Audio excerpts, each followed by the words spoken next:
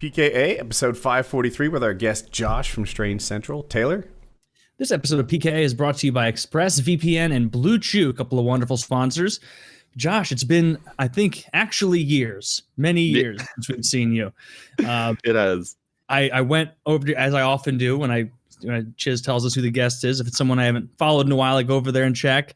And I was like, this guy's had truly years of things happen to him since we had him on the show. A couple of rehab stints. You've really revamped a lot of the marijuana content.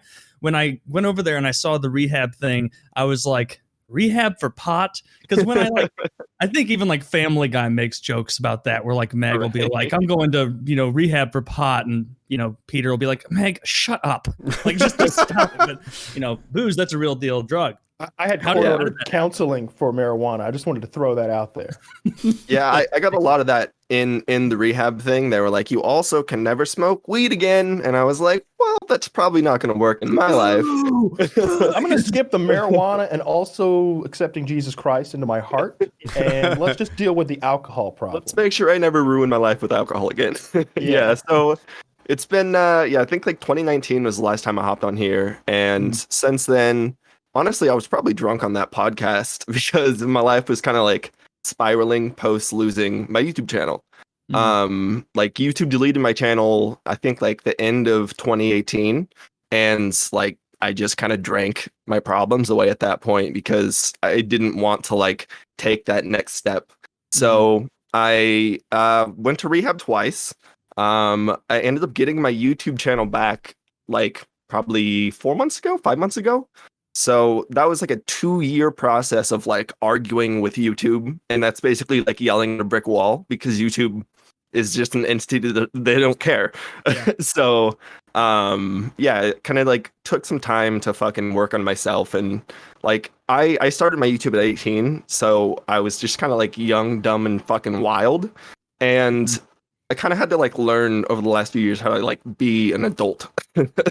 And like just take care of responsibilities. So it's been a couple of interesting years, but like I'm in a good place mentally finally. I'm in a good place like financially again and everything. So that feels good to be back on YouTube. That sucks. 2 full years of no channel.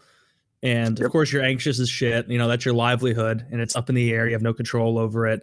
That's why it is so scary. Like working on Twitch or being a YouTuber, knowing that like just these arbitrarily enforced rules can come down on you anytime. And even if you are 100% in the right, look at what happened to Destiny on Twitch with like that person trying to fuck him over by showing a picture. Like it took him days and he has like 600,000 followers. Like, and then you see something like that and you're like, oh no, if I'm fucked. No, they're not coming to say hi to me. They're not going to, they got 50 bigger people before they get to me to deal with. But anyway, the rehab thing is, was it the kind that you live there in like a dorm for 30 days? Yep. So I was in a fucking dorm room with 3 other dudes for 30 days. And like, that must be is everybody cranky because they're getting sober? So angry. And I was like the only young person there for alcohol. So like most alcoholics are like, 30s, 40s, and they're like, oh shit, my life's like going down the drain. Like everyone my age was on heroin or like, other drugs like Xanax. So their withdrawal, maybe a little bit. Yeah. I was like, fuck, like I wasn't even doing that much. Old dude's drug. But like their withdrawals are like 2-3 weeks. So like alcohol, your withdrawal is 5-7 days, maybe. So they're withdrawing for the entire time. And by day 7, I'm like, all right, like let's go to class, smoke some cigarettes. Wow, I did not know that. Pills can be fucked up for weeks after you stop them. Very, very long times, and they get sicker than I did. So like, yeah, of course. Was there anyone in there that like was trying to like sneak in their drug of choice? Many people got kicked out for that. Yeah, because like this was like it was in the middle of a city. So it's not like, some retreat in the woods or anything like that. So like people can just drive up to a window and pass something through a window and all of a sudden it spreads like wildfire and there's like 7 people that just got something off of one person. So yeah, that was like a constant struggle for them, was like keeping stuff out of there. And like you're not there against your will. You can walk at any time. So a lot of the people that were going through those like 3-week withdrawals would walk on like week 2. So like they're halfway through it, they're almost done, and they're like, "Fuck it, I can't do it," just because they have one bad day. So and then they have to, then they got to start. And then it's over. a repeated cycle. There's no save point. Then they have to start the whole 3-week withdrawal. That sucks. And you pay fucking 20 grand no matter what. Like you have to pay the. I'm starting a rehab tomorrow. How did you get 20 grand? Did you pay it, or like did you have a family Insurance? member pay it? Insurance paid it. Okay. Insurance. Oh, it's even better. We want you to fail. A repeat business. Yeah. That's my problem with like rehab centers and IOPs. Like it's really important to detox people, but their goal is not to keep you sober forever. They want you to come back because it's a repeat customer over and over and over and over. So there's people in there that are like, it's their 9th rehab. And it's like, something's not working here. Like this clearly isn't the path for you. It's working for the center. The first time you went, I'm assuming 30 days because that sounds right. Is that not 30 days? Yep, 28. So like 28 days. So like 4 weeks. How long after that did you stick to it before you went back to, I guess, drinking or smoking pot? Okay, so first rehab, I like the week out started dating a girl from the rehab center. Terrible idea. Oh, that's terrible idea. We'll keep each other straight. And Hey, we're gonna be accountable. Yeah, we're just two friends who love heroin. We had different drugs of choice, so I thought it would work. But the same dealer. It was like exactly. So like I lasted about 6 months. We broke up. I lasted like 2 months after we broke up, and then that's when I relapsed. And I relapsed for like 11 days.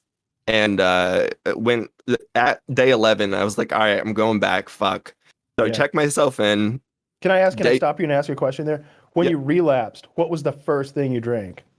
Oh, it's Bud Light Seltzer.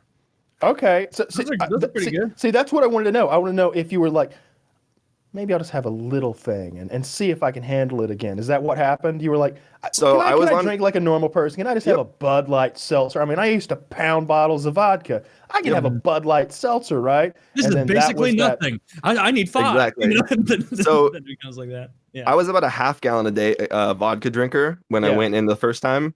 And then so I was like, yeah, fuck it. Actually, I saw an ad on Twitch for Bud Light Seltzer. And I was like, I've never tried those. Like I loved White Claws. So on vacation, I was like, fuck it, I'm gonna go have a couple Bud Light Seltzers. And then that turned into a case. Is that black cherry? My favorite. He's got eagle eyes. Why would you show that to him? Because that's all part of it. Now we're past that now. You should be like, oh man, that hits the spot. I'm at a point now where I can go to a bar and comfortably not drink. Like I can have a lime and water. Me too. Like seltzer water. That's great. But so Woody's got his alcoholism completely under control. Like I'm settled. Got both hands around that alcoholism problem. Woody absolutely dominated alcoholism. They never even got a foothold. Ooh, gross. No, thank you. I'm sorry. Go ahead. So, I have one more question before you continue. I don't mean to keep interrupting you, but I think it's fun to like pull. No, I love the questions about this. What you said you were half a gallon a day of vodka drinker. That makes a lot of sense to me. That's if I were going to be an alcoholic, that's what I would do. Whenever I have drank a lot, that's what I did. Not half a gallon a day. That's a lot. But a lot still. Fifth a day. I've been there before. Right. Like Tito's. Yep. That was my drink of choice. A fifth a day is, if we're talking about normal fifth size bottles, or I'm sorry, the half gallon of a gallon. Half gallon comes with a handle. Yeah, and it comes with a handle. That's the equivalent of like 2 bottles of regular vodka and another half bottle, right? Yeah. Yes. So how do you see? Were you drinking like sun up to sundown? Yeah, so I would wake up at about 2 a.m. withdrawing with shakes, sweats, like terrible place. I would have to have about 3 or 4 shots before I stopped shaking and could go back to bed and get maybe like, I don't know, 3-4 hours of sleep. And then I'll wake up and same thing all day. Like every 20 minutes, I'd have a shot, maybe a double. So like it was real bad. And I would leave like a little teeny bit of the half gallon for the morning, so I could like wake up, get some alcohol in me, and go buy more. Yeah. So what were that you was like drunk? Like if I'm drunk, it's pretty obvious. Are you got it together? Do other people know you're drunk? Oh yeah, I was living with a long-term girlfriend at that time, and it was most of the time apparent. Like, so I was functional drunk, but I would like cross a line, and then she would come home to me laying on the kitchen floor. You just black out. Yeah, I just black out entirely. Sometimes on stream, actually. Fell asleep several times on Twitch. Surprised I'm not banned and still partnered. But my audience was actually like at an all-time high. I think it was like Wing Syndrome, where everyone's like, let's watch this crash and burn. But yeah, I relapsed on Bud Light Seltzer. Within 11 days, back to rehab. 28 more days there. How quickly did it accelerate after the seltzer? Was it like you had one seltzer on day one and you were like, I can't believe it, I stopped, I've got a handle, and then the next day it was like, no. He didn't have one seltzer on day one. I had a case on day one. Okay. Day two, I had probably about 2 cases. Day 3, I was like, why the fuck am I buying so many cans? So I bought a pint. What am I going to start recycling or something? Yeah, like what the fuck is this shit? 48 cans. I look like an alcoholic. Give me a Tito's. I'm reducing waste. Now, when you're drinking a handle a day, you're ending up with a lot of glass. Do you turn those in for the cash? No, just toss them. Yeah, my landlord was probably like, holy shit, someone's going really hard though, because there's like fucking 6 half gals stacked up. That's something I've seen with extreme alcoholics before, who would drink, multiple bottles a day. Is like they would save that glass, and like that they're gonna need that to buy more alcohol at the end of the month. I was gonna say, I think I was kind of financially in a place where I didn't have to because of YouTube. And like that's what my drug counselor always tells me, is like, you were a pyro in a firework factory. Like you had all the resources to do nothing all day, and the resources to buy whatever you wanted. So like you put those together and it's a disaster. So that's why that situation, like all the resources to do whatever you want and all the time in the world to do whatever you want, that's like a superpower. You can use it for good or evil. Yep. You can really take a left turn and just mess things up, or you can take a right turn and like make crazy cool things happen when you've got like plenty of money and all the time in the world. Yep. Yeah. Usually seems to be one of those extremes, though. It's going to be one of those extremes. We're human beings. Either you're like, you just become like Elon Musk, or you're just like, I love booze. I love crack cocaine is my jam. I'm all about crack. God, I want to try party all year. Don't you want to try some crack cocaine just once? I'd love to lose a little weight. I love it. If I was dying, maybe. I think I'll clear. I don't have teeth. Every time I read about one of these drugs, I find them to be disappointing. And that's almost part of their danger. And again, I haven't tried them. I just read about it. But they're like, oh, I took this drug, cocaine, and all it did is make me feel like I was on Adderall. It was like a bit of an upper. I was in a good mood. I was talkative. Maybe, it's a good version of me. I took heroin. And, it just made me enjoy my afternoon, even though it was yucky out. It made me just pleased. They're underplaying heroin, I think. Could be. I remember when John Travolta was about to make Pulp Fiction, he was trying to figure out his walk, like how he was going to walk, because he's on heroin. He's like, what am I feeling inside? He wants to really embody a character who has a heroin issue, who's always high on heroin, and he's talking to someone who's on heroin. He's like, what does it feel like? Well, like how do you walk? And the guy said, do this. I don't remember how many shots of tequila he told him, but 4 to 6 shots tequila or something, and then get in a really hot tub. After 10 minutes, that's how heroin feels. And he's like, that sounds awful. Yeah. First of all, you want to be dehydrated as hell. Get in the hot tub. I hear heroin just as a be happy thing. It just makes you in a good mood. right? Has anyone here tried heroin, Josh? No. I mean, it's more of a chasing a dragon situation where like someone does heroin the first time or takes pills or whatever, and it's like that first high is so intense because it's brand new to your body that then you want to do it again, but it's not quite as good. But you remember how good it was that first time. And I think a lot of drugs are probably like that, where you're chasing that initial rush you got. Because like going back to Josh, obviously, like I've been curious, like, so if you're drinking sun up to sundown, like very regularly, is it like 100% of the time you're just trying to feel not bad? Or is there a time when it's like, okay, I've got half of the half gallon in me, I'm feeling good now? Or is it just, There's okay, I feel less shit. I feel less bad enough that I can fall asleep. No, there's a window. So like, I honestly think that's why like some heroin and alcohol users like understand, because there's a peak point where like you're not sick and you're not passed out and feeling awful, but it's just like pure euphoria. Mm-hmm. So there is a point, there is a window, but the rest of your day and the rest of your life is just like chasing. So honestly, like the way you say like you have to wake up, you would have to wake up and take shots to fall back asleep. That sounds like hell on earth. Yeah, think about waking up, taking 3 shots, and being like, okay, fuck, I'm starting to not shake. Oh, okay, I puked it up. Let's restart this process. How extreme are the shakes? I would hate that. It was like I couldn't. So for the first 10 days in rehab, I couldn't write my name on a piece of paper.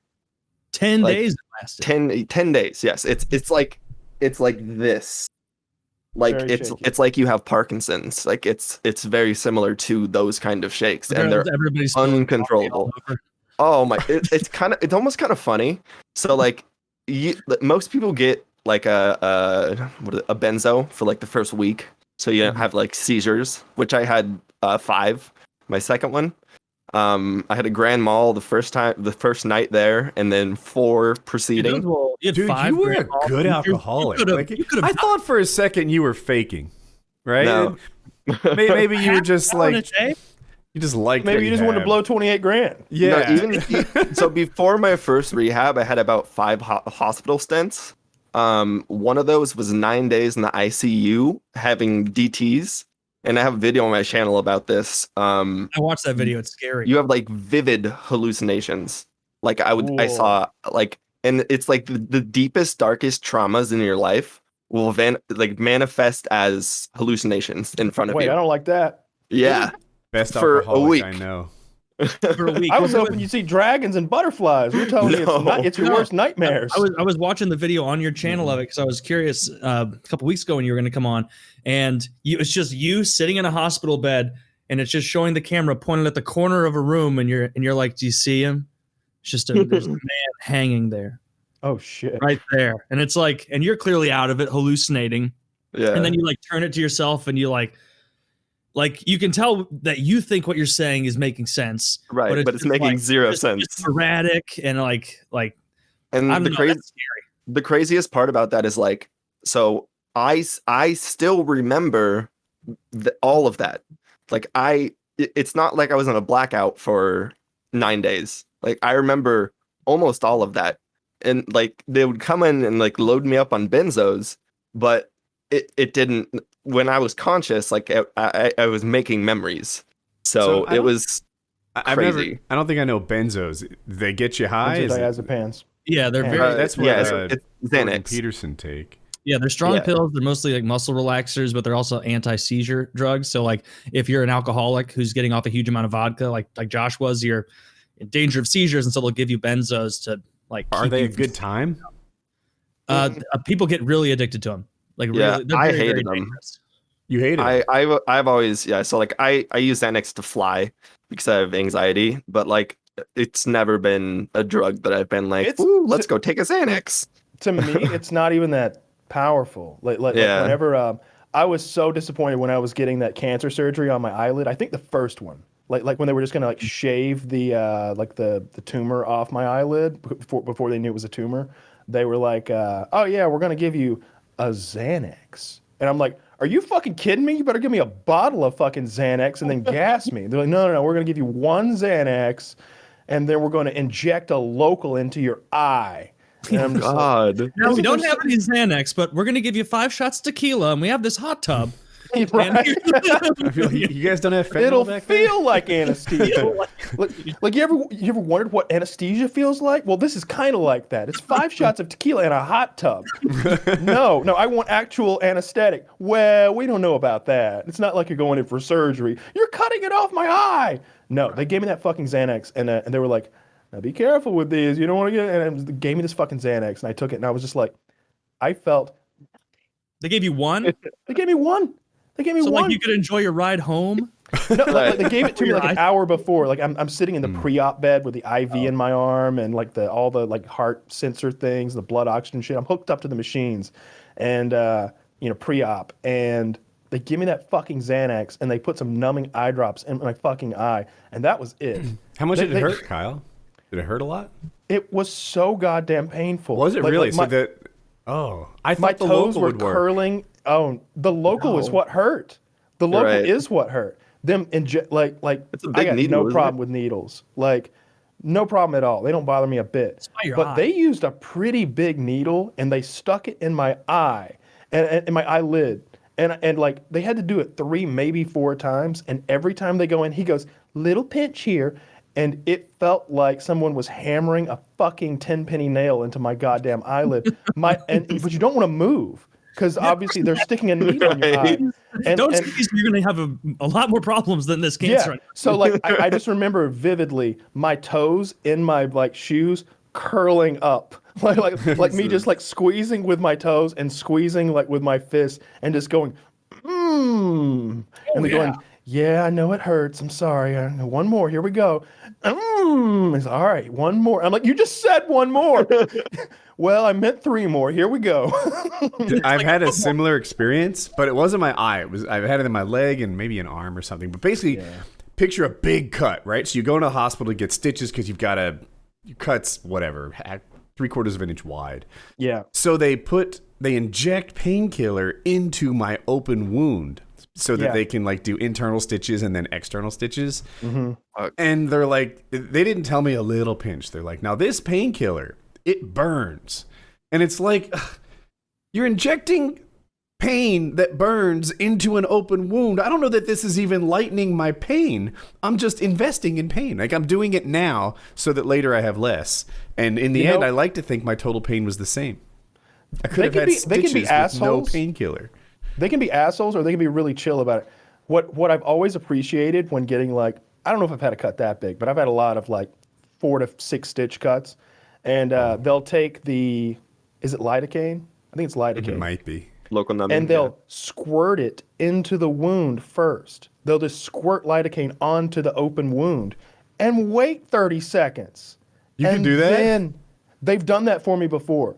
And then they'll inject it into like... Dude, I had 45 stitches and they got like an intern to do it. They were all incredibly loose. They didn't actually pull the wound together. After it was done, it looked like the same wound, but Frankenstein. Like yeah, my doctor, like back when I got home, it happened in West Virginia, I think. When I got home, he's like, "Oh, let's see how they do it in West Virginia," and he's like, well, I'd have made them tighter. They didn't do anything. They were the worst stitches. And my leg, even now, like 30 years later, has these big like divots missing out the side of it. Yeah, it's like you told them like, well, not too tight. I want to look tough. I want people to know I fucked my leg up. Oh, and then the painkiller wore off during the stitches. Like the last 5 or so were just Rambo style. Where you grit your teeth. Not paying enough for this with our health insurance. Yeah, and like it was. I'm sorry, I'm taking the topic off of Josh, but all the nurses in the room and shit were like, "This guy's awful." Like it was taking so long, they were so loose, and I'm like, "Argh!" And all the nurses are like, "Are you seeing this? Like, are you seeing this? Like, this isn't even Western medicine anymore." Yeah, this is. I always give the nurses and doctors like a pep talk. Like, I want them to feel like I imagine that if I was doing something that I'm pretty good at, that if the people I was working with were like pumping me up, I'd try to excel and meet their expectations. So I'm just like, "Oh, you're a professional, huh? Damn, you're doing a good job. Woo, you've done this before, haven't you?" The whole time it's just compliments, and because I want them to be like, "Man, he thinks a lot of me. I better really do my best work here." Like if I was doing a little carpentry, if I was like nailing somebody's deck down or something like that. They're like, wow, Kyle, how many years did you study? I'd be like, he thinks a lot of me. I better get these edges just right with the skill saw. Like, does this have the laser setting? Yeah, it does. Yeah, we're gonna do a good job here. Pre-surgery, I set him up for success. I tell him all the things I write him a letter. And I'm like, hey, to the anesthesiologist. I'm one of those guys that comes out of general anesthesia super nauseous, and like a lot of people do, but I'm like a top 1%er. It's a guarantee. So hey, you know what? Before I even get up, give me some of that good shit, right? Whatever it is. And the anesthesiologist is never like, ooh, he's just trying to get extra nausea drugs out of me. That's not what happened. They're just like, oh, good to know. Yeah, that way now we won't have a diving save in the recovery room from a guy who's, vomiting all over the place. And if it's like, last surgery I was having my leg operated on, I think. And I marked it. This is the leg. This is the one. Like it X and a yes or so. Like there was no chance that they go into the wrong knee.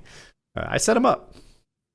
I think I had my knee surgery doctor marked actually came in and like verified and marked and then signed the knee. Yeah, they did that for me. It turns out that maybe that was unnecessary, but it was already, I was pre-marked from home. They're like, oh, I see. This is, If I could get one prescription drug and just have it on hand, it would be that anti-nausea medication, because it's so incredibly, because every now and then, you'll just like, you'll get sick, whether it's food poisoning or whatever. And I realize maybe it wouldn't be good for food poisoning, because I think you do need to like vomit all that up to like be safe. But like sometimes you're just sick, you're just sick, and like the vomiting isn't helping you. It's just a symptom. And I would love to have a little vial of that fucking anti-nausea stuff and just I guess it's not intermuscular, it'd be intravenous, but I'll stick it in my vein. Like there's sometimes where I'm so sick and I've been so sick that I'm just like, fucking, let's go. It can be intravenous, like you said, but you ever have a Listerine strip, where you put it on your tongue and it dissolves into good breath? Like sublingual. They have that in anti-nausea. Give me the bottle. They give it to kids a lot. Yeah. Like with the kids that won't take medicine, that won't take a pill, that maybe you don't want to stick, they can just ninja that shit on their tongue. And then like against their will, they've taken this drug and now they feel better, and it's amazing. Yeah. Ha! Fooled you, moron. Now you're not gonna vomit. Yeah. Like the kid's so sick, better. They can barely. I wouldn't care if it was suppositories. Just give me that anti-nausea shit. Honestly, like it's easy to talk about, because like you usually go a long time between vomits unless you just have like a huge problem with the stomach flu, which poor you if you do. But like you always forget about how bad the stomach flu is, and then you'll like get one of those gut flus like once in a blue moon, like many years in between. You're like, oh, what does being healthy feel like? Vomiting. You're like trying to be healthy and like, all right, I just need to drink a ton of Gatorade, and then like you get a bunch down, and it's like, oh, got to go buy more Gatorade because this is coming up right now. Beads of sweat on your forehead, kind of have to throw up, but you're not throwing up as you hold the toilet, and you're like, I forgot how horrible this is. You try and go to bed, and it's like, I'm so cold, but I'm so hot. Yeah. Sweat. I will say this: I'm one of those people that like, if I feel like I might need to throw up, I'm like, no, we are going to throw up. Like I go do it because there's a chance that immediately we're gonna feel 100% better. There is, and like be on the other side of this thing if we just vomit right now.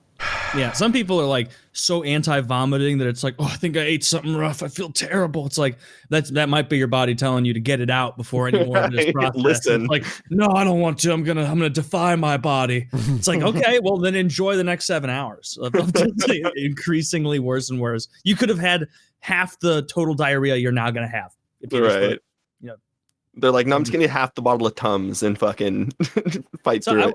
I wanted to bounce back to something with Josh. So like the hallucinations with alcohol, that's not something you hear about a lot. Like that's only when you were getting off of it in rehab. That wouldn't happen when you were actively drinking, right? Or would it? Like, would you wake up at 3 a.m, like before you took your shots, and you would be hallucinating? Yeah. So like that's a part of withdrawals. It was nowhere near, like, it was like shadow people. Like I'd see like a shadow that wouldn't be there. Whereas like nightmarish. Yeah, in the hospital, it was like hallucinogenics, but like the worst trip possible. It's just no fun. Yeah. What were some of the scariest things you've seen, whether at the hospital or at home? I mean, one of the ones that I always go back to, it was not even scary. It was just weird. It's like the one you said, the hanging dude in the corner. That was pretty scary. I saw a girl running from her boyfriend who was like trying to fucking like hold her back, and she jumped through a panel in the ceiling and like crawled in because it was like a like paneled like stucco ceiling. So like she crawled through, and then I was like screaming at nurses. And nurses come running in. They're like, nothing's happening. Probably gave me some more fucking benzos. But there was this pillow.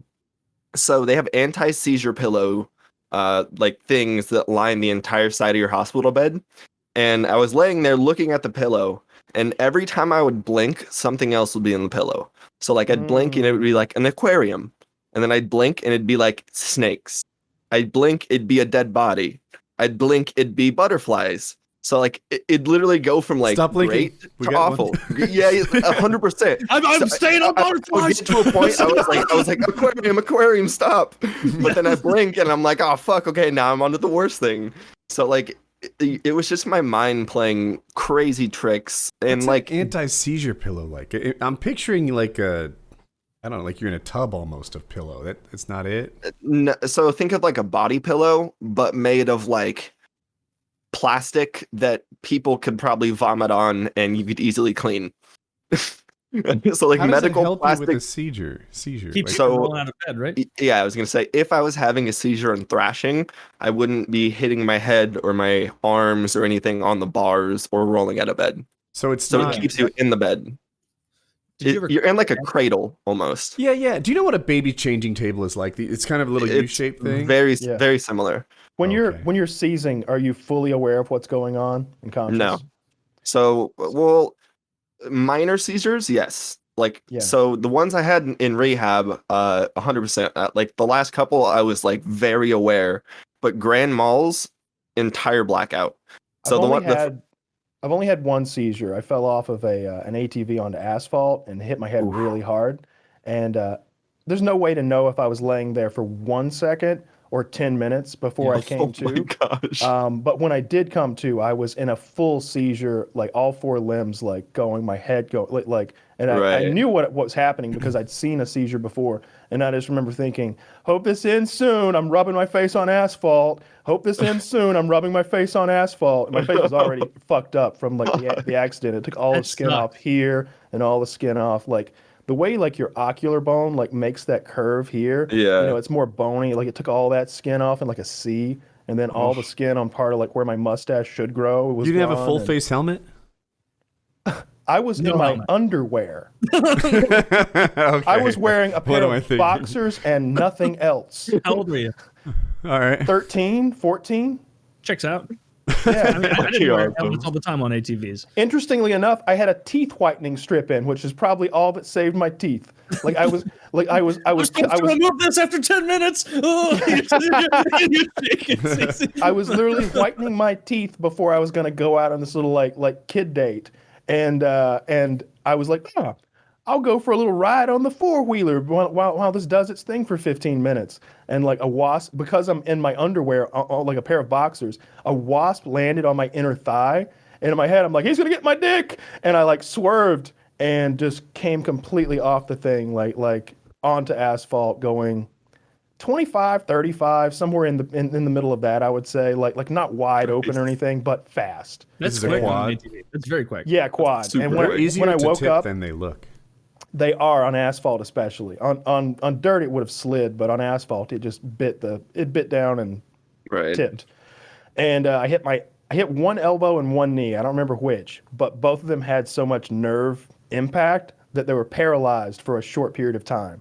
So when the seizure did stop, let's just say it was the opposite. So like right arm doesn't work, left leg doesn't work. It could have been the inverse, but in any case, I've got one leg and one arm, and I've got to like crawl to the ATV and tip it back over to get home because I need to go to the ER. I'm fucked up. So that was a fun day. Now it doesn't matter how white your teeth are. You're missing an eyebrow, and you're not going to get any middle school pussy. I was so gross for like 2 weeks. You said kid date. Was the other person a girl, or was it like a play date with a guy friend?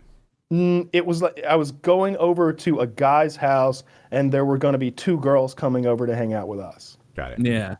Yeah. They were all gonna You masturbate. fucked up that situation. I did. I probably would have gotten to like grab some boobies or something. Very nice. Sounds cool. Yeah, the one thing about seizures, like, so the one I had in rehab, I was in the bathroom and I was trying to turn the light on, and like super fucked up on benzos. So like I'm just crawling along a wall. I find the light switch, turn it on, seize. I wake up on the ground in some random dude's arm who apparently heard me smack my head against the door and then fall like onto the concrete. My lips are blue, so like he thinks I'm fucking dying. They immediately call the ER. The ambulance is there in like 2 minutes or so. And because they were there so quick, like they were able to quickly kind of like resuscitate me. But like it's a straight blackout. You wake up and you're like, oh fuck, like I'm on the ground and I can't really feel most of my limbs.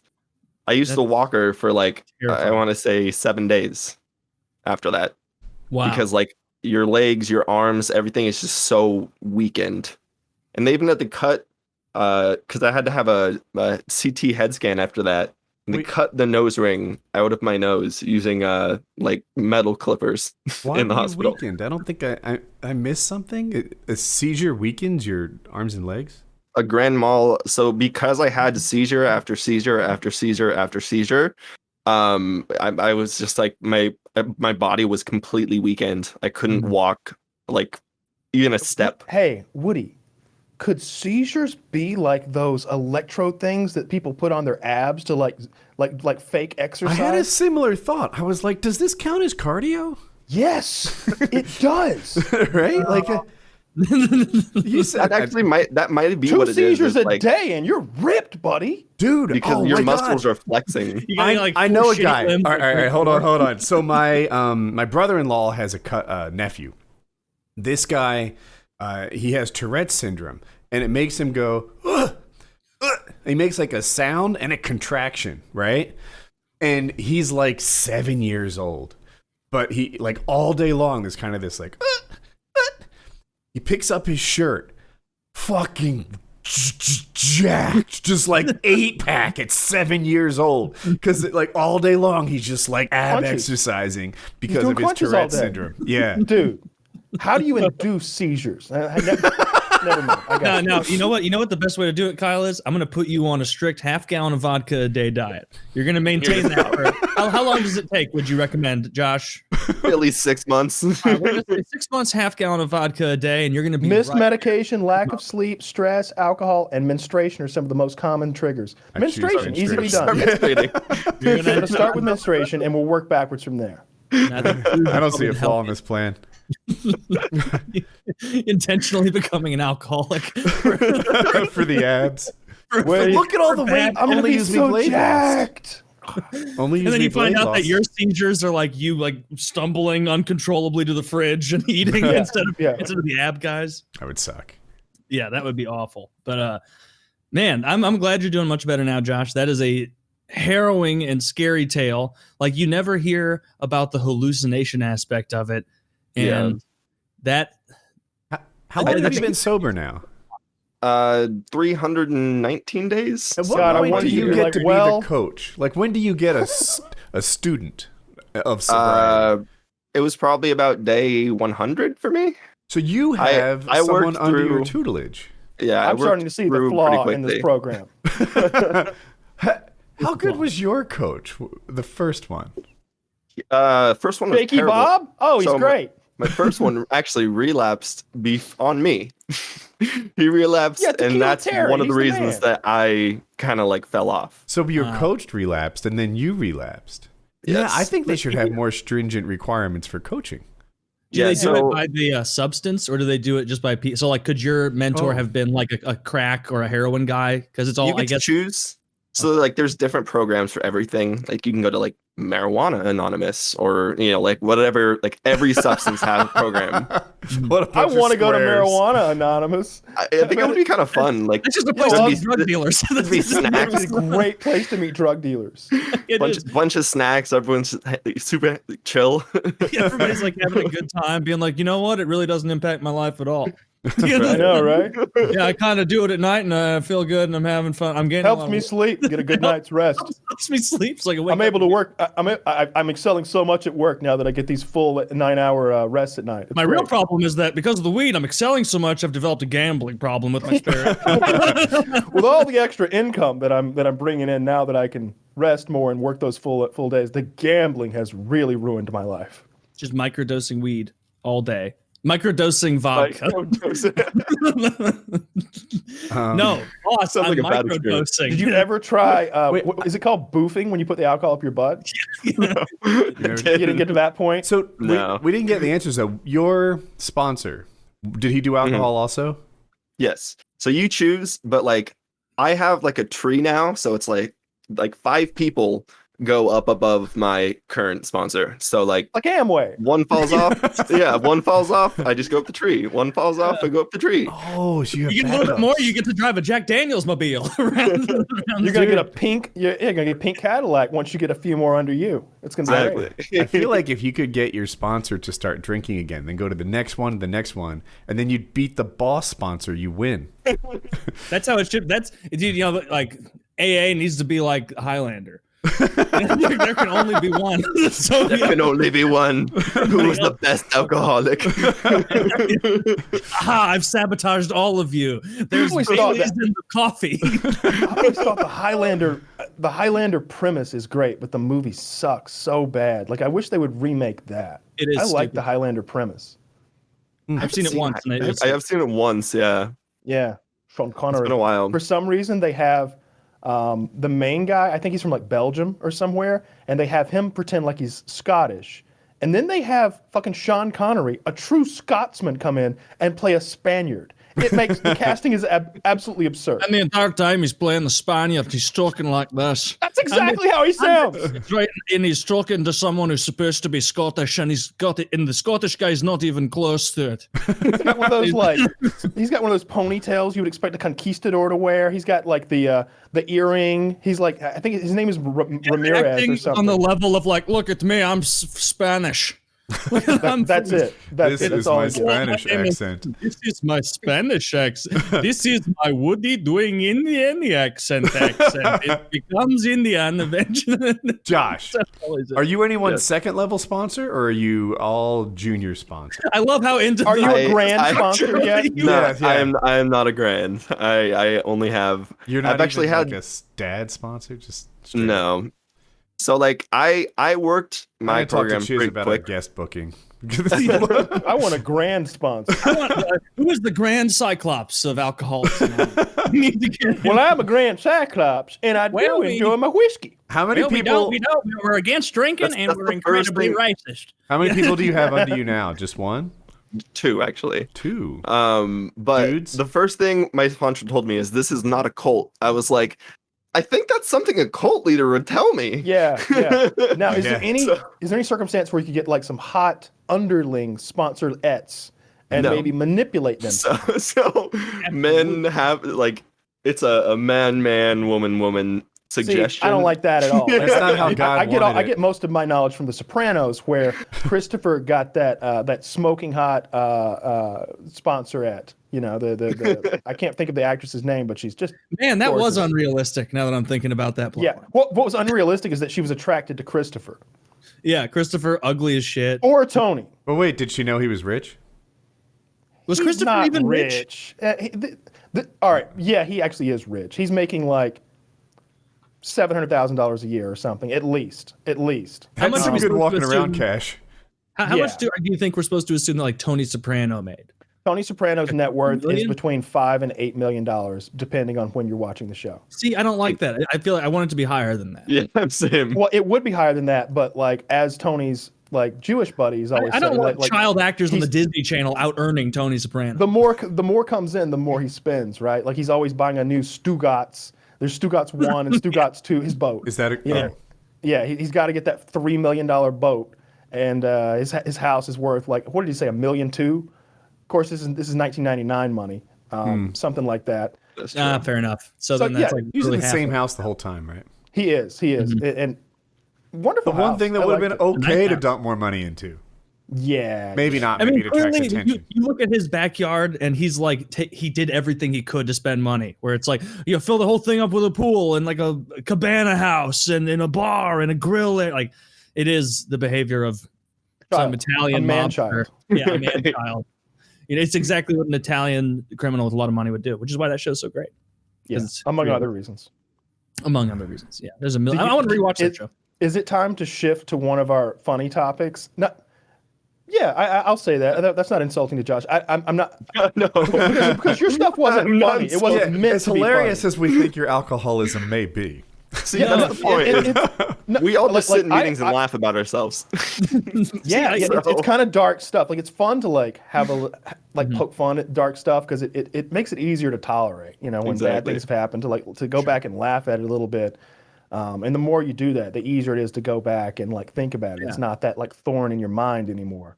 Right. But that being said, it still is. That's a rough time. I'm glad you've pulled out of it. I'm glad you've got. Who's your sponsor now? Your current sponsor, the guy you go to if you're feeling like a Bud Light seltzer. Is he a solid guy, do you think? Oh yeah. So like the idea is your sponsor is someone you look up to, someone you aspire to be.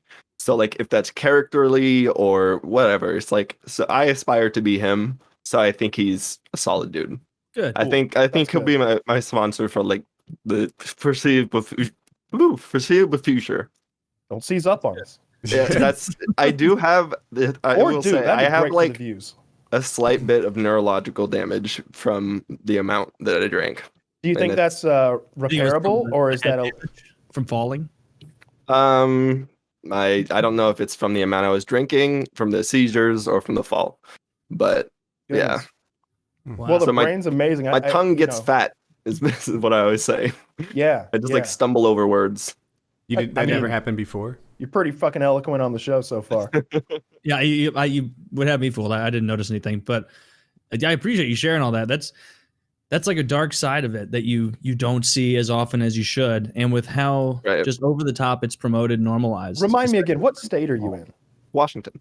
So, you got all the shit there too. So dude, get out of Washington. What are you thinking? It's Oregon. It's Oregon. You picked up alcohol to take a tolerance break from weed, right? Tell me how close I am on this. You had a YouTube channel where you smoke weed, and you did almost like impressive stunts with weed. Watch me smoke. I excessively abused cannabis. Yeah, I excessively abused cannabis for many years. So then that wasn't working for you. Maybe depression, I forget. And you came off the weed and got onto alcohol, and that turned out to be a bigger problem than the weed we were trying to fix. I have had at the point undiagnosed bipolar. Now medicated and diagnosed and everything. So I was like having manic episodes and depressed episodes, and then I lost my YouTube channel, which just like sent me in a fucking manic spiral and a depressive spiral. So it was just like I picked up alcohol at that point, and then I was still smoking weed a lot during that. But then I came off everything, and now it's just I smoke when I have to work, and I smoke at night. So that was 2018. You lost your channel, right? End of 2018. I believe it was like, end of 20. I believe it was like mid to end of 2018. Yeah. How quick? Just like I know we can get off of it, but how quick was the acceleration from picking up the drinking after your channel went before it was like, oh my goodness, this is ruining my life. This is destroying I can't get any work done. I'm having seizures. I'm having to wake up and take shots in the night. So I didn't start drinking until 21. Like I had like a drink in high school, maybe. Like it wasn't for me. So I started drinking at 21 socially. I started at like probably by 20. I'm 26 now. So 23 is when I like really started.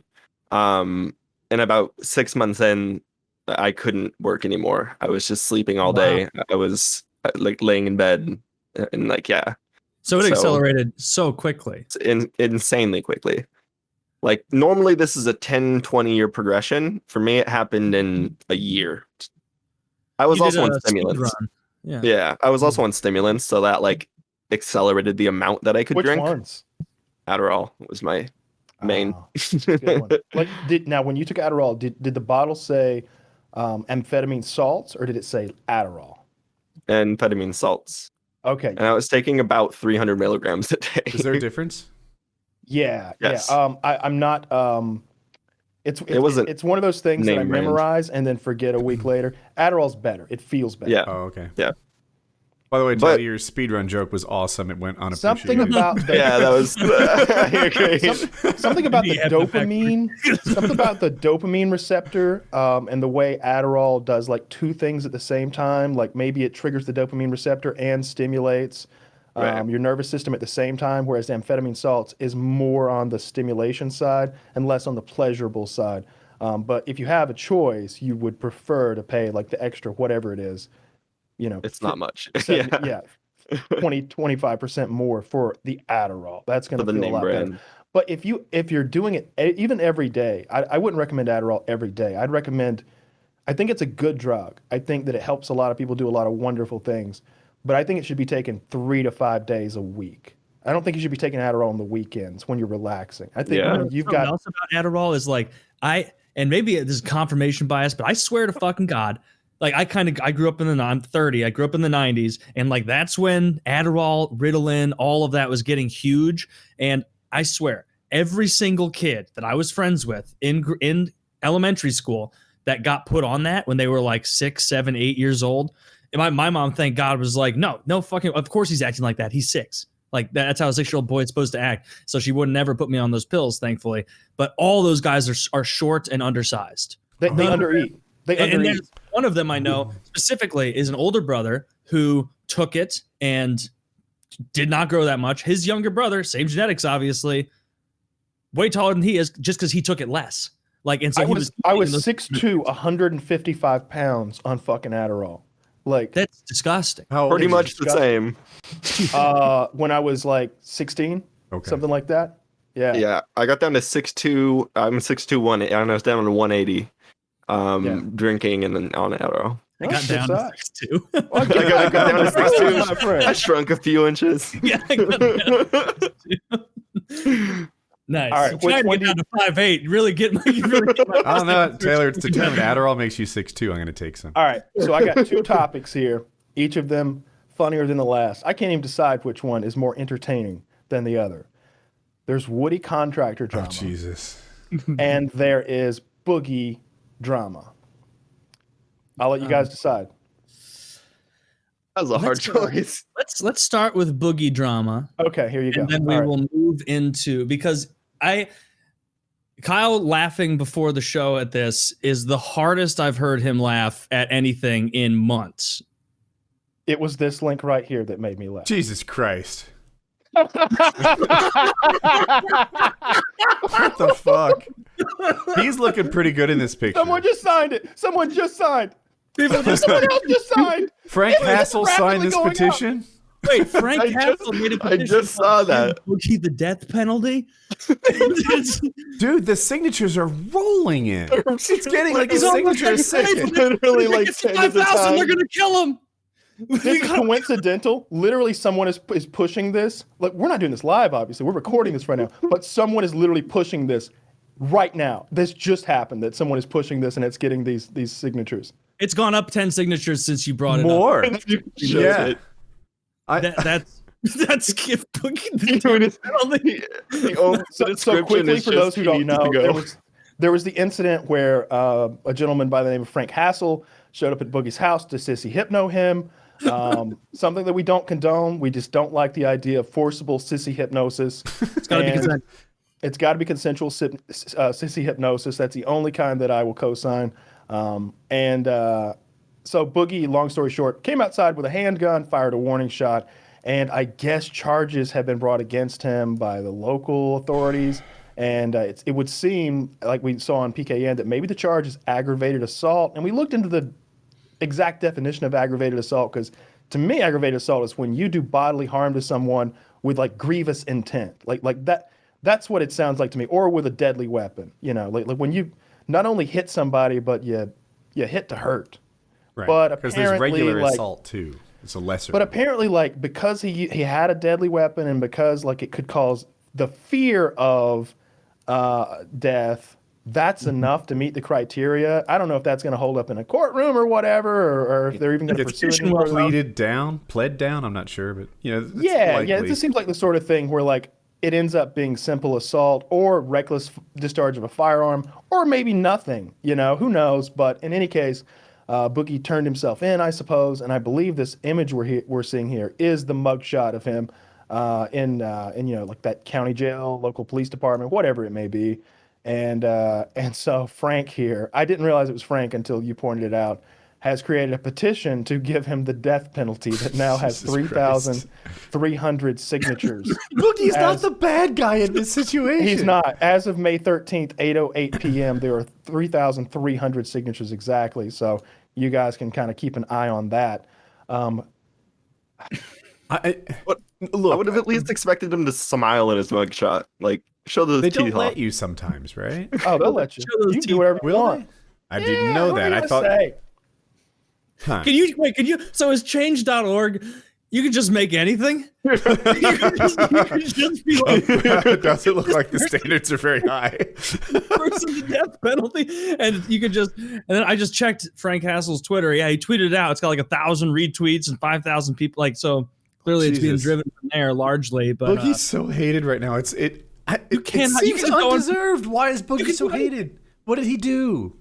I think I don't even know if this is a hatred thing. The vibe is that it's people memeing on it. That's I haven't followed it super close, but I'm not seeing many comments like "fucking Boogie getting what he deserves." It's more like, dude, this is like ridiculous. The internet turned on Boogie like a year or two ago, something like that, and I think that's not helping him in this situation. No, it doesn't matter. The courts won't care that the internet's mad at Boogie, but like why this has so many signatures. I think that's related to it. That they felt he was the district attorney. He's like, Your Honor, I would just like to point out this petition. Over 800,000 people have signed it to give this gentleman the death penalty. Well, this is my last day in office, and I've always wanted to set an outrageous precedent to death. Hang him high. I'm going to refresh this. Homicide by change.org. It could be coming to a neighborhood near you. Dude, Kyle, refresh the page. Mine does it automatically. Like it's like refresh, rotating. Please. Yes, sir. Oh wait, mine went down. Now I don't remember what the old number was. It stayed exactly the same for me. Mine is like continuously going. Like I'm seeing like the names of the signatures. Like scrolling as they sign. I refreshed. I think it went up by 100. Now I'm like, wait, what was it before? Mine's at 3,307. Okay. What? No, mine's at okay. I see what you're saying. The same thing happened with me, Woody, when I refreshed it. It went up. Here's a comment. This is from Chad King, noted legal expert. Probably noted real name Chad King. Chad King. Boogie purposely ignored the definition of the Castle Doctrine. Frank Hassel should have been able to go into his house and fuck him. This is undeniable. Boogie should be put to death to remind everyone that the law is the law. Thank you for your service, Frank. 200 people like that comment. 284 people were like, that's a good ass comment. What Boogie did was awful. It could have been one of my children in that school that was shot up. I don't actually twist the narrative. I didn't even read this out. I just want to read it. What Boogie did was, this is from Mike. What Boogie did was awful. It could have been Mike Hunt. It could have been one of my children in that school that was shot up. I don't actually have any children, but if I did, it could have been one of those kids who died at that school or whatever happened. What did happen exactly? I believe there's a comment in there somewhere from a Nicholas Gers. If you scroll down a little bit more, Nicholas has something to say about this. Joe Biden chimed in. Biden. When my wife, an educator, heard about this fat man on the internet shooting a gun in the school zone, she was furious. I, Joseph Biden, swear that we're going to do everything within our power to make sure this man is brought to the chair. Also, stimulus checks are going to be delayed another 5 months so we can focus all our efforts on this pressing matter. Boogie fired a revolver in a school zone. Thankfully, Sergeant Hassel disarmed via Krav Maga. Boogie then performed lewd acts on said firearm while the neighborhood witnessed. Boogie's sex slave roommate made the dog watch too. Clear threat to society and morality. I mean, they're making good points. Yeah, at this point, I might sign. I mean, I didn't realize all these details. I didn't know about the sex acts, frankly, or the school that was shot out. People are just making totally wild accusations. Sneed'em Feed'em says America will always stand with Israel no matter how many synagogues Boogie burns down. Poor fucking Boogie. Boogie, an anti-Semite as well. Who knew? Based on this random guy, based on the Tomboy Hater's comment. Actually, I shouldn't even read that. Boogie's not the bad guy. That's the one you shouldn't read. Frank Hassel is the guy that was the dick in the situation. He went to Boogie's house, hassled him, had a GoPro on his head, did this whole thing. Boogie didn't handle it right. He fired a warning shot into the air. That's bad, and it's more dangerous. Boogie, I think, is not a long-term. He was anti-gun a few years ago. Right. Now he has a gun, but people like that, and I was in this stage for a long time. Maybe they don't know the dangers of the gun. He probably thought a warning shot just disappeared, burned up on re-entry of atmosphere. Who knows what he's thinking? But they don't realize that shooting a gun at even just a few degrees off of straight up, that bullet comes down hard and hurts people. That's how artillery works. Yeah, yeah. And so he didn't realize how reckless he was being by firing a shot in the air, and didn't handle it right. But also, I don't know. The Woody morality doctrine sees Frank Hassel as the bigger jerk in this situation. Well, I think we've all come down on the side of you should not show up to people's houses uninvited. Yeah. It's an invasion. It's not cool. I know I know that they were both on. I watched that clip of Keemstar's show where they were both on it. This is back when this actually happened, where Boogie was like, "If you come to my house, I'll kill you," and Frank's like, "I'm gonna come to your house. Are you ready to kill?" Just bantering and everything, but then to actually show up, very, very not cool. Clearly now, anyone who has someone show up at their house should learn from this. Don't go outside brandishing a firearm and fire it in the air. Stay inside. Don't engage at all, and then call the authorities, and that's it. Put on your anti-sissy hypno goggles. Okay. put in your anti-rape butt plug, and get your firearm ready. These guys are completely right, except for the butt plug. I would out. Good things could happen. You know what I would do? I would out sissy hypnotize him. He would be my sissy slave by the end of the day. I'd have him alpha sissy. I'd have him on a chain wearing a dog mascot costume by the end of the day. I'd be like heel. A furry sissy. I'd come out in my ballerina costume. Be like, too late, bitch. Too late, bitch. Spread. Spread. Yeah. Open your ass hatch so I can fuck you. It's like pajamas from a 1940s cartoon. I open the button ass buttons, and then I fuck him. I fuck a sweaty man in his ass. But poor Boogie didn't ask for any of this. The guy showed up at his house. I think he did actually. Wasn't there a part where he was like, "Come on, come on"? Man, I don't know for sure. I'm pretty sure he literally said "Come on, do it." Where he was like, "Come on. Come to my house. See what happens." This ties into my thing. I think people don't realize that having a gun on you can make some people feel like, well, shucks, now I'm the toughest guy in this room. That's how it makes Woody feel. Like he's ready to take the law into his own hands. It makes me sound like an asshole, but I'm basically Judge Dredd at this point. When you concealed carry, it is impossible. Some people who have concealed carry are going to understand this. That there's a bit of a thought where you're like, I do have a superpower. I have a remote hole poking device. I could poke holes in anything around here, right? You really could. You shouldn't. It's a big problem. You'll regret it. But you do have a remote hole poking device in your pocket. Yeah, it's greatly frowned upon. Right. And I don't know. I think Boogie just wasn't past that phase yet. He's like, dude, I got this remote hole poking device. Bring it on.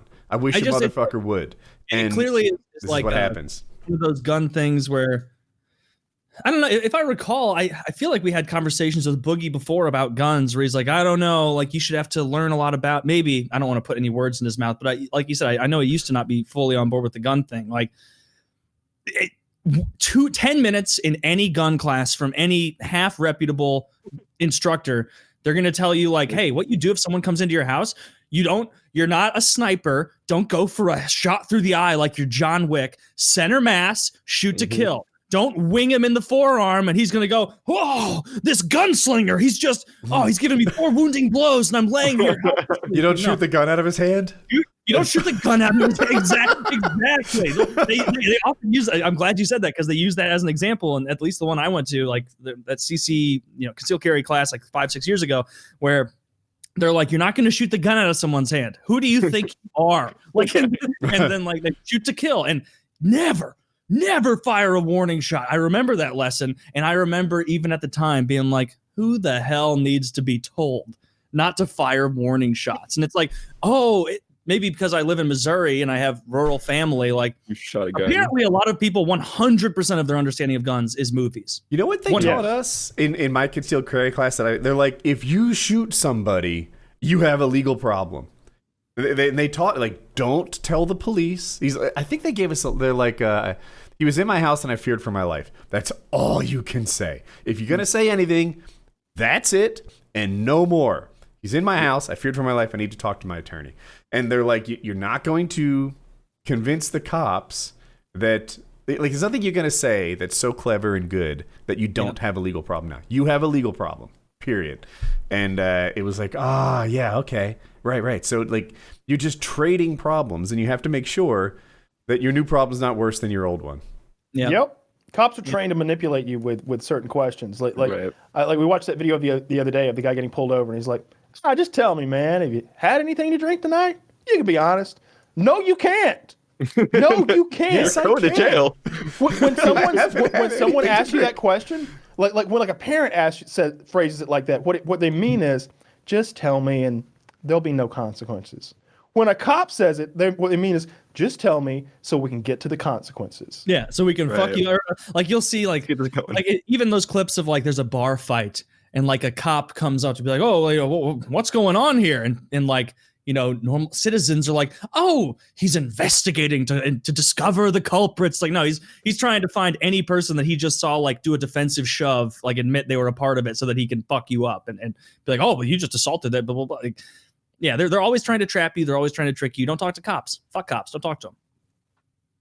I'm even just looking at the picture behind Taylor. Does he have his finger on the trigger? Yeah, that was right before he shot. That was when. Well, this was right at. Well, he's firing a shot. Was he practicing any gun safety when he came out the door? He was no, he's doing the classic. He'll go clear over the school, and so I'll be fine. But no, he did that. But this was right after he's on the inside saying, "I'm coming out with a gun." And Frank yells, "Come out here and kill me! Yeah, kill me!" See the video.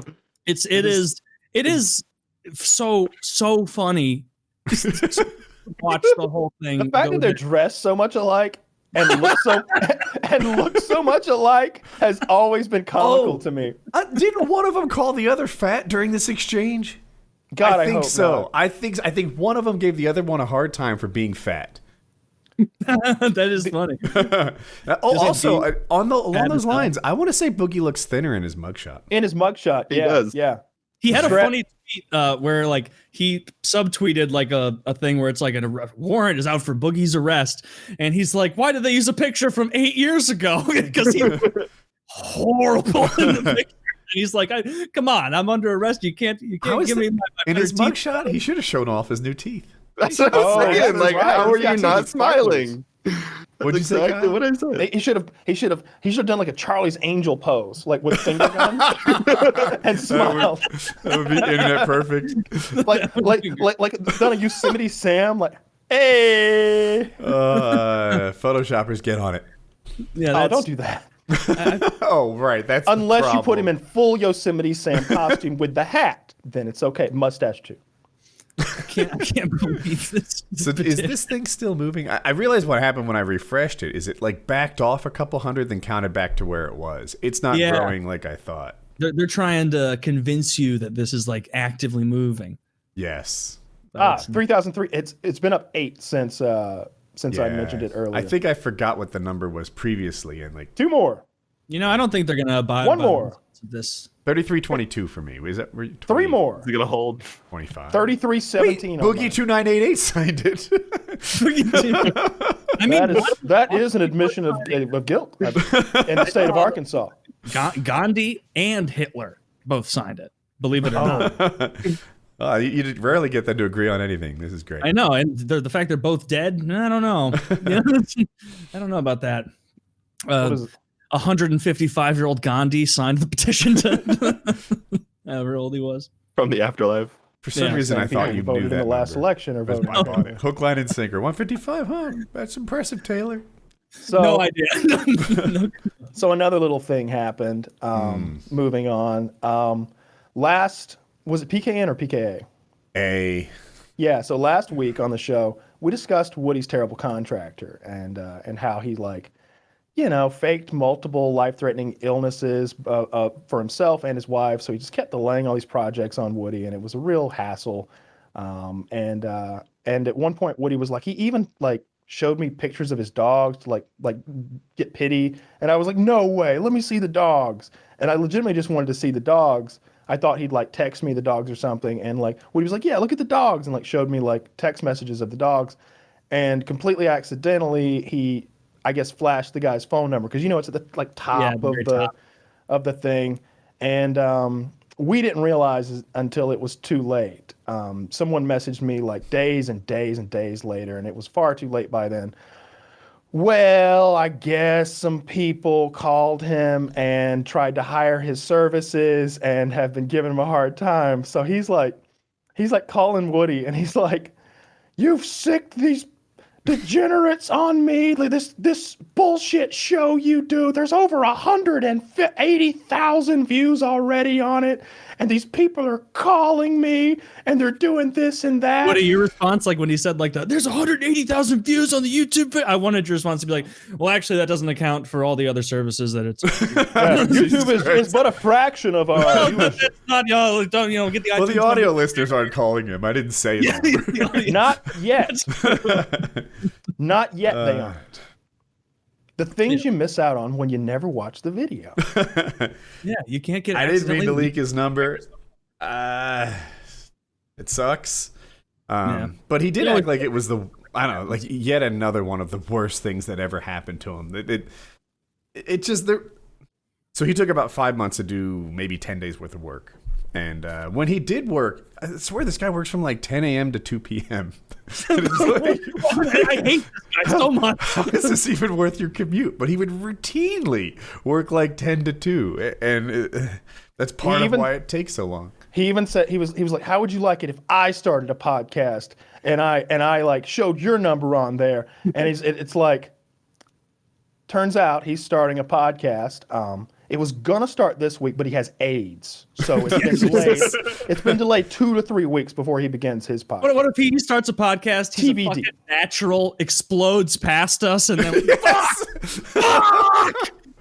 damn it, we're getting blown out by the Contractor Weekly talk hour. 5 months to Welcome to the Lazy Frank Show. I'm Lazy Frank. I'm Lazy Frank. Welcome to the 1 Minute Podcast. Here's my wife, Terry Schiavo. Beep, beep. Beep. She's on the monitors. We're pretty happy with the work he did. It just, instead of 10 days, it took 5 months to do it. And so if somebody needs some work done in 2022.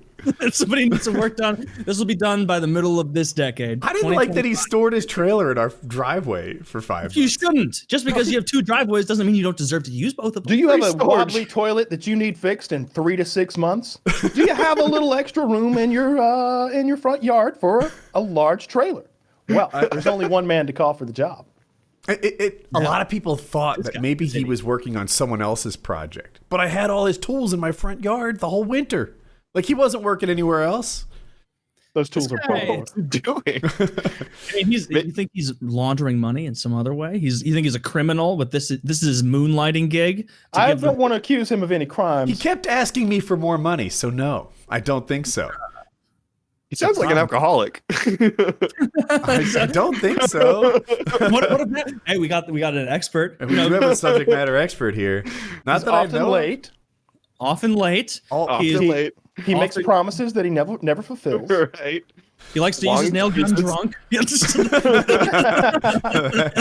Look how far it could go. I looked in his trailer, there's nothing in there but 3 kegs of beer and a vomit stinking mattress. All his tools were really nice. He has everything's matching DeWalt. He's a DeWalt guy, and all of his tools matched. It was all like high-end stuff. He made an outstanding first impression. Yeah, it wasn't I like DeWalt as well. Missed this. Like at first, it'd be like, hey, bro. When should I expect you? That was the phrasing I always used. When should I expect you? It's a nice way of saying, like, you coming to work today, dude? Yeah. And, there'd be some excuse. It got to be I just didn't expect him anymore. Like, of course he's not coming to work. Why would he? And he got demo done immediately. You know what else I hated? Just remembering this, and it made me so mad. We hired him for, like, a smaller project, right? Like, just the toilet and coffee maker or whatever it was. And he's like, actually, I'm a really good carpenter, and like, check out how loose this is. And there's a wobbly hand railing. It goes like, it's a front porch. It has maybe 4 steps, and the railing is wobbly. And he rips it down and says, "Look how weak that was." And I'm like, well. Look how easy this hammer dents your car. Yeah. And you need protection. Now I have to face it. It's like one of those guys that comes in your house to sell you like a steam cleaner and pours like crude oil on your white carpets first. Now you don't want to believe. No, he literally did that. He ripped down the railing, and then there was like a globe. Picture like a 1 foot diameter sort of decorative wooden ball at the top of a newel post. And he ripped that off too. And he's like, look, this comes right off. And it's like, you're doing demo, like pre-estimate. I don't have a quote to fix this yet. I would literally call the police. Like, it's the shadiest fucking tactic ever. I would literally call the police. You just tell them the truth. I called this man and asked him to fix my toilet and my coffee maker. He walked outside and started tearing my porch apart and pointed out how weak it was. I want to file charges for destruction of property. And then he'd be like, yeah, that's exactly what happened, but I thought he'd hire me. Fraud as well, it seems, sir. Yes. Let's get that right down. You know what you need to do, Woody? You need to go to his house and test, like, how... Can you hang on his kitchen cabinets? I don't know. Maybe you need to test it. Look at this. I can just tear your whole kitchen apart without... look at this. This coffee maker goes right into your TV. Yeah. You didn't consider any of this. Wow, everything just lights on fire. Look, just tossing a match. Look at how flammable your throw pillows are. We have a big house. I'm showing you all the fucking danger. There's so many things that like need to be done. Like you close a door and you can like see like a little bits of light, on the other, like, oh, the weather ceiling's not quite right, and we just got like a zillion of those. Our gutters are like there's an area in the front where the gutter doesn't point down, so it kind of drips over the side, and that causes further. Anyway, it's like we got a million little things that was his audition to be like my fucking next dependent. I'm gonna have another guy just around here sucking money out of me all the time. I was gonna add one to the list, and he missed his chance. We got to find someone else. Piece of shit, this guy. Literally jerk. It's like calling the fucking fire department because your house is on fire, and they just like show up with a flamethrower. And you're like, yeah. They're like, look, all that shit catches on fire. Our fire's even hotter. We're going to intimidate the other fire into that is the shadiest. I hired a paint. Well, I didn't actually hire him, but I hired a painter to give me a quote. I guess I had a painter. And this is the Apex house. On the siding, it kind of bubbled under the paint a little bit. Like water got behind it and it bubbled a bit. So he took a screwdriver and pried it off to show me that it was weak. And it's like, well, fuck. We went from like bubbling under the paint to like exposed raw unpainted siding. Yeah. Like, is this part of your sales technique? Where you take my 4 out of 10 problems and make them 9 out of 10 problems, and now like it's an emergency? You call the police. I swear to God, you call the police. I'm remembering. I would not deal with that. This is so funny. I'm remembering this, but like there was this contractor. I think his name was like Matt or something, but it was when I was maybe in middle school. I was like 12, 13, and my parents hired this guy to do something in our kitchen. And like all contractors, he took forever to do nothing.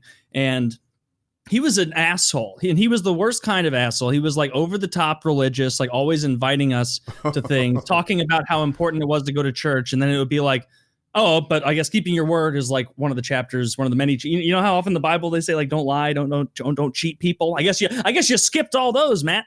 And there was one time I had a buddy of mine, Sean, over, and we were hanging out in the basement. And then he's like, let's go outside and play basketball. He was very, very good. This kid was unbelievably good at basketball. And so I'm like, okay, I'll go shoot hoops with you. You're just going to humiliate me because I sucked.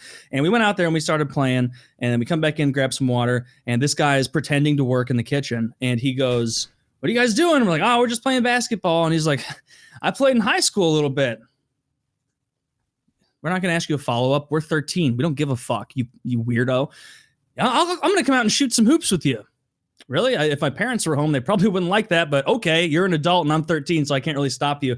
He comes out there, and very quickly, the game of horse becomes me totally not involved, and he is hardcore 1v1ing my friend aggressively, like moving picks. At one point, like my friend was beating him handily, and this like 38-year-old. Okay, he was a big 13-year-old, and he was genuine. He was.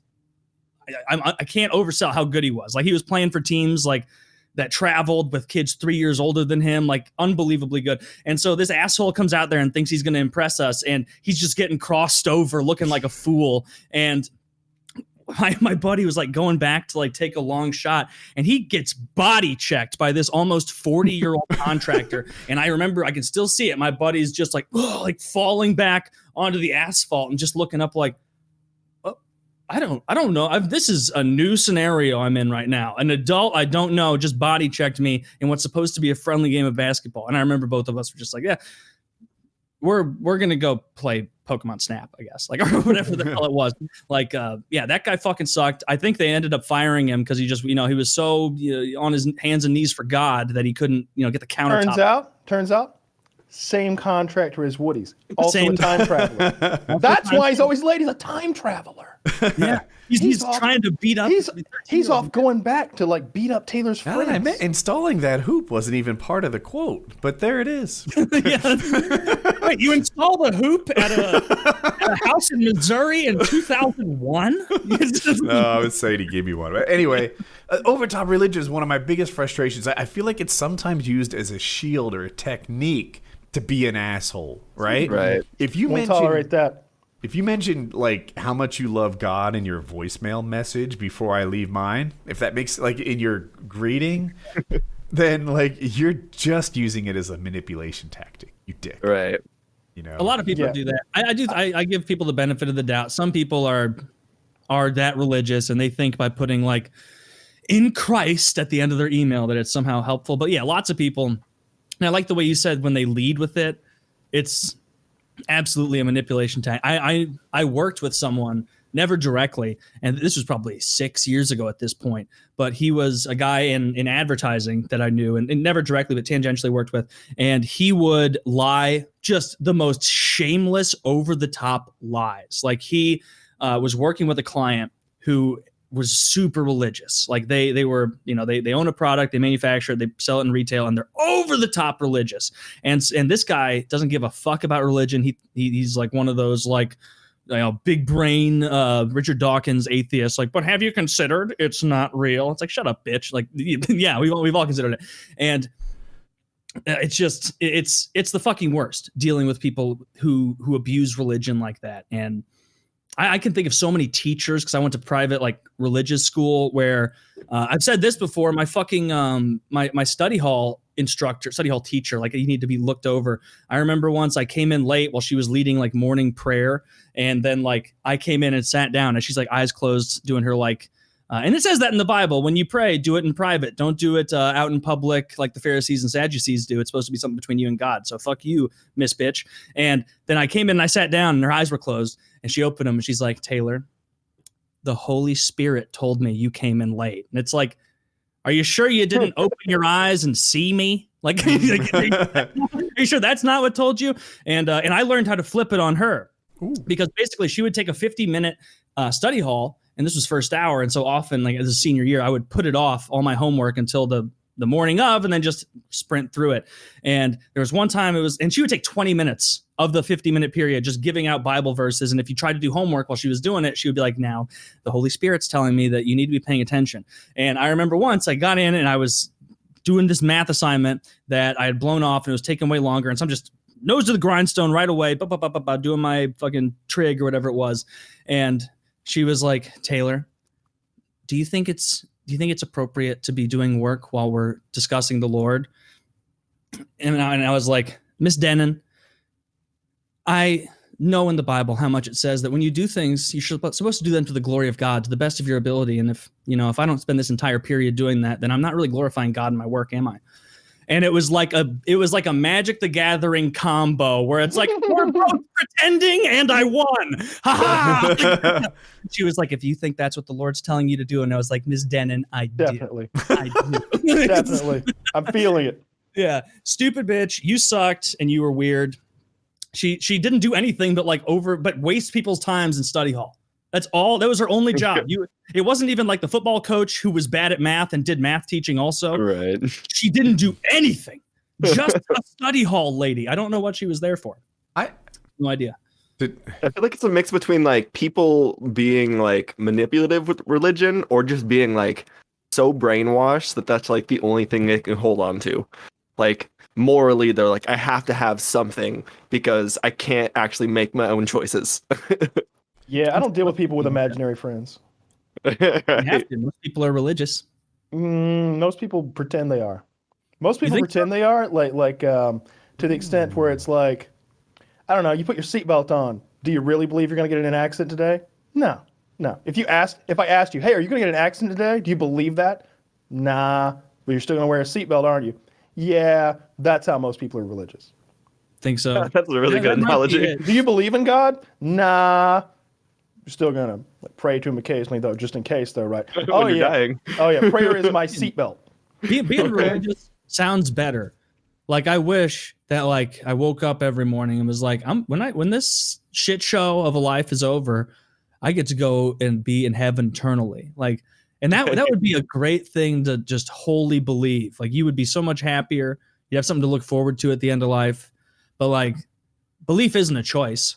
So you could even say you believe it like Kyle, but like if God's real, he's gonna know. He's like, no, fucking, you were bullshitting. You didn't ever really believe it. You were hedging. I also there's a recklessness behind religion, in my opinion, because like some people are like, fuck it, like I'm gonna go do this that's dangerous because if it's my time to go, God's gonna take me. It's like, well, yeah, but like, or you can prevent that. Don't go do something dumb. My frustration is the like whitewashing they get from it, right? Like they can be a dick, they can be an unethical businessman, but so long as they throw God into all of this stuff, yeah, either it justifies their actions or they just whitewash their bad actions by talking about God all the time. Well, they're good guys because they've included that. That's for sure. That absolutely happens. Frustrates me.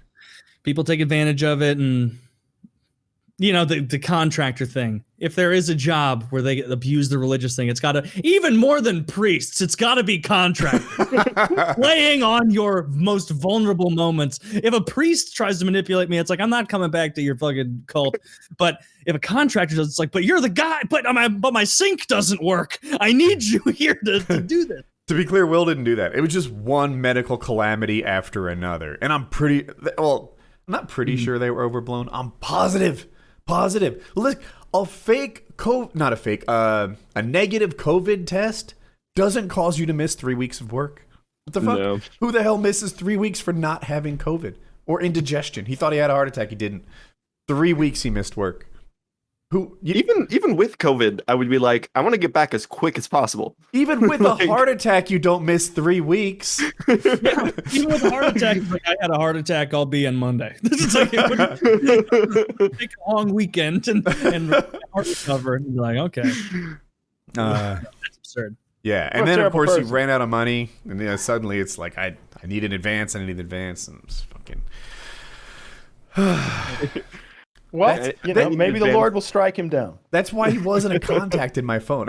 I had this weird thing in my head where I was like, if I decide to rehire this guy, I'll enter him in my phone as a contact. If I don't, he's just going to be like a random number. And I don't know, that was it. It was like, the day that he like impresses me enough that I might rehire him, I'll put him in my phone. And he just never made it in there.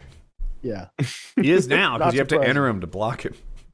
Yeah. You have to enter him as a contact. Yeah, I had to enter him as a contact so I could block Another that advantage contact. Android has over Does those it? You iPhones. can block numbers that aren't in your contacts? Yeah, it'll even ask, "Hey, was this spam?" And you'd be like, "Yeah." You want to report and block? Mm-hmm.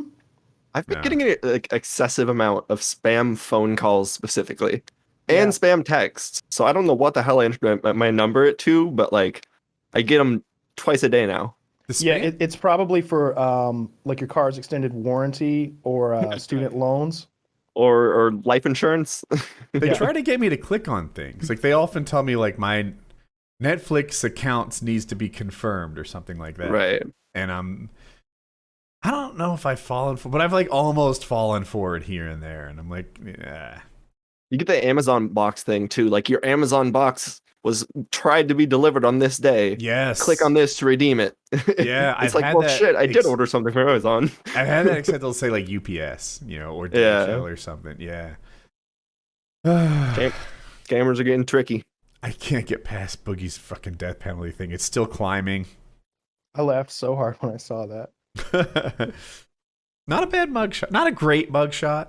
Okay, here's what I'm thinking. If I'm getting arrested and I'm Boogie, I know my mugshot is hitting the internet quickly. Yeah. So like, I want to make it better than that. Who's the Republican? There was a guy who took a great mugshot. It looked like a campaign photo. I'm gonna try and find it. Oh, here I found Tom DeLay. Tom DeLay. Here, everyone's about to see it. This is the That's best a mugshot. That is literally like a mugshot. He looks great. His hair is on point. He's smiling. He looks like he's happy to be there. He's got the suit. The suit's wrinkle-free. Shirt's wrinkle-free. Got a nice tie on. Oh my God. That's a man that knows he's about to post bond. That's what that is. Someone's selling 5x7s on Amazon of that mugshot. That's great. You should get him to sign it. He would. I bet he'd sign that. So Boogie did bond out, right? I'm sure. I wonder what it was set at. Probably 10K, 20K. Is that like lowest you can possibly go? Mine was 10. Okay. Like you have to do something pretty fucked up to like get a big one, right? Yeah. Like they're not worried about Boogie running. Obviously. And you pay 10% of a bond?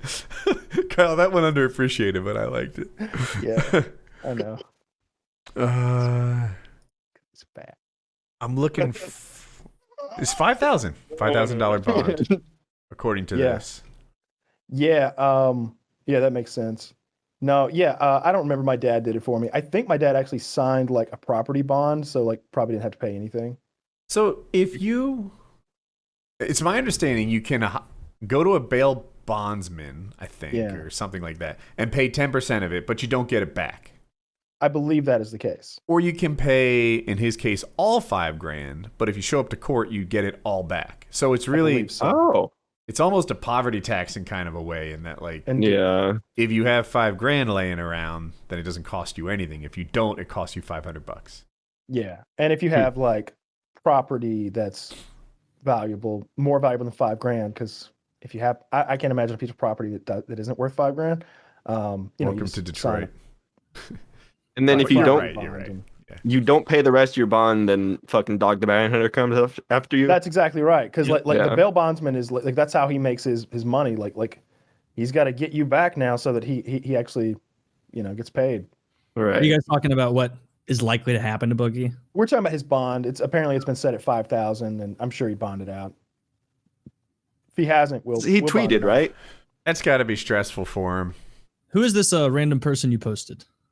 Oh, we were talking about mugshots. Mugshot. His name is Tom DeLay. Mugshot. Tom DeLay, he was a Republican, and I think he got bribed. I'm not sure. I'll check it out. This is mugshot. He looks good. Like that. Great. That was kind of the what? That was kind of the point of why we brought him. And you know up. what? Look at his eyes. He's got real smile lines. He's happy to be. It's not like he's happy to be there. Oh, neat. He got a little pin on. Yeah. So he was being bribed. Provided with trips, gifts, and political donations in exchange for favors for Jack Abramoff's clients. Thank God we caught the guy doing this. Can you imagine if our entire system was made up of politicians who took bribes and from special interest groups in order to dictate policy? Could you imagine that and what the country would look like? Fuck. It stretches the imagination, doesn't it, Taylor? Can you imagine? Just like imagine with me if like Boeing, Lockheed Martin, and Raytheon, all these military industrial contractors, imagine if they like dictated our foreign policy. That would be a horrifying reality. Israel. There are a few issues in this world where I find it very difficult to come up to speed. My favorite is guns. Everyone who talks about gun statistics comes at it with an angle, right? They're either pro-gun or anti-gun. And if you want to know the truth, it's not Googleable. Like, you can't find it. Everyone who has looked into this is looking into it with an agenda. Yeah, all right. It's like a documentary. Israel, I find to be a similar thing. Like, what is happening over there? What did the Palestinians do that had the Israelis going bonkers, just like bombing the fuck out of him and mowing down the houses? And it always seems like Israel's the bad guys, yet they're America's good guys. Why do we give them billions in aid all the time? How does that help America? Is it it doesn't help us at all. What the fuck? It's a world away. What are we doing over there? Like it's just so far. We have so many problems we need to deal with here in our own country, and it's like we're still fucking around a world away. No. I saw this video from like the 80s of Joe Biden talking about this. Joe Biden, who had like a fair bit of brown hair covering his head, right? This is 80s Joe Biden, about how great Israel was for America, and that if there wasn't an Israel, we would have to create an Israel, and it's the best $3.6 billion we spend every year. And what he didn't say was why. Why? So he was probably taking money from the foreign lobby. That sounds reasonable to me. Like why is Israel why are they our allies? They always seem like the bad guys. And it's like, oh, we need a foothold over in the Middle East. How come? We're energy independent now. Don't we have an alliance with Saudi Arabia, which is way more significant strategically over there than Israel? Like, so that never made sense to me either. I don't get it. And then they're literally an apartheid state. They have different laws based on your race. They you won't find me saying a bad word about Israel. Stay strong, Israel. That's because Kyle is a secret member of Mossad. So the FPS Russia? No, FPS Israel from Mossad. Yeah, I don't know. That's a hot potato. The problem is I'm not. It's what Woody said. And if anyone ever asks me my opinion on that one, it's like I don't think I'm educated enough to give a good have a good opinion or make a good statement on Israel. I don't think any of us are, but it's like real hot potato. The most I feel like I can say like confidently is like, what are we doing over there? Like if it like whatever the reason is that we're there, it's clearly not benefiting American people. So we ran whatever experiment we're doing in the Middle East. Enough. Like prior to energy independence, I might have been able to make a better argument than I can today. Now that we're energy independent, we've got a global market for somebody oil. else. What happens over there does affect. Whoever needs that oil can pay for their. It makes sense because it's like, wait, so we spent 1,000 times more money to steal the oil than we could have bought it for. That doesn't make any sense. So we spent trillions of dollars over the years to secure oil, and we could have just bought it for cheap. And like, I don't know, the oil thing doesn't make any sense. Like Russia has oil, Canada has oil, we have oil. Like, it's not like it's just, a couple countries in the Middle East that have access to this shit. Russia has a fuck ton of oil. Yeah. Isn't Russia the biggest, or natural gas are the biggest? I don't know about oil, but I think we might be. Are we? I don't know. We make a lot of natural gas, man. We're not a bad guess. It doesn't sound dumb. Yeah, no, it doesn't sound. I just thought I heard something about like Russia having ridiculous wells of natural. I'm sure they do. There might be a different answer to who has the most and who makes the most. Mm-hmm. That is probably very likely. Yeah. I don't care what Israel does to those people over there. They're probably doing the right thing. Would be I want all of our soldiers back. And yet I'm reading like all these tweets, and I'll just go. A couple of them are in Arabic, so I'll skip those. Let's see. Armed settlers gathering in a place I can't pronounce amid fears of attacks on Palestinians. There were multiple calls organizing for it yesterday within Israeli groups on social media. There were some rough ones. Let's see. Israeli occupiers shockingly assault, batter, and lunge at Palestinian Christians to block their access to the Church of the Holy Sepulchre. Yeah. Israeli police are breaking into homes and assaulting its owners. Hashtag Israeli terrorism. Mob of Israeli terrorists lynch a Palestinian.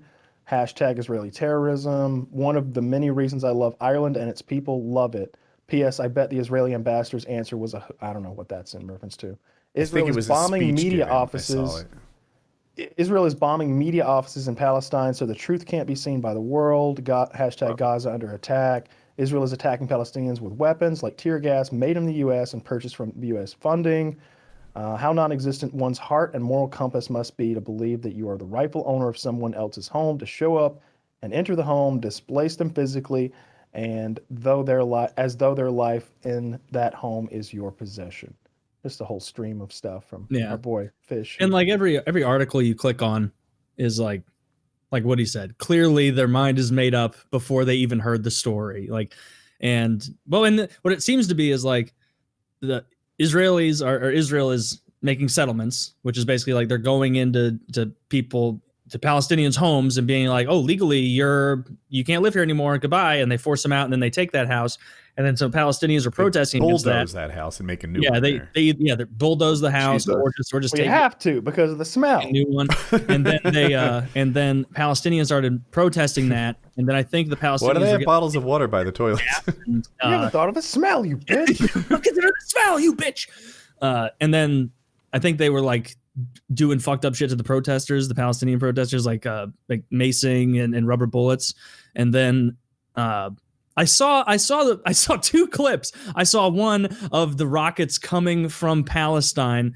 They look like rockets out of a time machine from so long. Like it was made out of pipes and bullshit, where it's just like just kind of coming in and then toppling Israel, end over end like I throw a football. Yeah. They've got a bowling ball mortar like I used to use. And you see these rockets coming in, and then you see Israel's Iron Dome defense like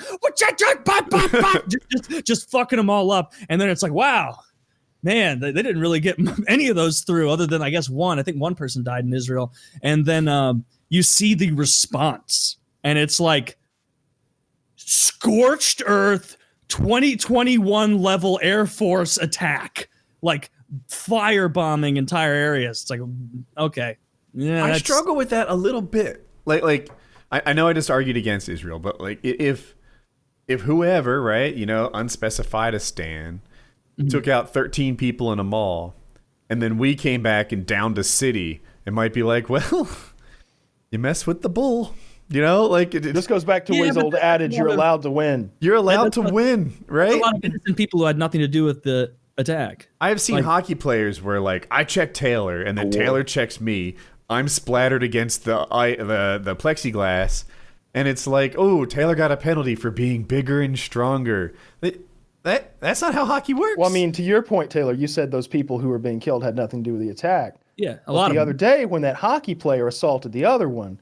Your idea for an appropriate response was not to go after the offending hockey player, but to go after the star that's on his team. Yeah, you thought that would be the best way to send a message. Yeah, I'm definitely being hypocritical. That shows you, Kyle. I have no problem. Crisscross. Wow, I can look at different scenarios and have different analyses. It's almost whoa. The hockey rules apply to Palestine. Okay. Then let's take the biggest guy in Palestine who can skate versus the biggest Israeli who can skate. It'll be fair because neither one of them play hockey at all, I guarantee. Neither one of them There's can more skate. Skating rinks in Israel than there are in Palestine. Yeah, but how many? Does Israel even have a hockey team? I don't know. The IDF probably has a pro league or something, and then they go against the Spetsnaz or something. Well, they would get butt fucked against Russia. When I was in high school, I used to be like, Ghana doesn't even have an Olympic swimming team. I could make it. I could make it. It's just you and 3 real tall skinny guys who are drowning. No. It's you versus 3 tall skinny guys, and they're collecting the pool water to take home. I have to quick run the race before they finish. No. It's you against 3 really tall, skinny guys. One of them's drowning. The other's collecting the clean water to take it home, and the other one's just taking the first bath he's had in like a year. All the water's all soapy. He's ruining it. Yeah, this is wonderful. Woody's over there like going hard as fuck. He's off the blocks like a trying to beat some guy who's got those water wings around his biceps. You're like the reverse of Cool Runnings, where you show up in Ghana to join their team. This is Matt Woodward. He has a pool at his house. This man has a pool at his house, and he is going to be the best swimmer in all the land. And then you're just going to be top times in Ghana, and then you're going to go to the Olympics, and you're going to see some like guy from Norway. Fuck, that guy knows how to swim. Damn it, he has a pool too. Bjorn's noted swimmer, Bjorn Swimmerson. I come from a long line of swimmers. My father could swim. My grandfather could swim. My mother could not swim. It is no 1 week a year when it's not frozen. Dude, so I am not doing well. If people probably haven't seen PKN, but what happened was almost a week ago on a Friday, I was taking my motorcycle out in the dirt, and I was going 0 miles per hour. Tipped over toward like down this muddy, rocky hill, and when I went to break my fall, I put my pinky hard on a big rock. All right, so I'm gonna show everyone the picture. I'll show Josh the picture. That finger is. I wonder what that was. This is my finger. It's my pinky. And if you're watching the video here, this is pretty obvious, like the big break here is a problem. But there's some more issues. There's another break like parallel to it. There's almost like a H or possibly even like a capital A going on. This thing's broken in a bunch of ways. So I went to the hand surgeon on Tuesday, and there was like some good news, bad news. The good news is the way that it is right now is considered non-displaced. And if I don't fuck it up, if I don't re-break it and basically step on the cookie and turn it into that, then it should heal pretty well. And I should get to like 100% recovery. Like it should be 100% fine. However, if I do foul this up and this thing comes apart, the repair surgery tends not to be super successful. He was showing me all the pins he'd put in it and all the one plate and the pins. And he's like, yeah, you might have like 80% mobility long term. You won't get back to 100%. So all I need to do is buddy tape it and not break it again for a week or two. And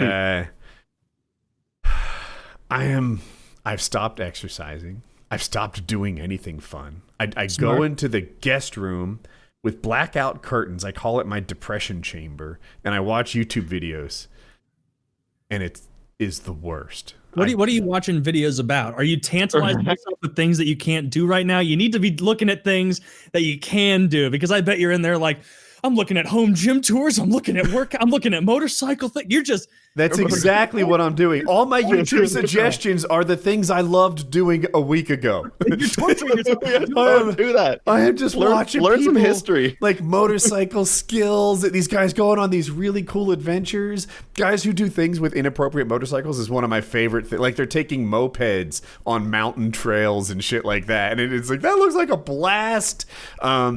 I just watch all the lifting tips, guy talking about how to get a better shoulder workout and shit, and I'm just why the blackout curtains? That makes it more depressing. I'm not a smart man. Are you just sitting in there like He's actively frowning. So bad. Swaddled in a blanket. I remember lap pull downs. I'm like trying to sleep for a week, right? So it's like when Christmas is coming up and you're a kid.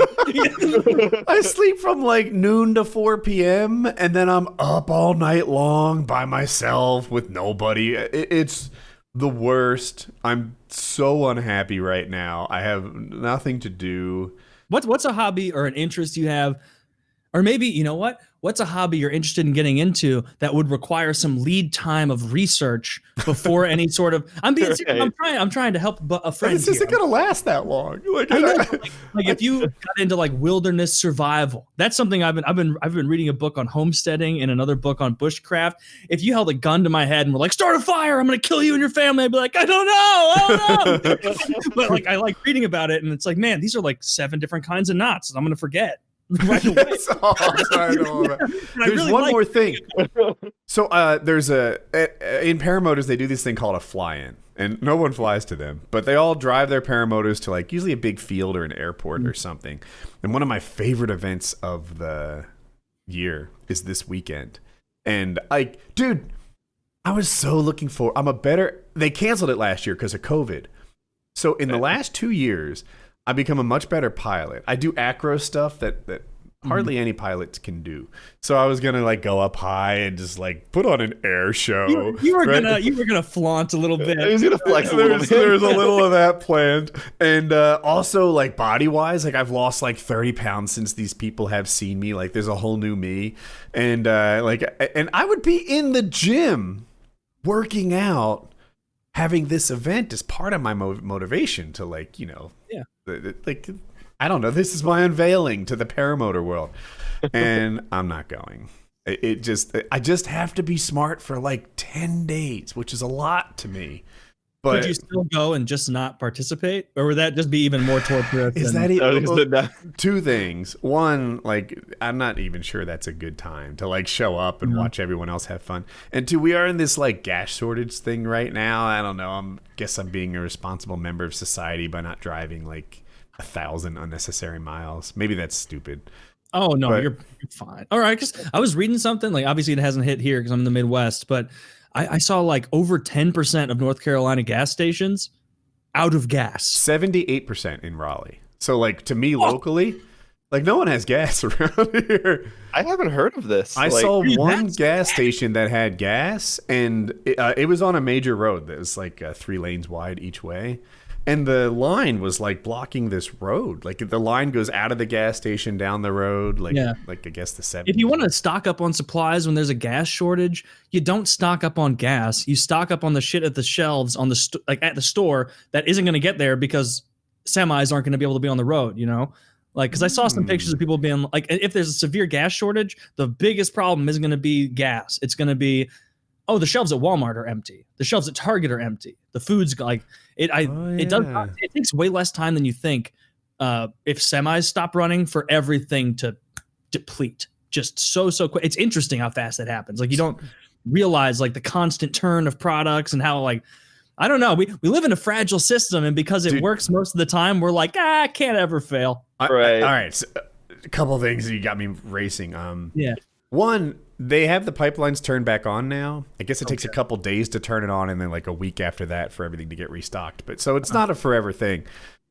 Here's what I heard.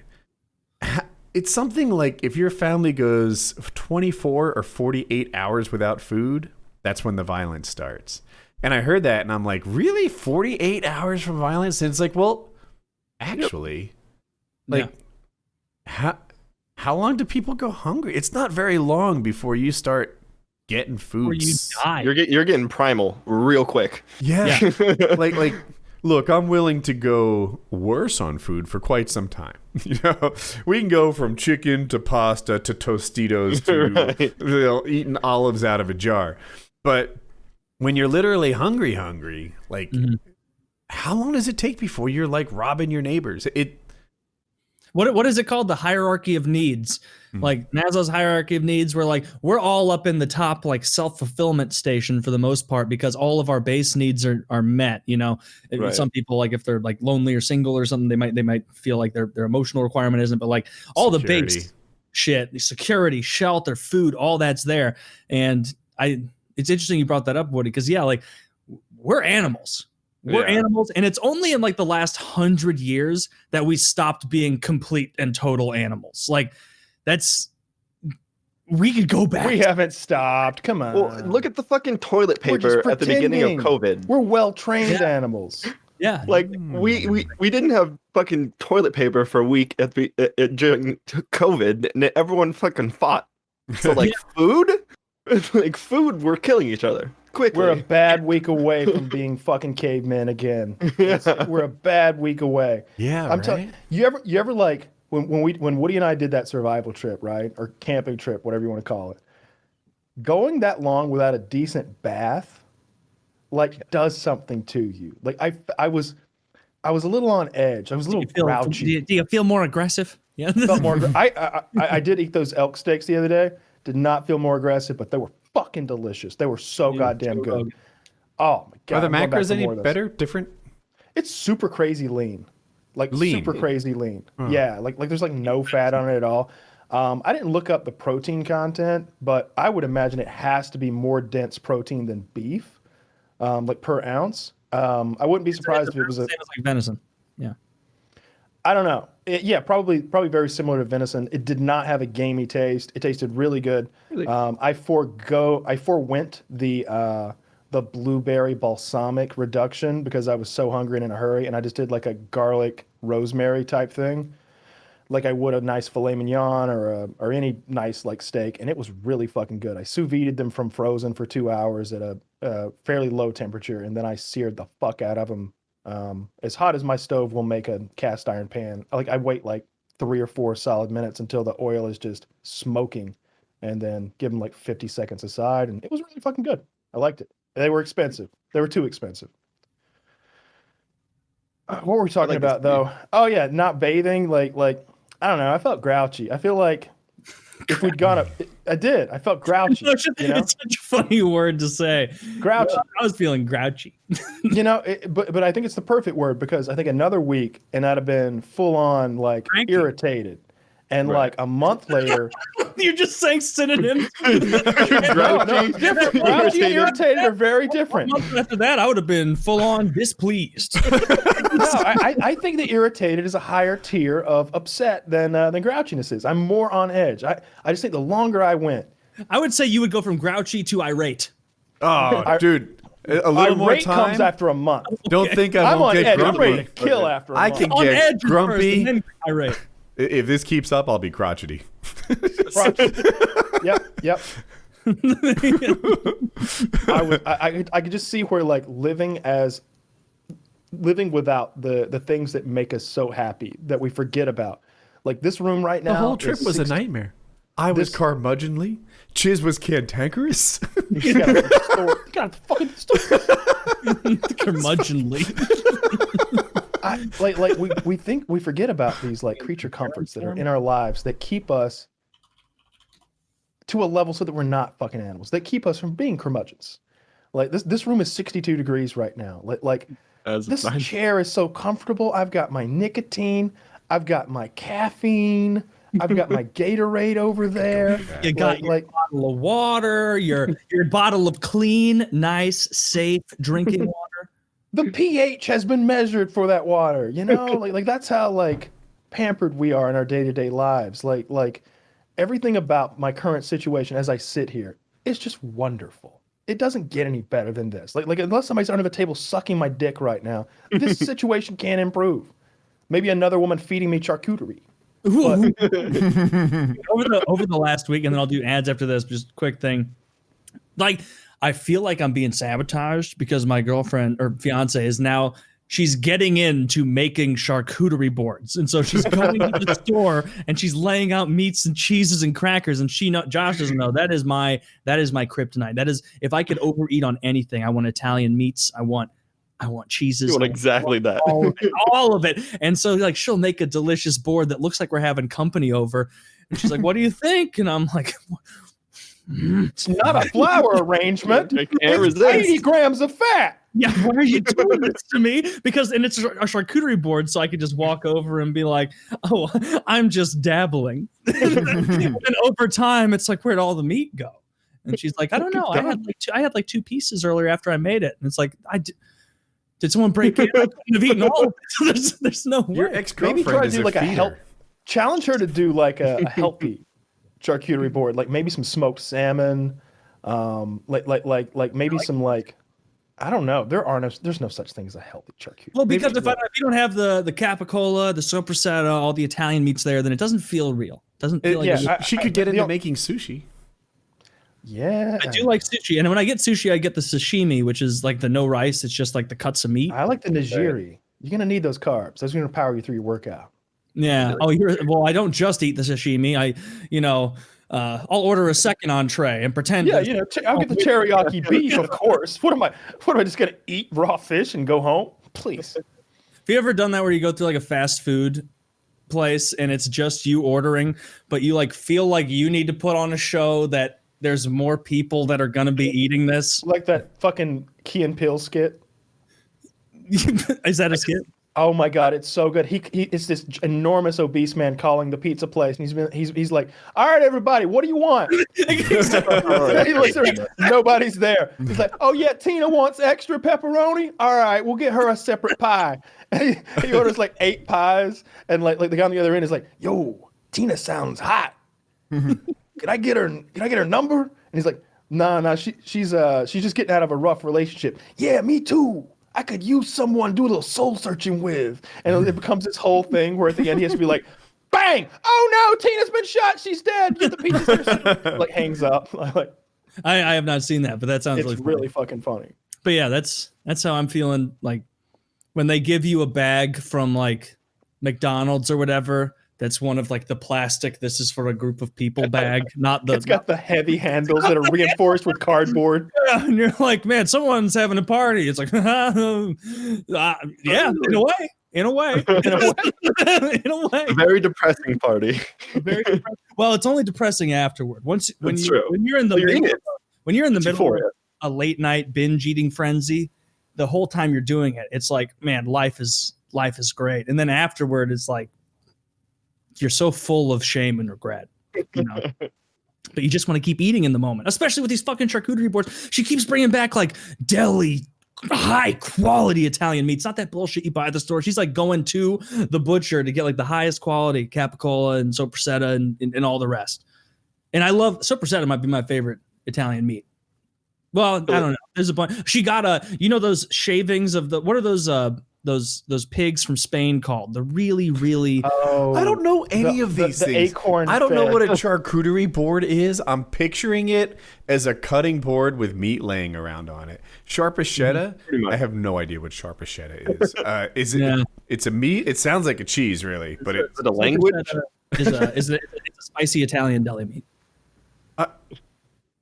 That's what all of these things are, right? Well, the capicola is a little more fatty. It's not spicy. So what you want to do is eat all of it. And that way you get the flavor. What are the other things? Capricola, sharpachetta, and capricola. It's capricola, there's sopressata, or capricola is what they call it. I don't hear the difference between what he said and what I said yet. And then what else? I'm drawing a blank on what it's called, that ham slice from those Spanish the Iberico. Iberico ham. She got some of that, which I can't. That was probably pricey as hell. That's a brand new word to me. Are there pickles on this at all? No, there were no pickles on the charcuterie board. It's mostly cheese, meat, bread. Or not bread. I'm sorry, crackers. What's the first letter of charcuterie board? C. I mean, they come with like grapes and stuff sometimes. So what right? most people think are charcuterie boards involve meats, cheeses, and like spreads. But I believe the direct definition is only meat. Oh, well, I want cheese in there also because I like mixing. You want a deli tray. Yeah, okay. Well, then the deli trays are done because there's also like I got Gouda on there. I got other kinds of cheeses. Have you tried? You don't like blue cheese, right? I'll eat it. It's not my go-to cheese. Yeah, it's my go-to cheese 100%. Like I haven't had it in a long time, like maybe 3 years, but that Glacier Wildfire blue cheese that I had Chocolate Thunder order up, he took it and he made like these black and blue cheeseburgers, and he took like a slice of it, the size of the meat patty, and melted it on there. He said it was just crazy good. It had to be so rich. Are there crackers on your charcuterie board? Oh, yeah. Yes, yeah. You put crackers on there, and you get like multiple kinds of crackers. You get some with like rosemary on there. You get some with like cracked black pepper on there. You get all sorts of things. She did it up right. This looks like it's as good at turning a person into a fat person as trail mix. It is better. It is infinitely. I would say better. Way more sodium in this, Woody. Way more sodium. I get it. Why is my cholesterol high? Oh, because I'm eating charcuterie. I have to have a real talk with her and be like, you can't be assembling these charcuterie board meats. Imagine if Josh's ex-girlfriend just bought beer all the time. I thought you'd like Bud Light seltzers. I don't know. I just keep it stocked in the house. I'm gonna have to go to rehab. It's much easier. Be like, he's shaking. It's like, all right, give him 10 cc's of Sopraceta. Oh, Taylor, if you want to, when we go to Colorado, we might be able to go like 7-8 ways on one of these bad boys. I'm down. I'm 100% down to get a whole bone-in ham, 14 to 18. First of all, I want to know the poundage. I don't want to guess 14 to 18. 14 to 18, right? Yeah. Give us a 14. Oh, yeah, look at that bullshit. Size, 14 pounds. So it's not going to be 18. I need those extra 4 pounds of meat. I'm down. I'm totally down to get this Jamon Iberico de Bellota whole bone-in ham for $1,079. Acorn fed. What? Yeah, like forcing acorns down pigs. I'm looking at $11 a pound or $9 a pound of choppa pork. What are you looking at? No. This is $100 a pound. Yeah, I was going to say, this is like $109 a pound. Yeah, you go to the lower link, the Iberico ham. Good God, this is a turkey leg for $1,000? It is a ham leg. I thought. It looks like turkey. Insult the process. So these pigs are free range, and they eat nothing but acorns until they are the perfect size and fatness, and then they're slaughtered in a very special way. And then the meat is like dry aged in these salt houses or some shit. And then the only people who are allowed to slice it, although we would get it whole, I think, and so I'd have to take some sort of master class. But the only people who are allowed to slice it are like these like generational meat slicers, artisans of slicery, who use these incredibly razor sharp fancy knives to shave off these translucently thin pieces of ham. And it melts in your mouth. I bought like an ounce or two of it at a time because like I am not in $40. If I go to Colorado, I am absolutely having like George Foreman chicken for $6 while you guys eat your $1,100 ham. I'm so in on the ham. More for me. Yeah. Oh yeah. No. I'm not. I guess I was about to say I'm not judging you. That would be a lie. This is great. That's like I'll buy a free range. I'll buy like free range chicken. No, I am. You guys have given me the freedom to make my bad decisions. I'm healing bones right now. This is the freedom for you to make yours. And I will. This is financial masochism, and it's not like you. Okay, you'll split it 8 ways. You know, you'll have to throw a couple bucks in for us to give you a slice, but you're gonna eat it, and you're gonna be like, I get it. I get why this is so much better. It's so good. And Kyle, he's eating out of your portion. You sound like a heroin dealer. Like, you know what? One little dose, so I can expose you to what good is. Woody, the first slice is free. I am happy in my world of inexpensive food. I eat cottage cheese and tropical fruit as a snack, right? If you ruin me, if you raise my standards, this would just be bad for me ongoing. But he's wearing a Michael Kors shirt over there. Somebody's been shopping. Me? Literally, the 3-year-old that we watch picked this off the rack for me. let a 3-year-old pick your clothes. Yes, I did. That's why I have this. Michael Kors. I didn't know they made men's clothes. I thought it was a purse brand. And shoes. They do shoes and clothes. They do shoes. I'm not a fashionista. I didn't even know what brand this was. I wasn't sure you were talking about me until I spotted it on my shoulder. It's a really nice polo. I think that's probably like an $80 to $120 polo. I guarantee it's not. Oh, That's the most expensive thing I've ever seen you wear. Michael Kors is the name be. That brand. wasn't like a flight suit or something. I'm going to check my Amazon order history and see if it's in here. Is it Kors with a K? Yeah, KORS. I'm also thinking back to fancy food. So I went to Portland once, and I had like a not $400 like chef 10-course fucking meal, and Ooh, what kind out of the restaurant 10 things, I liked one, and it was the salmon. Everything else was awful. And me and my girlfriend at the time went across the street afterwards and bought burritos from a food truck because we were still hungry. Like, and it was kind like of restaurant was it that they gave you 10 courses and 9 were shit? it was, I don't know, it was like it was in Portland, some little like the chef picked Sounds like all the tapas. things on the menu. Yeah, I think it was like tapas, and all of them were like portionally, like it was like one bite of food. Yeah. And Yeah, like I've done that before. my It wasn't as taste is expensive, not though. it's not that high. I think it was like 200 a person, so it was like 400 total. That's really- pretty expensive. I used to go to a tapas place that was much more reasonably priced, and it would be like 10, 14 course. Like you could decide how many courses you wanted. Right. And like it'd be lots of cool little things like fried goat cheese was really good. It was like these little fried goat cheese nuggets that you dip in this like sort of sweet and sour sauce they have. Right. Little mini tacos and all Is sorts this of cool stuff. expensive chicken nuggets and sweet and sour sauce? No, No. it's goat Oh. cheese.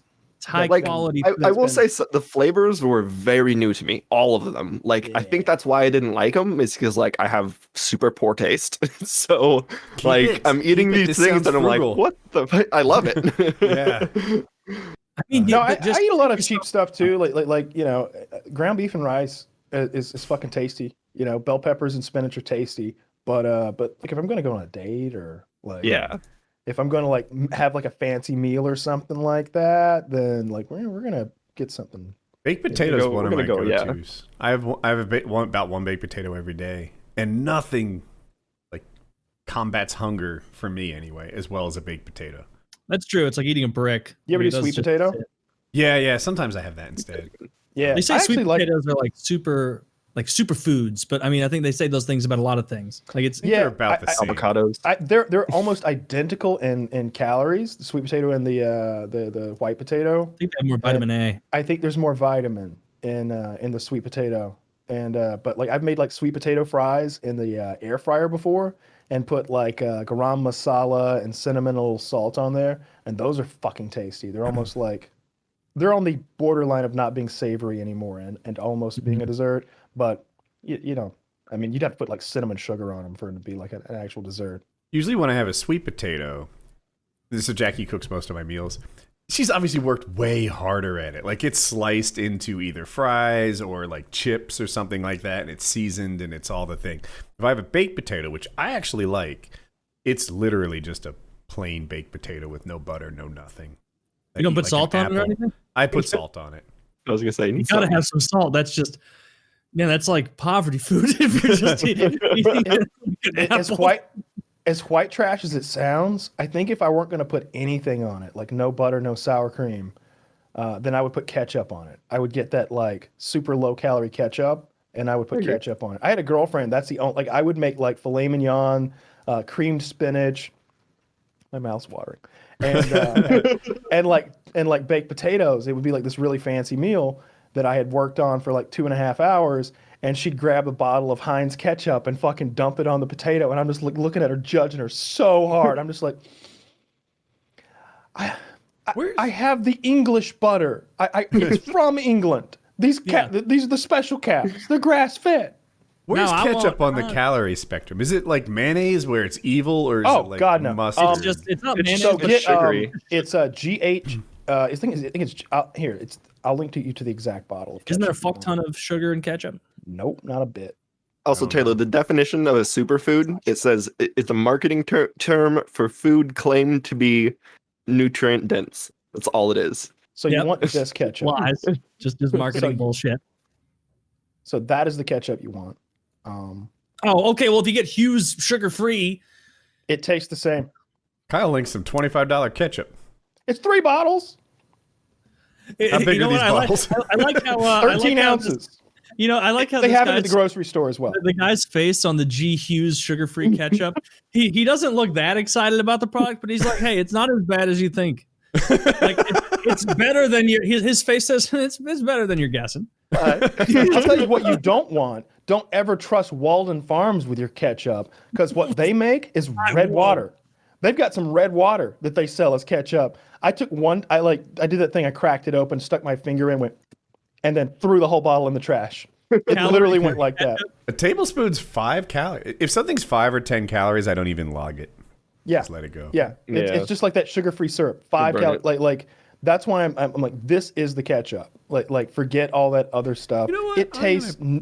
You know, we talk about that whole ratio, right? Like, oh, it's 80% as good, but 10% the calories. This is 95% as good. This is so close you'll barely be able to tell the difference. They sell a 10-pack for $1,000. I just saw that. I was like, am I just looking at that right? That's that Greg Doucette purchase. I get it at the grocery store. I don't even order it on there. Like not every grocery store probably carries it, but G.H. Hughes sauces and marinades are almost all like 5 to 10 calories for a tablespoon or 2 tablespoons, and they are all excellent. Their barbecue sauce is my favorite barbecue sauce. I like it better than that like Sweet Baby's Ray's shit. You called it like a Greg Doucette purchase. I don't understand. Yeah, he bought so much of that Mrs. Butterworth's. He bought cases of it. The sugar-free Mrs. Butterworth syrup. Like he went out to his garage, and it's like 1,000 bottles, literally. As far as I can tell, a 3-pack is $24, and a 10-pack is $992. I think it's as a 0.10 pack. Yeah, that's confusing too. Yeah, that must be 100 bottles or something. Why does he have 10 pallets? Greg Doucette, well, it's going to be part of his diet forever, and he wants as much of it as he can get, I'm sure. But it's not even the best sugar-free syrup. Does it last forever?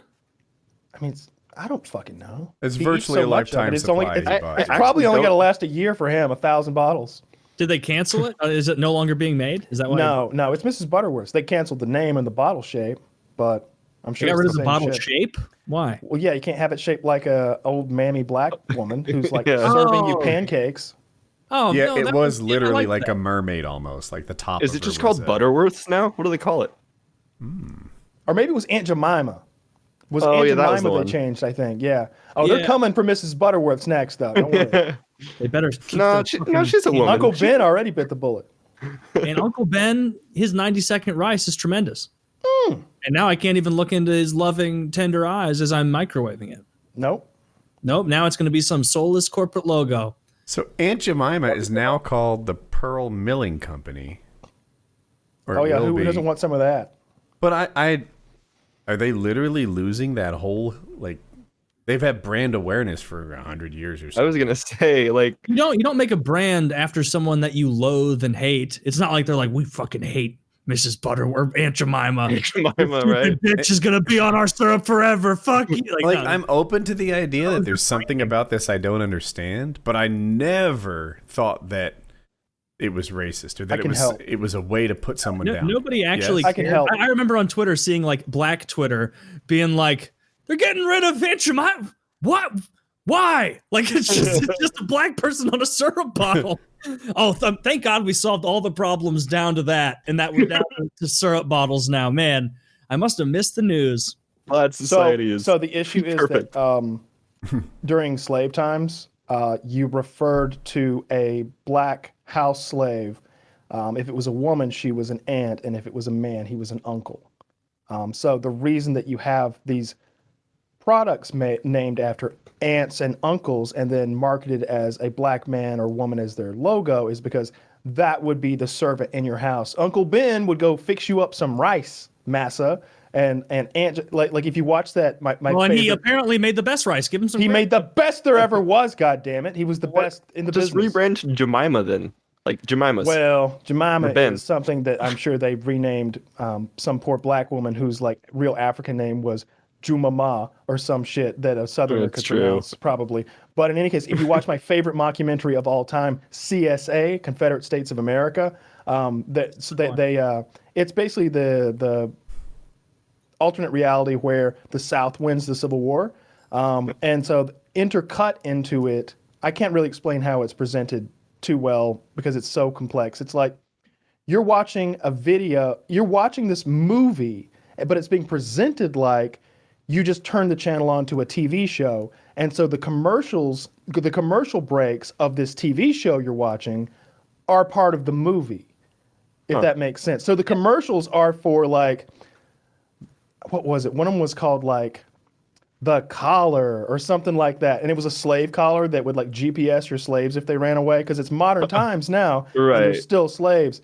And hey, is your aunt or uncle getting a little uppity? A little bit of, and they've got some like pharmaceutical that you can like give them that'll like tone them down and make them happy with their slave life. And you see like their black house slave, like she's been taken and she's like, I love cooking for massa. And it's just, she's like zoned out, like drugged out of her mind. Yeah. Huh. It's wild. Is it a movie or a documentary? It is a mockumentary in the form of a movie. Yeah. It is called CSA, Confederate States of America. It might be on YouTube for free. So Aunt Jemima was a real person. Her name was Nancy Green, and she was a slave. Yeah. So did she actually make syrup? I'm Pancakes. trying to make sure I'm worried that Kyle's story just implanted in my head, and I'm mixing the two together. But I think so. I think. Yeah, you're probably right about pancakes. She would, like, I guess she was a slave and then she became not a slave anymore. And she would tell stories about cooking up the original Aunt Jemima pancake mix. A little wheat, a little corn, and a lot of nostalgia. Like, that was the thing. So they're stealing her legacy of shit. I mean, my mind is open to the idea that maybe this is bad. Pancakes are good. The name is bad. That's all there is to it. Just who fucking cares? Black people whose ancestors were slaves. That doesn't even seem to be the people who care. It seems to be hyper offended white women on Twitter. Well, they've got a voice too. They don't have anything else in their lives, Taylor. Their children are leaving soon. Because that's the people who I see complaining about their wombs are drying up, Taylor, and they never had a child. It's the same way that you'll see like white women be like Latinx, like Latin X instead of Latino or Latina. And it's like there was like surveys of like what Latino people. Is that a bad thing? It's basically they're like you don't want to say Latina or Latino because that denotes gender existing. You do Latin X to say Latino, and it's like they asked like, hey, people who are of Latin American descent, what do you think about this term? And like 98% of them are like, what are you talking about? This isn't any. This is wait did a white woman on CNN tell you this? Sorry. I believe that. Nobody knows what the fuck you're talking about. Some woman probably eats Taco Bell. She don't know shit. Some literal Karen starts stuff like this. Yeah, so it always is a Karen. I'm with you like 90%. Arian Foster did say something to me that like burned into my head, and it's that like, hey, there was a whole generation where like every bad person in the movies or TV was a black guy, right? If there was going to be a burglar, if there was going to be a bad guy, they'd cast a black actor. And then that had people looking at black people a certain way, and it caused a problem and you know, problems greater than they otherwise had to be. And I was like, okay, like that sounds reasonable. Except and in the westerns. To me. Except in the westerns and like every Charles Bronson movie. Charles Bronson, he is not racist at all. In the Death Wish movies, first of all, it's a Jew who rapes his wife and daughter or sexually assaults them. It's Jeff Goldblum in one of his first roles. Oh. And second of all, he never catches him. We finished that movie as a group watch, and they were like, wait, he never killed the rapist. Like, yeah, they never bring that up again. He just killed a bunch of like thugs on the street. He didn't even get the original guy. No, he didn't go like full Batman and like hunt the Joker down or anything. He just like got himself a handgun and started fucking gunning fucking thugs down on the street. Lowering the city's crime rate, one shooting after another. That's what the cops were saying. The cops were like, look, you make him stop. You make him leave town. But the crime rate's down. We can't let people know that he's gone. We don't bring him in. Just make him disappear quietly. The election's coming up. The criminals are afraid to walk the street. Because Charles Bronson's just fucking walking around. Anytime he sees like a mugging going down, he puts himself in that scene from the Joker where he's on the subway and he kills the three guys. Completely ripped out of that Charles Bronson movie. Like there's a scene where he's just sitting there. He'll just sit there with his groceries, riding the subway up and down through New York, reading the paper, waiting for somebody to come and try to rob him. And behind that paper is a fucking handgun, and he just kills them all. Wait, it's called Death Wish, right? You said Death Wish. Okay, I need to. It just sounds so awesome. Many movies. We group watched it in the $50 patron. I don't think everybody loved it. It's one of my favorites. And that's the one where the guy's running away across the street. The giggler. And the guy, he just shoots the giggler right in the back with his way too big handgun for the scenario. It's like a .458 Welby Magnum or something. He's describing it to them at one point, like he's like just showing all the neighbors what he's gotten to like help protect them. He's like, they're like, what is that? He's like, it's actually an elephant cartridge that's been shortened for a handgun. It's just like, why do you need that? I don't remember exactly the caliber. I may be wrong about .458 Welby Magnum, but it's something absurd that like I've never even heard of before or seen in real life. And like he just has his like nice Nikon like photographer's camera. He like casually drapes it over his shoulder while he eats his ice cream walking down the street. And the giggler, like this one like neighborhood punk who's always like giggling to himself, like runs up, body checks him, grabs the camera, and keeps going. Bronson's ready for this. He drops his ice cream, and from a shoulder rig, he draws this fucking massive hand cannon and just shoots him dead center in the spine from like 40 yards away and just blows a hole through him. You could put a Coke can through. I know a real life guy who's better than this. Do you guys know who Bernard Goetz is? Have you ever heard this? No. Bernard Goetz in 1984 was the subway vigilante. And I'm not positive about this part, but I think he was mugged. And then it pissed him off. Pissed him off to the point that he became like a world-class fast draw and then put himself in situations where he might get mugged, right? So here he is on the New York subway at night in the 80s. And if you can picture, I don't know if you've seen the graffiti everywhere. Right. The gang members walking down and forth in pretty much gang costumes. And then you've got the good guy gangs. What were they called? The Guardian Angels, who would like protect you from the bad guy gangs. And it's a fucking problem in the 80s. The subway wasn't safe for normal people, but it's safe for Bernard Goetz. Let me read a little of his testimony. I decided to shoot as many as quickly as I could. I did a fast draw and shot one with my right hand, pulling the trigger prior to the gun being aligned with the targets. All the actual shots plus my draw time, easily within 1.6 seconds or less. It's not as difficult as you might think. And occasionally I give a description of the technique along with a reenactment. The first shot hit Kennedy in the center of the chest. After my shot, my vision changed and I lost sense of hearing. The second shot hit lightning fast Barry Allen in the upper rear shoulder as he was ducking. Later, the bullet was removed from his arm. The third shot hit the subway wall in front of KB, and the fourth shot hit KB in the left side, severing his spinal cord and rendering him paraplegic. The fifth shot hit Ramsier's arm on his way to his left side. I immediately looked at the first two to make sure they were taken care of, and then attempted to shoot KB again in the stomach, but the gun was empty. It goes on. This guy would do dry fire demonstrations on the biography channel. He was a fucking subway vigilante. Dude, that is literal weaponized autism. to be like 1.7 seconds in, I had released 6 shots. I severed one man's spine. I shot another in the shoulder. I shot another in the chest. Like just, one hit the subway. Yeah, one hit the subway. That was a mistake. You know, it went through the subway wall and killed a pedophile outside it. Oh, and by the way, I tried to shoot an extra time, which is weird because I'm autistic. I should have counted. You know? So here's what led to it.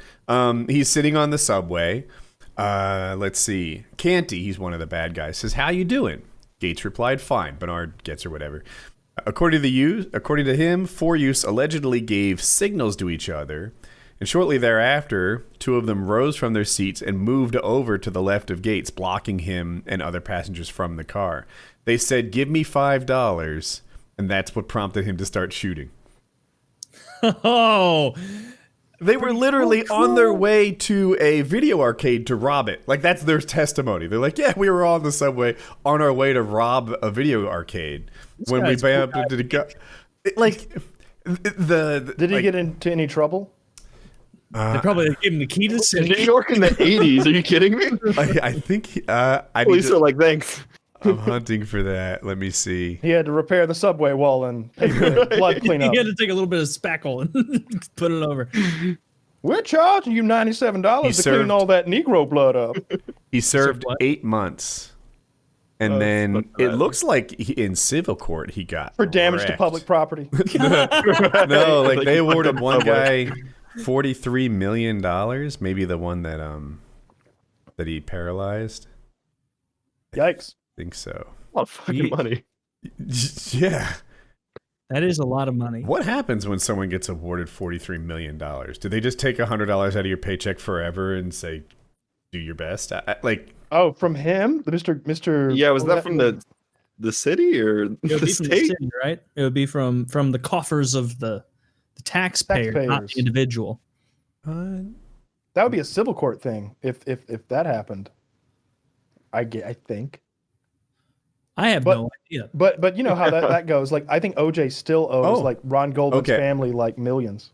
No, it was Goetz who had to pay the $43 million, and they asked him in 2004, 20 years later, and he said, "I don't think I paid a penny on that." Oh, so some guy's sitting in a wheelchair just fuming.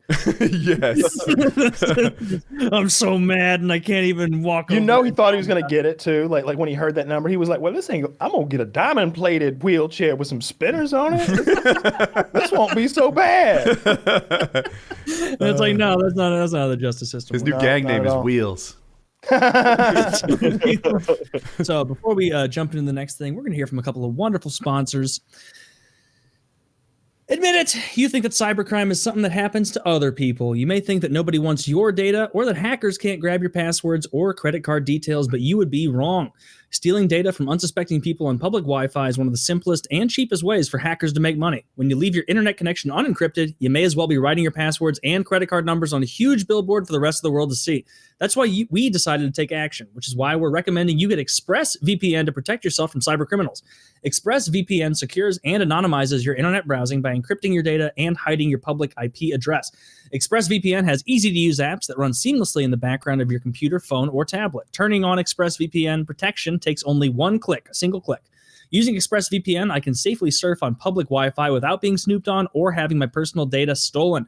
For less than $7 a month, you can get the same ExpressVPN protection that I have and that I know Woody and Kyle have. ExpressVPN is rated the #1 VPN service by TechRadar and comes with a 30-day money-back guarantee. Protect your online activity today and find out how you can get 3 months free at expressvpn.com/PKA. That is expressvpn.com/PKA for 3 months free with a 1-year package. Visit expressvpn.com/PKA to learn more. Get those 3 months free. Use the code PKA. Excellent service. Keep yourself safe online. This episode is also brought to you by Blue Chew. Guys, it's been a hell of a year. Personally, I feel like I've aged 12 years over the last 12 months. And if you're like me, you're feeling like you're aged more than you used to, especially in the bedroom, getting ripped by the read. I think my dick got smaller and my belly got bigger. Just straight up getting ripped on by the Blue Chew read. Personally, I feel like I've aged 12 years. My fiance was leaving me. Personally, I'm a fucking loser. Personally, I feel like I've aged 12 years over the last 12 months. And if you're like me, you're feeling your age more than you used to, especially in the bedroom. If you're someone like me, totally impotent. It's time to snap out of it.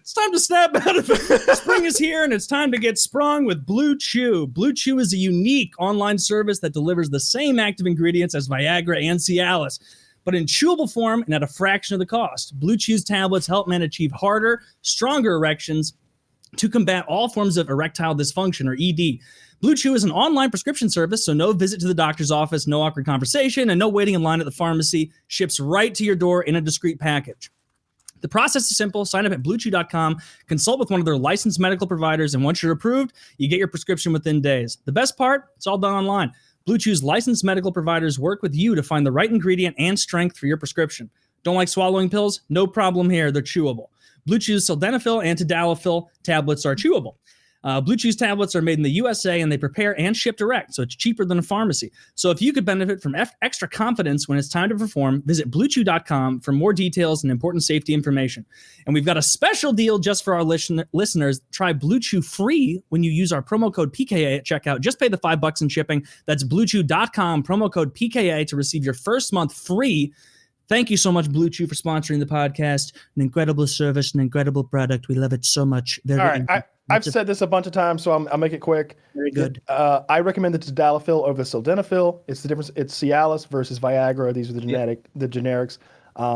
It's longer lasting. Like you take it. If I took it now, I'm good tomorrow at noon. Like I'm still just fucking 100% raging, crazy hard. I think they call it the almost weekend erection. drug or something. Like it lasts for like 36, 48 hours. I take it daily. Okay, I want to be at my best at any moment. Okay, it legitimately is like even if you don't have a girlfriend, like it's worth it just for the fun. You're like even if you're just jerking off, I'm telling you, you'll have more fun jerking off. Like you're literally gonna like. I remember the first time I tried it, I was like, my dick has never looked so tremendous. Like it's just like wow. I'm there. You go. Reaching new territory. It's worth taking. It looked angry.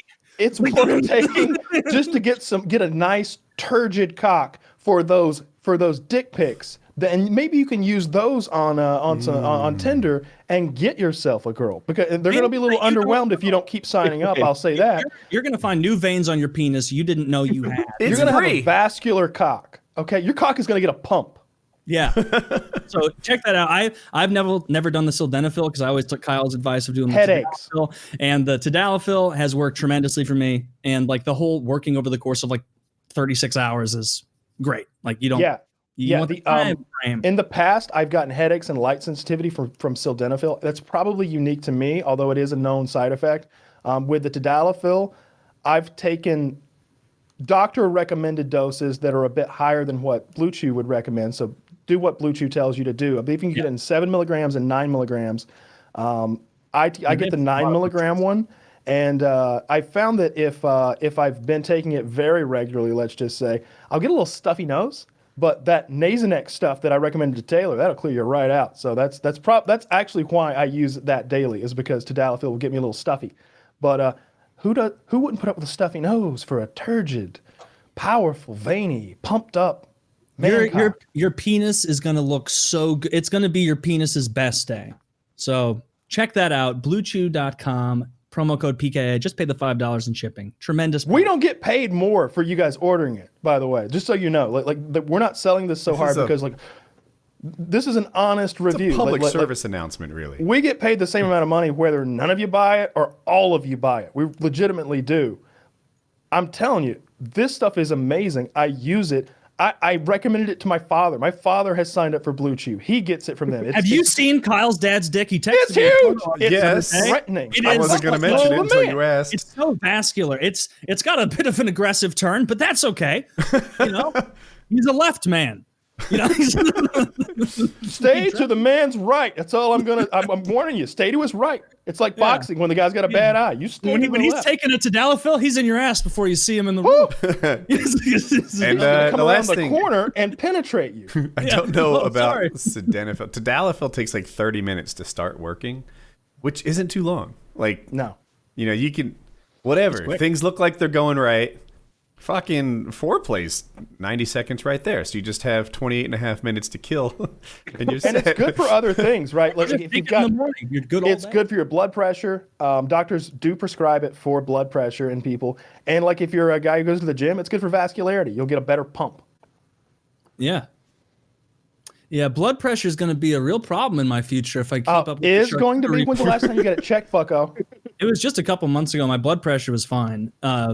My cholesterol was at like was in the, it was at the very like lowest end of you need to get something done. Like you need to. Why do old people have high blood pressure? I don't, by the way. 120/80. Checked it on Tuesday. I think it's I think it's an old timey diet and a combination of that and lack of cardiovascular exercise. I think it's the two.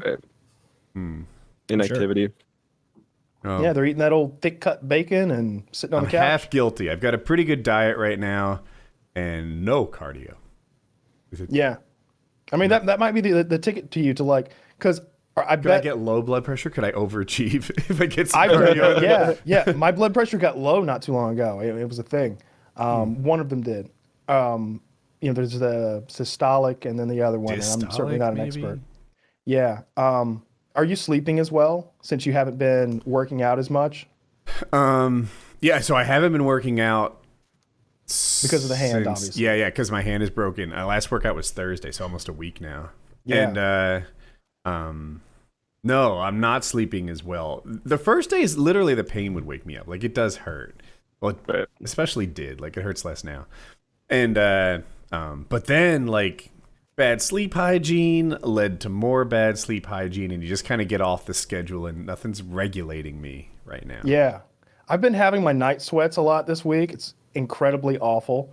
I just brought another comforter in and put it on my bed so I could stop washing the sheets. I sweat so much. Have you said what causes that? No one knows. No one knows. There's like 4 different causes. None of them are the culprit. And then the 5th is hyper sweatiness. And they're like, we don't know. Like, wait, no, that's the symptom. No, it's the cause. And I'm like, I don't get hyper sweaty when I work out or when I do cardio. I sweat a normal amount. Yeah, you've got hyper sweatiness. So like, I'll wake up and just be drenched. Even in a cold room? Oh. So did you just say you bought more comforters? I was trying to figure that out too. To sleep on top of. So that I'm not sweating into sheets that I then have to wash immediately. Like, I need something absorbent to sleep on. For reals. It's crazy. Kyle's got those nights, like dog piddle pads. It's awful. Like 3 nights last week, I woke up so drenched that like I usually wear like a tank top to bed or something like that, and some underwear, and I'll get up and have to like peel the fucking tank top off. Like, it's stuck to me. Like, I'll have to like right arm on my left side, left arm on my right side, and like do that like peel it off of you thing. And it's like when I throw it on my tile floor, it goes flop. Like, you hear it hit the floor. And you don't sweat a lot like the gym or during like the day? Like, you're not like pitted out constantly? Like if I were to like run 3 or 4 miles, I'd sweat a normal amount. It wouldn't be like weird or anything, but something. I think I am having nightmares. I do. That does happen a lot, so that might have something to do with it. Are you on that dream meds for sleeping? I do take my dream meds, but I'm certainly not going to blame Derek's product for my night terrors and sweats. Well, not terrors, I don't think that's related. It does say lucid dreams on it. Something like I do have lucid dreams. You take any kind of like medication or something though? You could any other medication for sleeping? Like melatonin or? Oh yeah, I take a whole I take like 5 pills. In the recipe Kyle takes that gives lucid dreams. Okay. Yeah, I do the sublingual melatonin plus the Gorilla Dream, and plus I take like an over-the-counter like Tylenol PM type sleeping pill. Right. I like to be knocked out. You do, yeah. Is this? Yeah. Okay. I mean, otherwise I wake up in the night, like 3-4 times. I have to take like quetiapine, which is like kind of underneath what's the really bad one that makes people like sleepwalk? Ambien. Oh, Ambien. It's like right underneath Ambien. It'll also make you tweet racist things. Only if you're Roseanne. Kyle, I wonder if you're on a counterproductive cocktail of sweatiness. Well, no, I guess I'm not saying the words, but it's like I know that sometimes you take stims during the day. You might take a caffeine pill or something to make the most out of your day, and then you take things to help you sleep at night. And those things are kind of, it's like you've got the heater on and the air conditioner on, and you're letting them fight. You know, the one thing last week, I didn't take any stims. I like backed off the caffeine to like get my tolerance back down. Maybe not being on the caffeine made me have those like night sweats. I don't know. I don't mind. It's super gross though. Like I hate it. Like I usually get up and take a shower. Huh. Yeah. Well, yeah. I'm wrong because my Jackie has ADHD. My wife Jackie, and so she takes Adderall, and then sometimes she takes something to help her sleep, and sometimes I don't know. Like they just start battling each other, and it can be like, well, maybe the problem with sleeping is related to our Adderall during the day, and then like perhaps the move away from the long release to something else so that it's long release is I'm not don't like that. I'm not a doctor, but I'll say this: long release makes me feel very odd. It is a uncomfortable feeling, like an antsiness, a just not comfortable in your own skin, sitting down kind of feeling, and going to sleep is impossible on long release if you don't time it so perfectly. Like if you try to go to sleep while it's still active in your system, in my case, it's just not happening. And attempting to do so is almost painful. It's so like I'm exhausted, but I'm also being stimulated. It's terrible. It's terrible. That sucks. I have the instant release is like, it's like anything else. It's like caffeine. It's got that half-life. It's like, this is going to end, 4 hours from now, it's half of it's gone. 8 hours from now, it's all gone. And there's a crash too. So like instant release will actually help you sleep in my case. My personal experience. Her experience, that crash is too early. When she doesn't take the long release, she's ruined at like 3 p.m. That's not what she's looking for. Well, I just have a little, Dose twice a day. I'm not a doctor, but if I had those issues, I'll say this. I would try to like lower my tolerance by taking like a 2-week break and then take half as much twice a day. Okay. When you said lower your tolerance, I processed it wrong. And I'm like just go take without twice it for a as while. much, I guess. To like, how much do you know what her dosage is? No. Yeah, if she's taking like say 25 milligrams plus, it's a hefty dose for XR, extended release. I don't know. I'm weird about Adderall and in general because on one hand I do think it's like almost that limitless pill, but on the other I recognize that it is an amphetamine, and the XR I would rather hit my fucking foot with a hammer every day than take XR every day. It's so bad. You don't like it. I take that modafinil, but very rarely. I've probably taken 5 total now. What is it? How do you pronounce it? I think it's modafinil. That's how I've heard it. Modafinil. Okay. And but the last so before I half the dose, which is the next thing I'll try, I tried taking it early. The day I broke my finger, I had a really big day. I was going to ride my motorcycle 2 hours to the trails all day long, 2 hours home. I'm like, today's a modafinil day. And I had to get up early, so I took it at like 6:30 a.m. And I'm like, maybe it won't impact my sleep because I don't know if I've ever gotten it this early before. But I came home with a broken finger and didn't sleep well, and I don't know what to blame it on.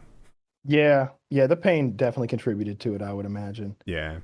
But I've only taken the extended release a couple times, and both times it was just torturous. A girl gave it to me one night, and that like ruined the next night. Like I took it at like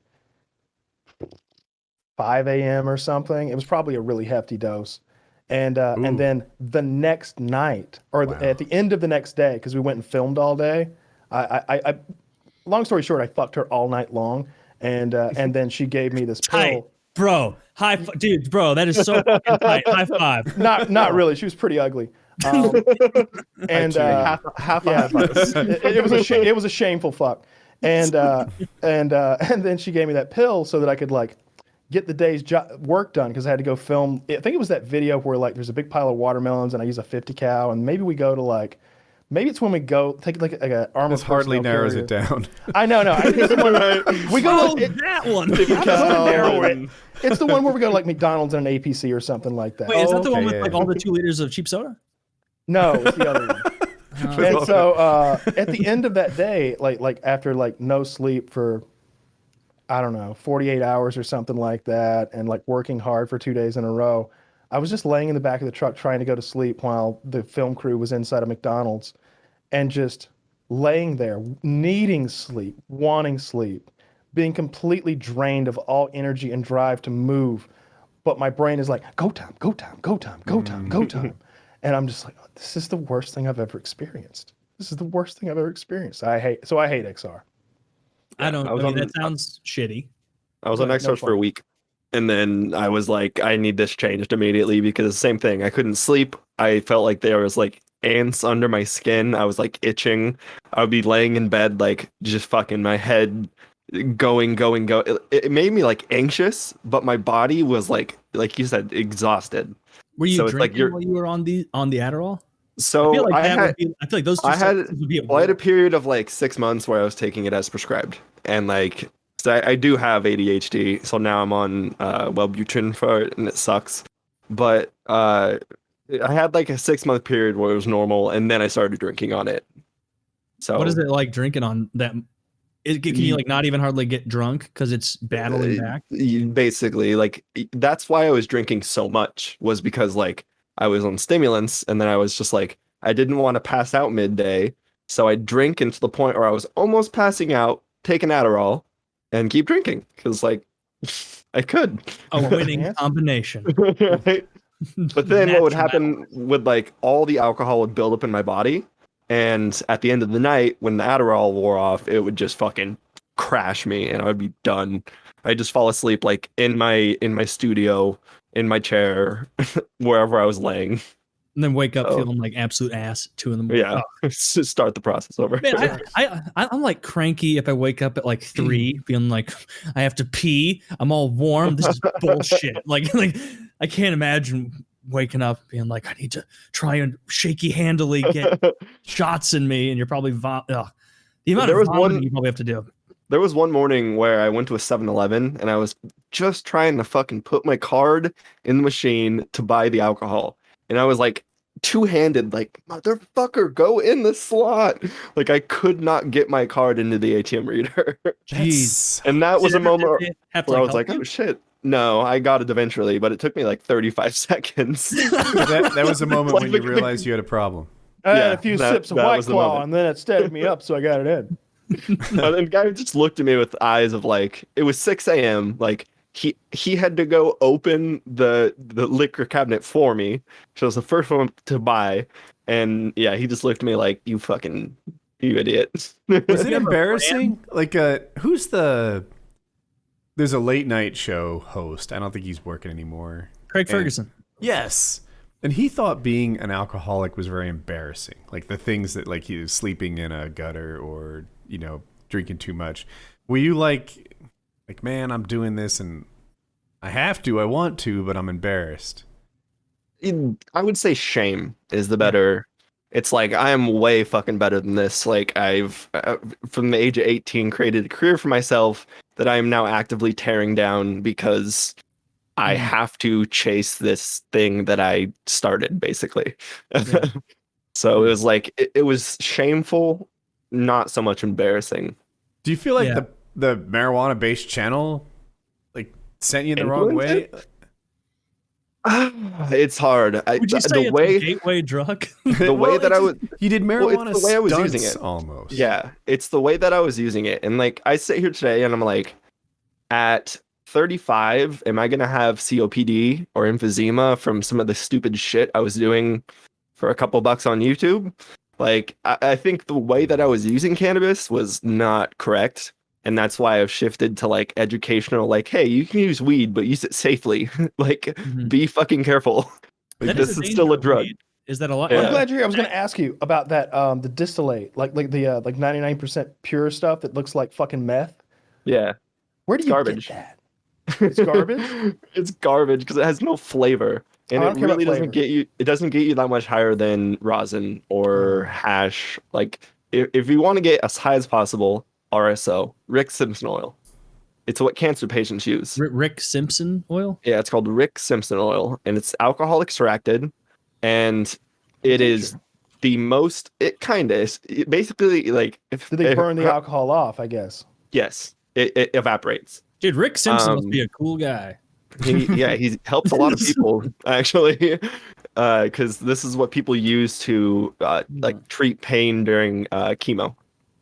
Is the main purpose. That's what we need.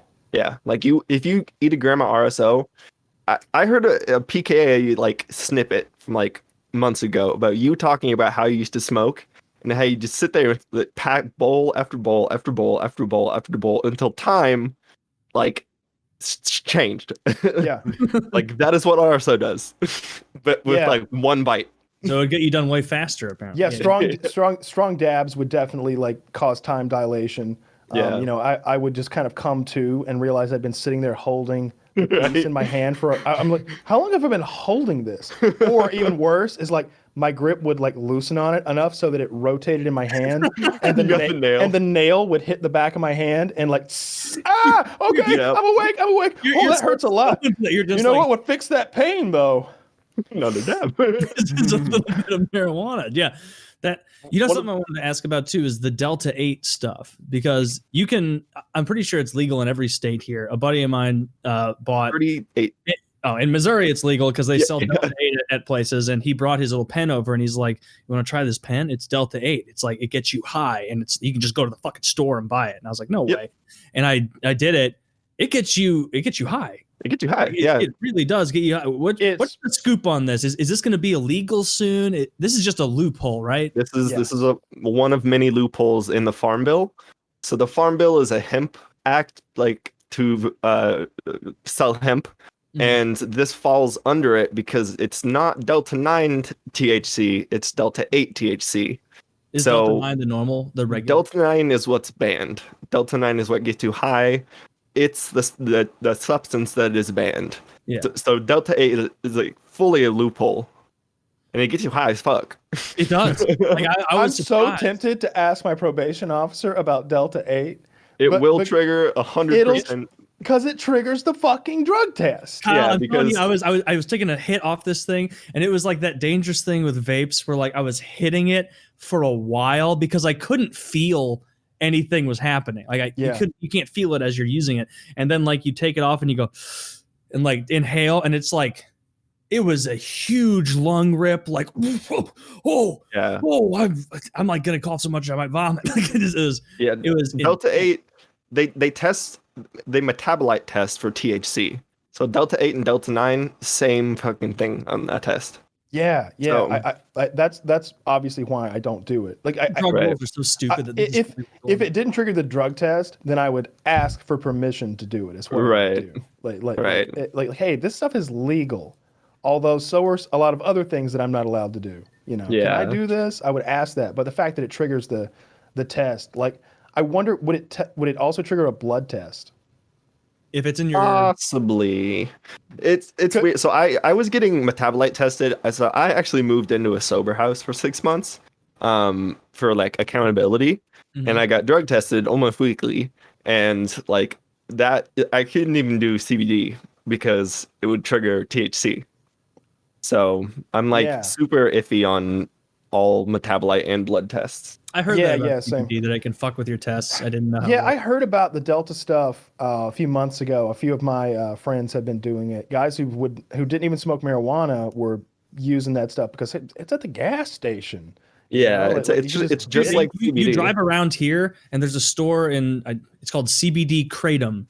And it's just a chain. Kratom's dangerous. CBD Kratom, and there's a whole chain of it, and they like have big like painted things on their wall, like Delta 8, get Delta 8 here, like advertising the hell. And Kratom, I didn't really know what it was.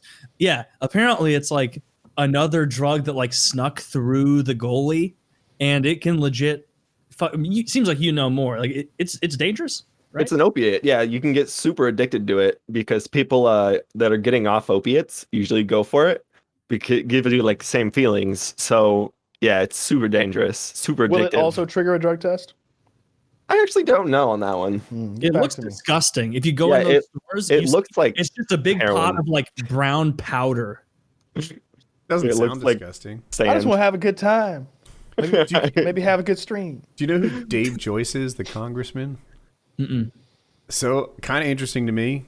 He's a Republican congressman from Ohio who put forward a marijuana legalization bill. Hell yeah. Yeah, and I generally think it's the Democrats who lead the way on marijuana legalization, but here's a Republican sort of leading the way. And I read his bill, and I read other people who I'm not a lawyer. And I read other people who did their analysis on it, and apparently it's just pretty good. Like, it legalizes pot, and it's not like a scam or anything like that. I will say, the Democrat legalization bill has good shit in it that are kind of poison pills to Republicans. They don't want to forgive all past felons, for example. Republicans don't. So this Republican bill doesn't do that. It doesn't expunge any records or any of that cool shit. This thing just makes pot legal, and it makes dispensaries able to use banks and stuff like that. Right. But it doesn't. It'll probably be a stepping stone bill. They probably won't do a big sweeping thing. But then who knows? Once the marijuana is legal, the push for all these actions might become so much lessened that it's all right, well, we satiated most of the people's concerns out there, and so we really don't need to pursue this. That's it. Yeah. That's how I feel. Do you have one opportunity to do this all the way, or can you do it step by step? I don't know the answer. No, I think it should be done step by step, because the states that have done it all at once usually fuck up. Like I think like specifically like economic impacts, positive economic impacts in taxes is what's going to shift Republicans' views on it. Because like a lot of money is going into school, a lot of money is going into like a lot of stuff. Yeah, look at Colorado. Roads. I think like multiple years in a row after Colorado what was it, 2014 or so when they legalized it? Like years after that, it was like, yeah, they're making more money from pot shit than they are from like the sin tax on booze. And so like billions. They doubled all of this. It's like 3 to 5 billion a year or something. I agree with everything you said. It is inflated because it was a tourist spot for it, but even so. I feel like everyone points to Colorado, but Colorado is the best success story of all of them. You know, California. New Jersey made pot legal, and I don't think that they're getting quite the windfall that Colorado did. Yeah, you can't ski there. I don't see everyone like, dude, we need to go on a Jersey vacation so that we can smoke pot. Like, right? People aren't doing it. Yeah. Well, if I went, Woody, I would go to South Jersey, the good South. Good call. Good call. Very good. Oh. Talking about Jersey made me think of the Flyers, and then the Flyers made me think of but Kyle's leaving, so I'll talk about that in a bit. We go ahead. I think that Jersey also monopolized it. There's like 3 companies that can grow in Jersey, and that's it. So I'm educated.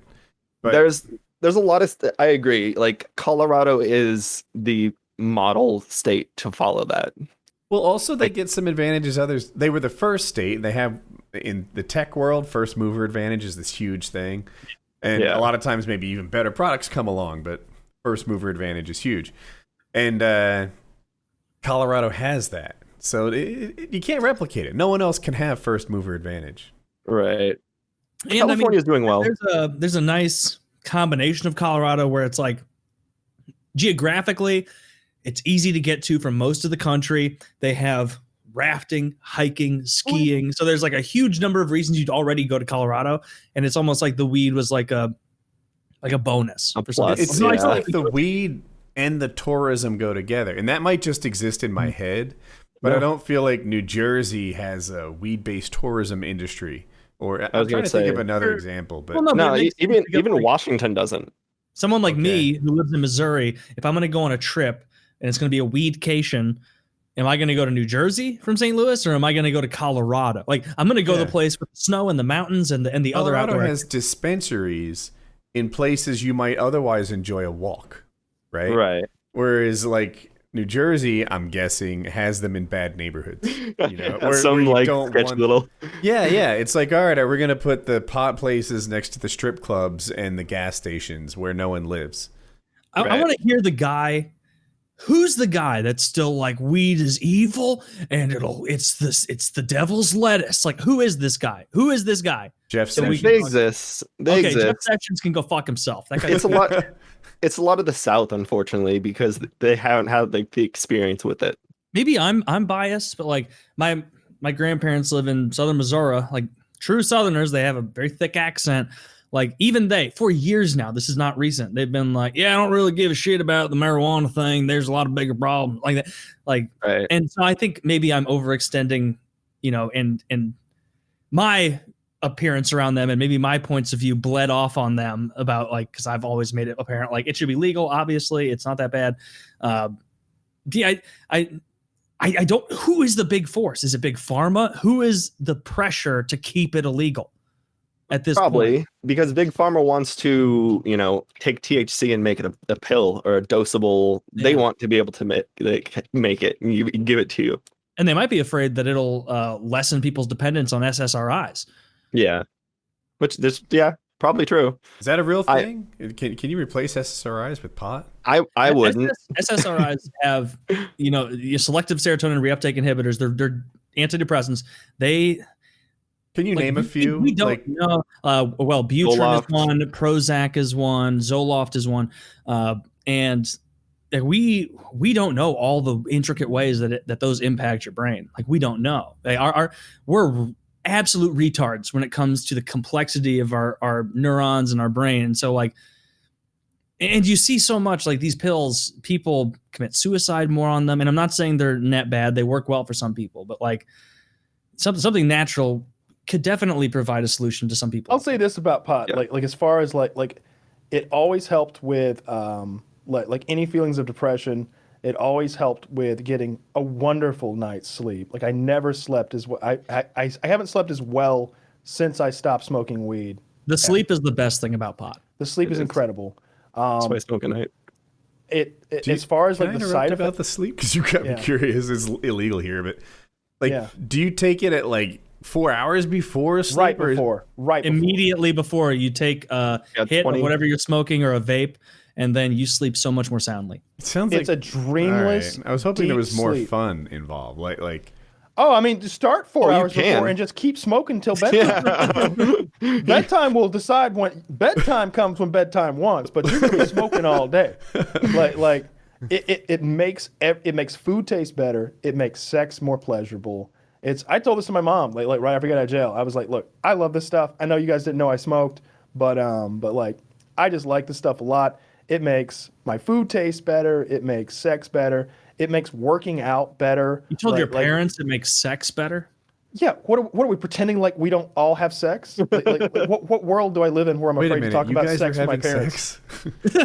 Allowed? I don't live in a universe where I'm afraid to talk about sex with my parents. I'm 35 years old. Yeah. I just told him, I was like, it makes everything better. I don't smoke and like go operate heavy machinery, or I don't smoke and shoot guns, but like. Yeah. I like to smoke and watch fucking Trailer Park Boys. I like to smoke and eat a good steak. I like to smoke and fuck my girlfriend. I like to smoke and go and have a wonderful night's sleep. And actually, name a thing, and I like to smoke and do that. Kyle honestly, likes to smoke I can't think of a thing. I can't think of the thing that smoking makes worse.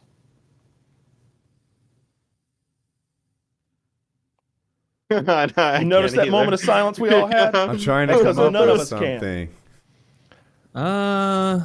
Taking your SATs. I mean, it would be different for if I had to take Kyle, a test. Because Kyle, you've always said like, oh, those first years I was high every single PKA.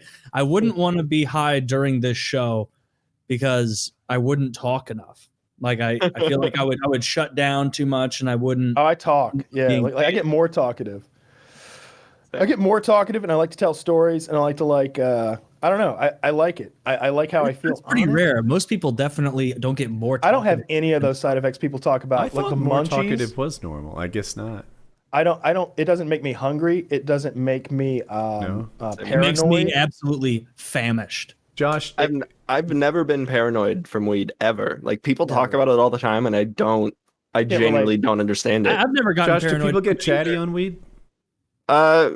Some people. Like I based an entire channel about getting super high and being chatty. So okay. I mean, you did, but you're a pro. Yeah, it's tolerance based for sure. Oh like, yeah, new smokers are gonna smoke and just be like, okay, chilling. Yeah. Like maybe the first time I smoked weed, or the first 10 times when I like started like ramping up more and more, like probably wouldn't want to have a conversation. I just wanted to go play video games. I wanted to go on a Skyrim adventure and just immerse myself in the world of Skyrim with a bowl and next to me. Dude, when I was in college, it was like 2010, 2011 is when Skyrim came out. I remember like just getting high as fuck. Like there were I remember like a couple like Friday nights. So I just got stoned as shit, and it just came out, and like I had a buddy of mine like, hey, you wanna come to this party? And I'm like, no. When did you graduate? Was it like 2014 or something? I graduated 13. Yeah, I just remember being 9 to 13. I think I remember being at my girlfriend's house and just getting high as fuck, and like having a phone conversation with you where you were high as fuck, and we were talking. I think at the time you were taking like physics or some sort of like space related shit in college, and I just had watched like astrology. I just had watched a documentary about like the sun or something, and we talked for like 45 minutes about the sun. Dude, I remember that barely because I was stoned off my ass, but so were you, and just stupid ass conversation like, dude, and like. Just like imagine how far away that is. Like that's like so many miles. Like how far is it? You're in Georgia and I'm in Missouri.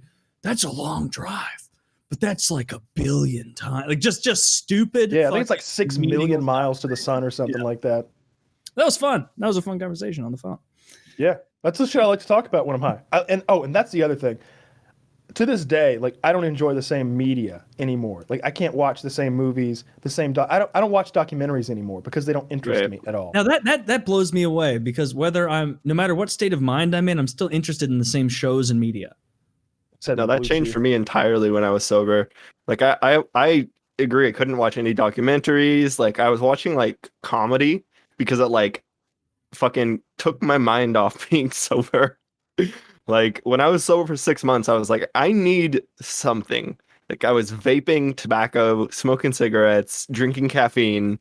I was just like, I need some kind of fucking relief, even if it's like once a week. Like pot.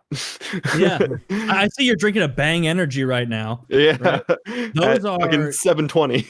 Those are, dude. I would be panic attack level if I had one of those at this right now. I had a Bang this morning because I still have some extra ones, and it took me 3 hours to drink the Bang because I got too aggressive like with my first few sips and it was nice and cold, and I started to get like. You're like, I hear my heart. Okay, you gotta slow down, bitch, because there's.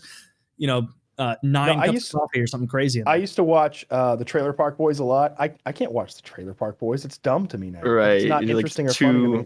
Right. Like, I can't. I used to like look so forward to like a new PBS documentary or Discovery Channel documentary, National Geographic documentary about penguins, bears, fucking black holes, whatever, and just wanted to get high and learn about black holes for 3 fucking hours straight. And then talk to my girlfriend while she's high about black holes. And I was like, what do you think? What happens to time in there? They say it sucks in time. Like, how big is it? Everybody thinks it's this big. But you know what? It's really like infinitesimally small. The part that you're seeing that's empty, that they call a black hole, is just the part where light is being sucked in. That's just where the light is being sucked. That's not the hole. The hole is this tiny little thing. Can you even imagine that? Everybody thinks that, but they're wrong. And just those conversations are fun when you're the sober. best. Yeah, conversations sober. That's true. I mean, the I don't remember when Planet Earth 1 came out. Yeah. Oh my God. I remember smoking so much weed and watching Planet Earth and just being absolutely mesmerized by the entire thing. Like, what other fish in the deep do we not know about? Like, what other things in the Mariana Trench could be uncovered? There are worlds we don't know about in the ocean. When you're trying to distract yourself, what were the comedy shows you were watching out of curiosity? I actually watched like a lot of what is that show called? The In-Betweeners.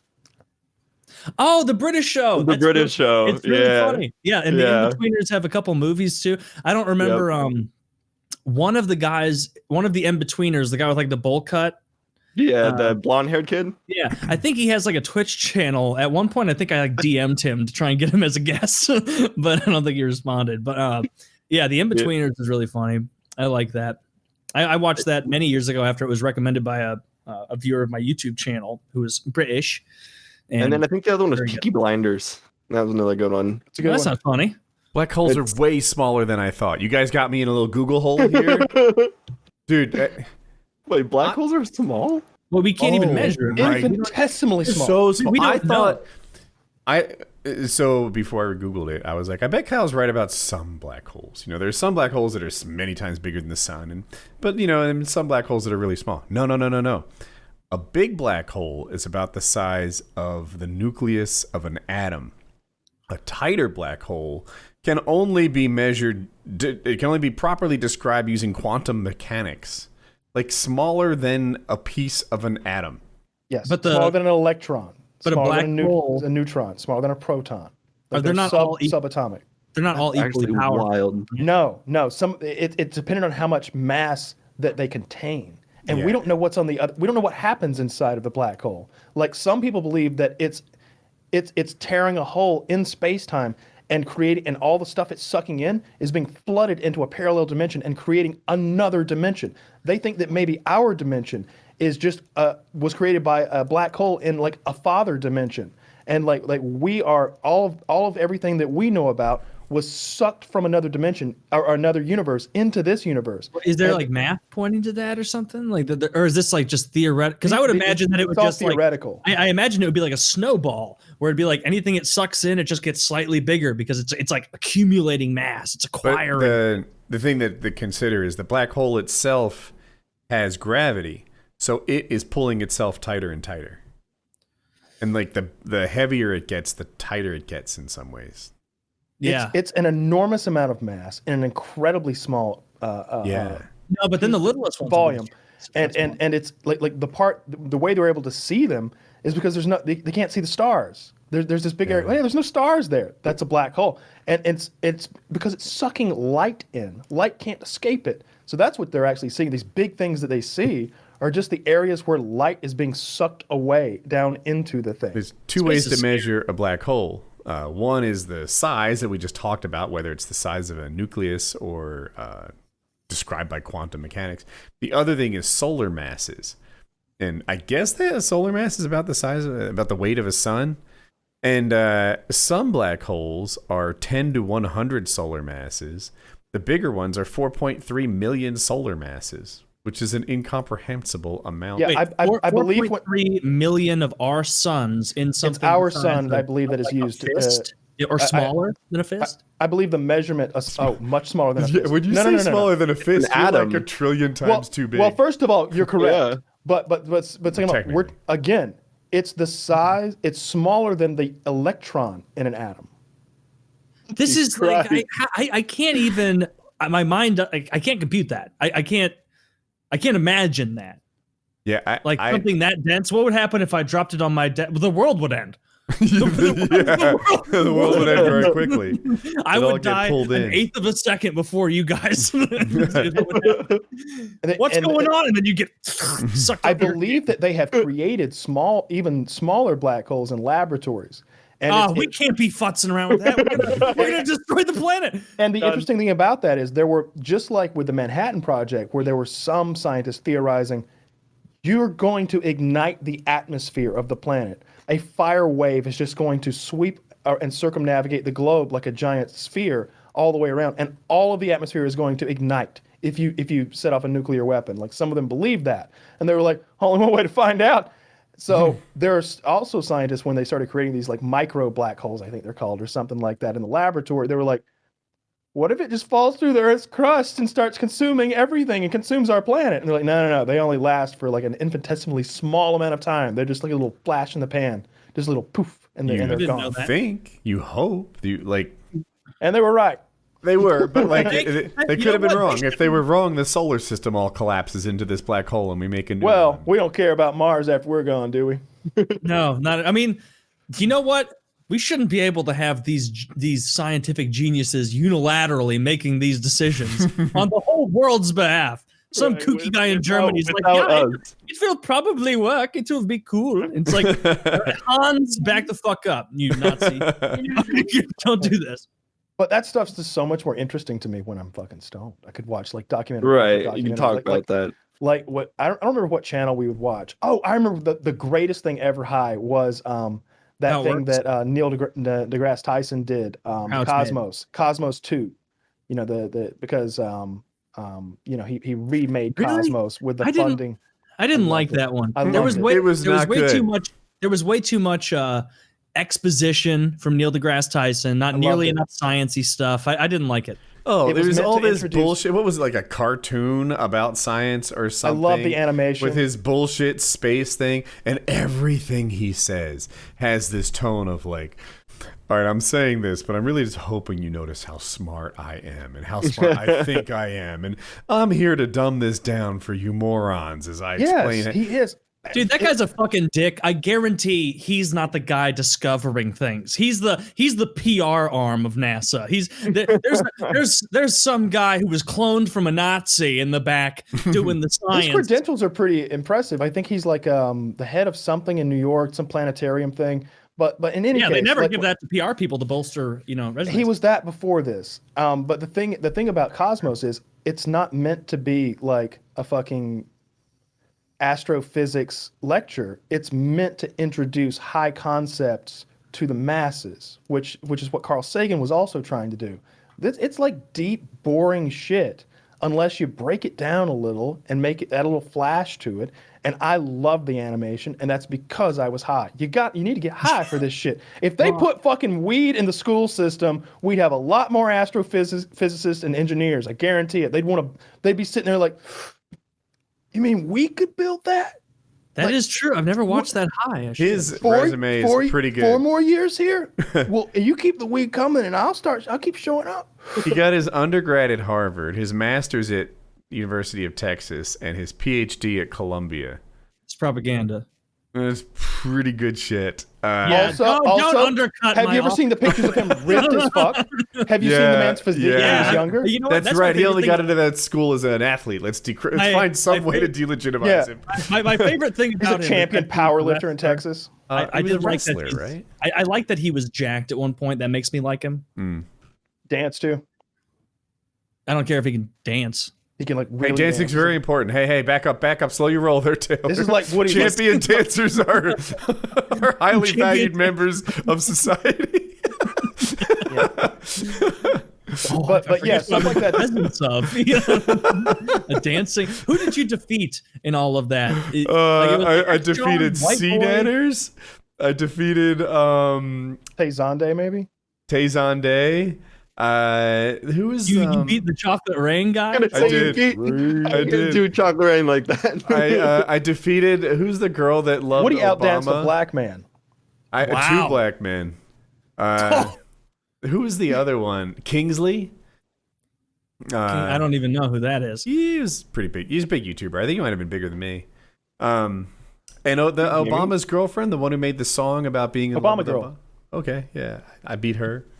But she wasn't the toughest one. The toughest one was the one that cloned herself.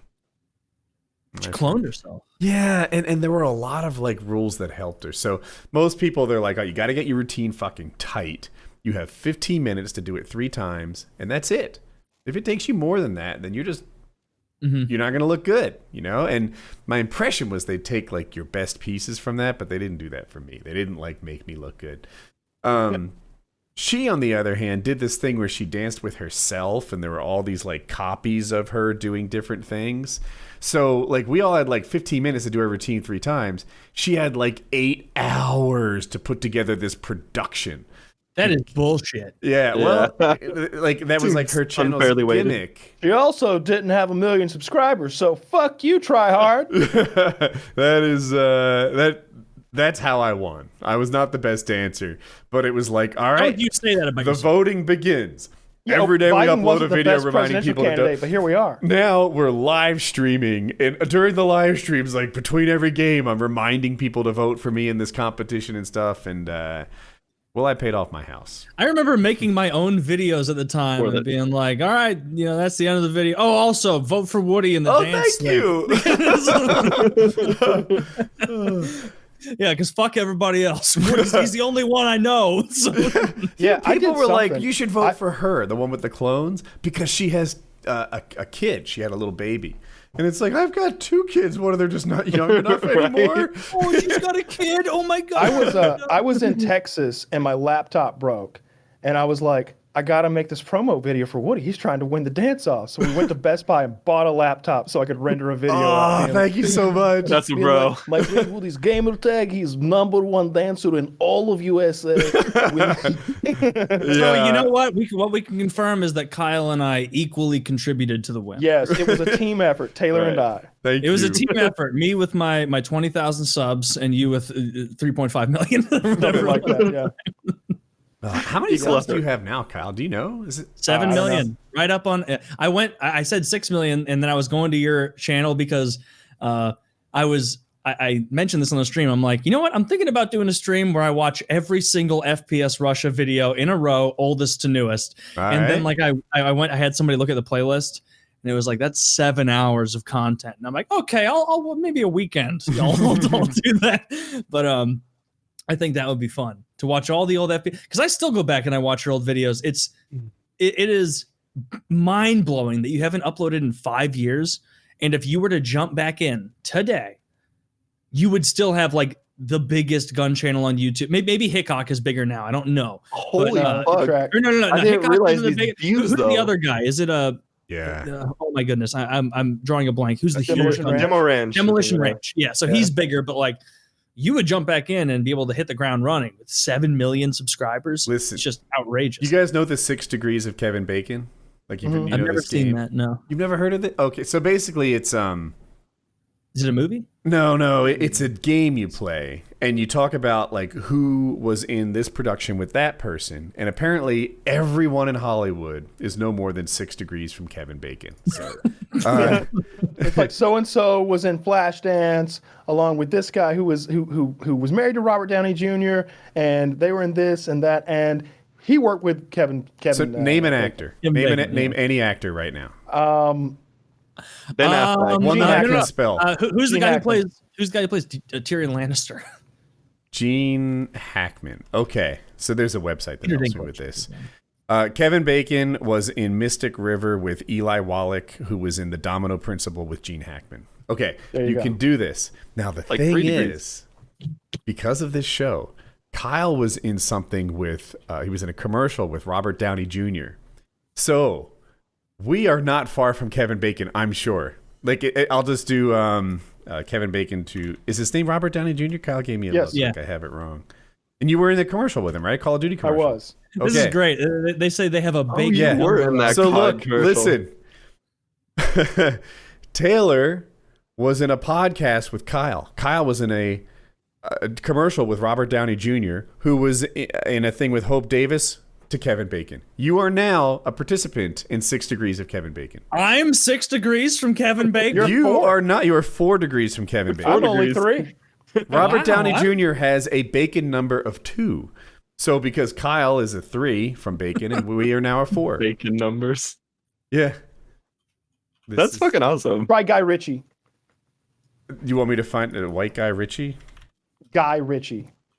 Guy Fieri. Ooh, wait, hold on. This might be. How do you spell it? Is it Riche? Ritchie. Oh my God, Guy Ritchie has a Kevin Bacon number of infinity? Because Guy Ritchie directed the commercial. Guy Ritchie cannot be linked to Kevin Bacon using only feature films. Do you mean a different Guy Ritchie? No. Oh, I don't obey the only feature films rule. That would ruin our Bacon numbers. Destroy our Bacon numbers. Man, I'm feeling pretty high on myself. 4 degrees from Kevin Bacon. You are 4 degrees from Kevin Bacon. Oh, thanks, Kyle, for getting me closer. That's the only reason I'm on the map, as far as I know. I don't, unless C Nanners has a Bacon number or something. Oh, okay, Kyle. So right now, the Colorado Avalanche are playing the Los Angeles Kings. And Colorado's already clinched a spot in the playoffs. But if Colorado wins this, there's 2 minutes and 10 seconds remaining in the second period. The Avs are up 4-1. If they win this game, they seize first place in the division, and they will play St. Louis in a 7-game series in the first round. And so we need, if that happens, it looks like 4-1. I imagine the Avs are going to win this against the Kings because the Kings are missing the playoffs. They kind of suck. So we got to do the $5 bet thing again for the first round. And I would love... maybe on the Discord, maybe that'll be a fun thing. Join the $50 patron Discord, and I think at least a couple of these games. Would you be down, Kyle, to do a group watch and watch the Avs versus the Blues? I mean, I really don't want to. Yeah, but it's more of like we'd be joking around and things. That'd be fun. You would like it. Kyle's overjoyed at this idea. He loves it. He's at a loss of words. He loves it so much. Man, I mean, like it would depend on the day. It's a 7-game series. I'm more just fucking around, but it would be fun to watch it in the Yeah, Discord. yeah. I've watched hockey. I've gone in the Discord and watched hockey with people before. It's fun. It's a good time. Yeah, but they like hockey. They do like hockey. That's great. The Avs versus the Blues. I really think the Blues have a chance. I really do. You know, the Avs are the better team objectively, but the Blues would have gotten steamrolled by the Vegas Golden Knights, and I think they have a much better chance against the Avs. So we'll see. Nobody cares about this. We can move on. But yeah, I'm very excited. Blues Carolina just beat Hurricanes, the Wild. one of the best teams in the NHL. You know what? If the Blues get knocked out and the Avs get knocked out, well, I guess, yeah, Carolina will be my East Conference team this year. I want to see them do well. I want to see them drive hard into the playoffs like they always tend to do. What I don't want to see is an uncharacteristic early exit from them. They're getting threatened by the Panthers for the conference title. The Panthers are so fucking good this year. They have a 6-game win streak, and the Hurricanes have a 3-game losing streak. They're still ahead, but that's got to be the best team to play for in the entire NHL. The Panthers. You live in Miami, and no one in the media gives a fuck. You could go out there not wearing gloves and it wouldn't even be a story. No one would care. Whereas like Toronto, they're like, did you see that Mitch Marner had a hot dog 4 hours before the game? What are we supposed to think about his commitment to the playoffs if he's eating? Like, that's what you get in Toronto. Meanwhile, living in Miami, you could just walk around and be like, hey, my name's Vincent Trocheck. I play for the Florida Panthers. And they're like, we have a hockey team? Really? Like, what? Carolina's that way too. That would be good too. Do you want to be famous? I think famous sucks. I don't think it's any good. But I can see how people would like. I can see a young person might like it, especially. You know, if fame gets you laid, if you go to a club and everyone knows who you are, and like, I think the Hurricanes are in Raleigh, right? Yes. Okay, I thought so. It's like being a faceless YouTuber. Like, you know, those like faceless like commentary channels that have like 3 million subs. It's like they're doing well financially, but no one knows who they are. That would be fucking awesome.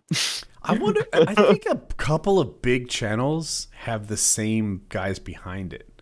I've thought the same thing. Which channels are you thinking about? I don't know which ones. It's a secret, but I guess Mr. Beast like participates in this like, I don't even know what they'd be, like Discord groups with just elite YouTubers, and they know who's who and who's behind different channels, and he said that some of these channels have the same owners, and I was like, which ones? He's like, no, that's on the down low. There's that huge account called Corpse Husband who like reads horror stories and things. Yeah, that guy is 100% guaranteed another YouTuber using a voice modulator. 100%.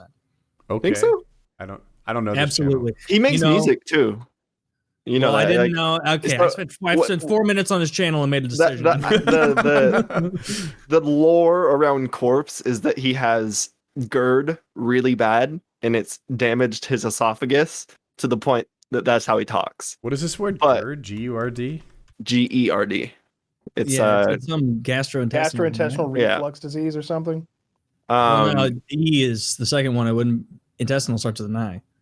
But he also like gastroesophageal.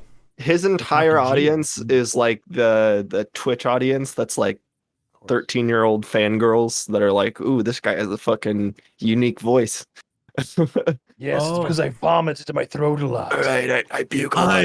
I have bulimia. And I've been vomiting. But like, he makes me about a ghost. His songs are called like "Cat Girls Are Ruining My Life." So definitely some other YouTuber masquerading as a different guy. Yeah. Absolutely confirmed. Another thing I'm seeing a lot of is like, have you seen these channels that are doing like rise and fall videos? I saw one on like wings and things. Yeah. There's that, and then there's like Internet a J who makes like rise and fall of this channel. Like what's the guy that used to hang out with Keemstar? Only Use Me Blade. Yeah. So there's like one called like Rise and Fall of Only Use Me Blade. I wonder if he's done any. Oh, I'm sorry. Carry on. I was just gonna say he does like every YouTuber. That's where. Does he do any falls of people who maybe aren't ready to admit they've fallen yet? This is really the least flattering thumbnail I've ever seen. The Only Use Me Blade. Internet AJ, his account, the rise and fall of Only Use Me Blade from Call of Duty to Rock Bottom. He picked a picture where he looks like a corpse with like missing teeth and hi guys. Oh, and the horrifying downfall of Only Use Me Blade mini documentary from Sunny V2. Yeah, lots of Blade stuff. Like Boogie, Keemstar, David. He's done like everyone. He did the fall Wings. The rise and fall of Keemstar. I thought Keemstar was kind of not fallen yet. I think Keemstar's channel is huge, isn't it? The rise and fall of Ninja's his most recent one. Is Ninja fallen? I hope I can fall as low as he is now. I think. Yeah, wait. The fall of all his he's videos just get falling over all his videos get over 1 million views. What are they talking about? Ninja's falling like healthily. A lot of people think. Like he doesn't look. Oh really? Good. Oh my god, this Blade thumbnail! I just found it. Yeah, did you see that? They even put like a negative filter to make the missing teeth pop. Like this is the full genre. Like there's 25 channels doing this right now, and it's like one of the new styles of. It's almost like documentary, like mini doc. Yeah. Well, I mean, if they already went to the rise and fall of Keemstar, they must be running out of people with like very 100%. clear rise and fall declines. And so now they're like, and even though his views are higher than ever, he's gay. I have a theory about this. I think they're choosing falls of relevant people because that's better clickbait. Like the rise and fall of PewDiePie, and people are going to be like, "Oh, fall of PewDiePie, tell me more." Whereas if they do the rise and fall of like some irrelevant guy who's like now addicted to meth, like I'm just amazed they haven't done one for Shoenice guy. Sabe, what was his name? Tabe. Yeah. If they like Tabe isn't the clickbait that he was 10 years ago, so it's not going to get this guy the views he wants. Or like Shoenice, like. Shoenice would be a great one because that man has a crazy fucking life. Yeah, like that guy called our podcast a lesbian book club, and honestly, it's fucking hilarious. It's honest. It is such a funny line. I wish I had thought of it. Because like I remember he said that and I had to be like, what a bastard, but I was like, God damn it, that's so funny. Yeah, as soon as I heard that, I was like, sick burn. Somebody get me that phone number. Like the guy that drinks paint just owned me. He did. Is he dead yet?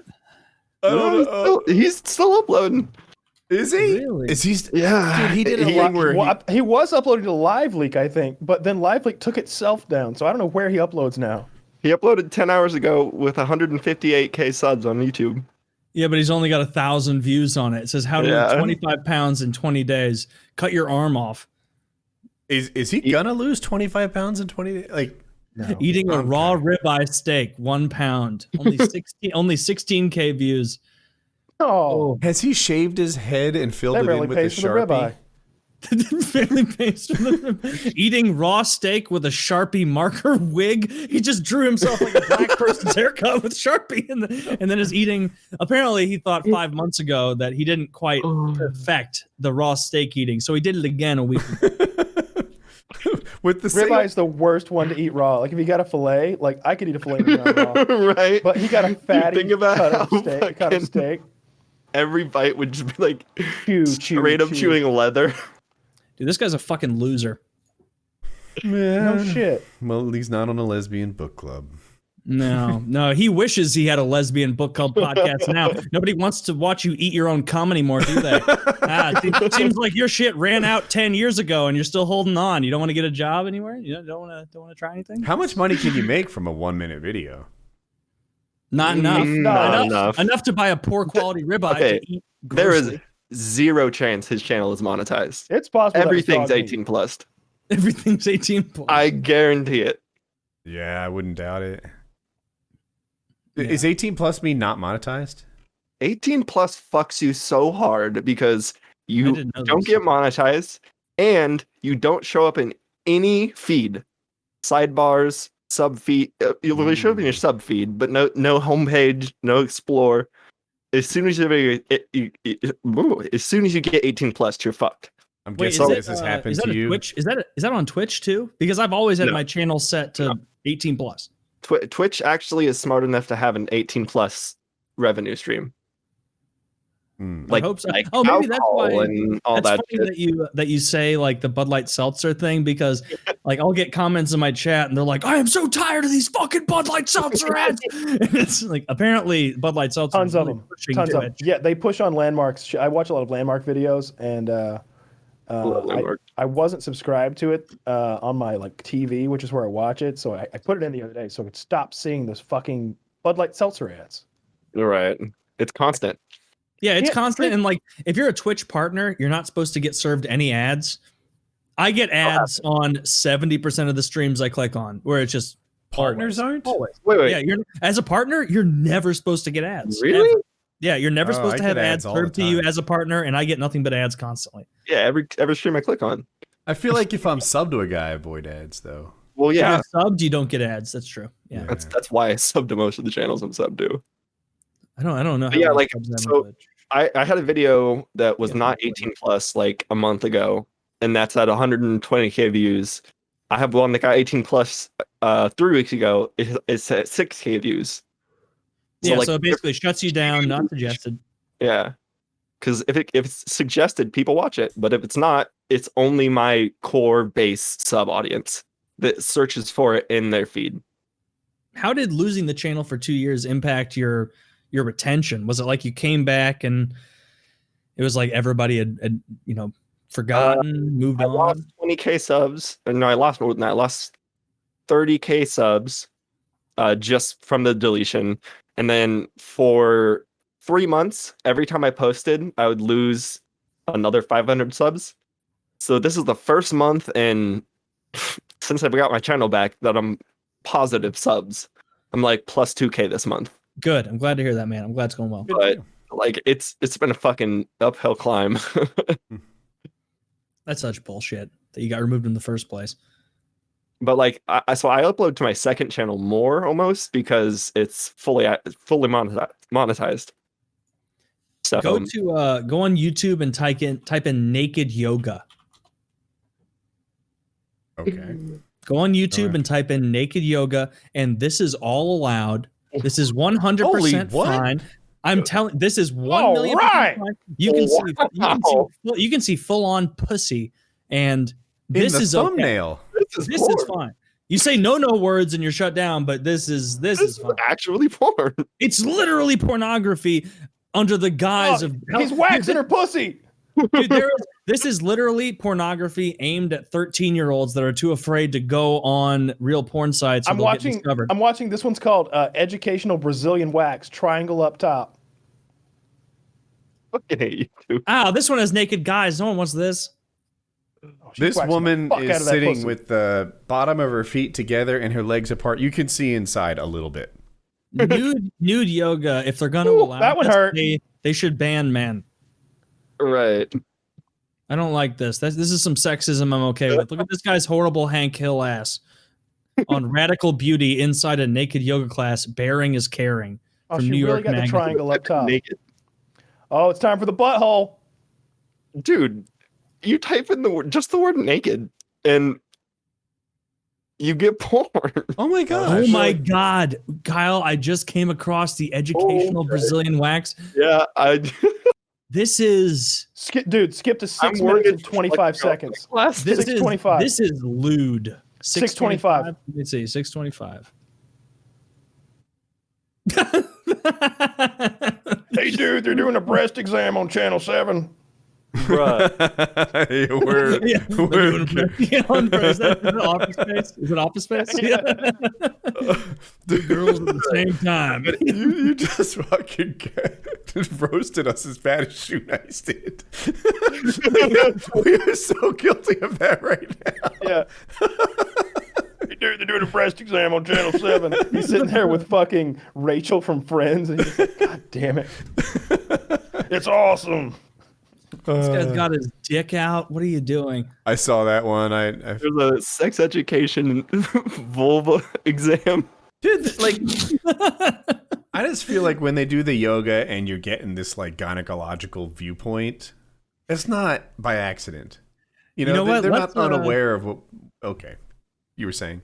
Yeah, I was saying, let's put naked yoga in the title of this video and we'll steal some of these, because apparently you can say naked yoga, no problems. It's in a million videos. I put the word weed in my title and it gets fucking removed. Nope. What you need to do is take your pussy out and spread it and show how you would wax your asshole.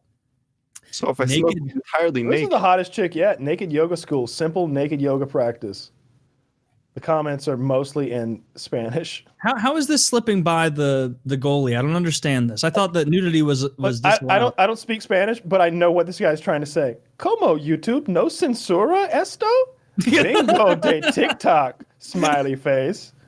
Ah, he's horny. Did you guys already look at sex education, female anatomy, vagina, vulva examination? Yeah. I watched a woman I watched a woman pouting her pussy over. It's called The Differences Between.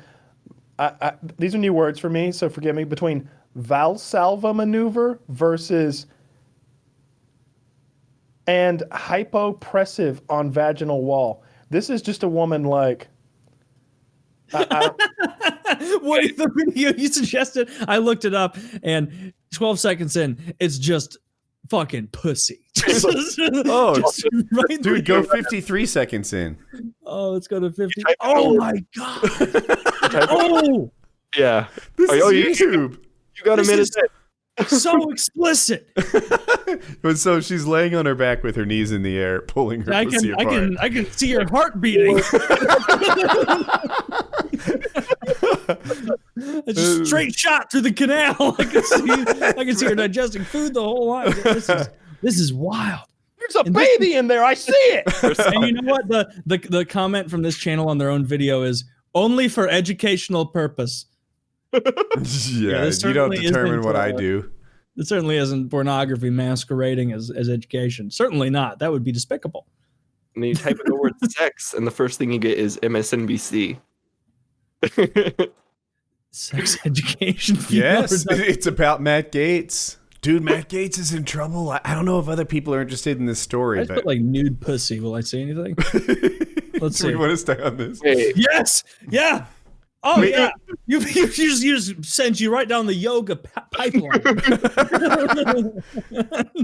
I'm sorry. Go ahead about that. God, dude. You can just look up. Wait, let me. If you search for naked pussy, this woman, I guess, gets molded again. They're making sex toys off of her. Getting molded again. Timestamp that one. Shower. The very bottom thing. This guy's living his best life. Bro, okay. I saw that one. I didn't like it. There's a lot of dick in that one. There's a lot of dick. Getting molded, I was like, okay, this isn't like this. She's clothed, and then 8 minutes in. I just put in I put in bareback pussy fuck just to see what would come up on YouTube. and there's a video that came up that's called "How to Sex a Woman with a Wide Vagina." How to fuck a wide VJ. Is this a thing? Do some women have wide vaginas? Yeah. And she's like, this is outrageous. The first video when you search bareback pussy fuck is from Cosmopolitan saying shower sex positions attempted by real people. Let me see if there's actually. They're wearing. I've never looked for porn on YouTube before, but porn pussy fuck is what I typed in. And I learned this because someone in my Twitch chat was like, "You think hot tub girls on Twitch? Look up naked yoga on YouTube." And I did, and I was like, "Oh my god." Dude, there's a video with 10 million views called "For Pussy Eaters, the Racetrack Sex Position." I don't think I know the racetrack sex position. For pussy eaters, racetrack sex. Let's see. How is this not just reverse cowgirl? What are they doing? Sex is a workout. Yeah, if you're fat. Yeah, sex is a disappointing amount of body exploration vagina. Subscribe now. Discover the vulva. Cowgirl? That's a speculum. That's normal cowgirl. Oh, wait, hold on. This is, I just found another educational video. This one's called "What a Pussy, I Can't Resist. Pussy Eating and Pounding Till Cream Pie from Behind" by Mr. Pussy Licking. So it's good they've got it. Noted YouTuber, Mr. Pussy Licking. Mr. Pussy Licking, you know. See, Mr. Beast does own several channels. Hi, guys. If you can lick this pussy to coming, I'm going to give you $10 million. We went into a random town and bought all the restaurants and all the houses, and now we're keeping the residents as slaves. That's a good-ass Mr. Beast video. we've taken an entire small Arkansas town and turned them into indentured servants. We purchased their debt from the bank. We purchased the entire debt of a small town from a bank. I'm now a dictator. Martial law has been established. Martial law has been. Chandler, do something funny. You know, be silly. Beast law. Yeah, it's beast law. He makes Boogie the chief of police. No more warning shots. That's our logo. It's a whole town of YouTubers, and it's a lot of fucking weird people here. A lot of people messaging minors on Discord. Man, it turns out there's a lot of YouTubers messaging minors on Discord. And now they're the sheriff of Beast Town. That would be a hilarious video. I want to see the eventual culmination of Mr. Beast is he's a dictator somewhere, or he's been a fool us evil mastermind the whole time. He actually owns a country. Yeah, he's a full country. We bought Bulgaria. Yeah. This week I bought Romania and I shoot all the gypsies out. Matt Gaetz. I was starting to talk about. Oh, Gaetz, yeah. Dude, so his I'll call him his co-conspirator, his buddy, who was like paying the underage whores or whatever. People got mad when I called women who take money for sex whores. Okay. Sex worker. Yeah, I guess. But I think they were saying it because those underage girls aren't the ones getting the money. It's their pimps who are taking advantage of them and forcing them into that position. So like the underage girl herself isn't the one getting the money. It's some guy. And that makes them not whores? I don't know. I'm very confused. Definitely not. It's a woman trapped into being sexually exploited. That is, they contact, not in the Matt Gaetz situation. I thought she was an underage girl that was coerced into having to do these things. But there's no pimp involved or anything. They picked her up like at college directly. I think she put herself on websites and like, I'm pretty sure there's no pimps involved. But I'm not.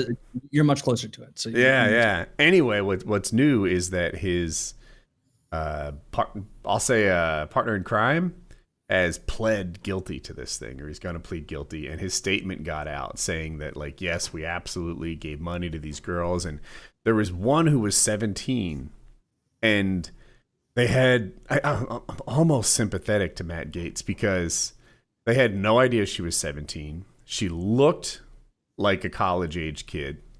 If you're in college, you're probably 18. All her friends were college age kids. She said she was a college age kid, so she lied about her age.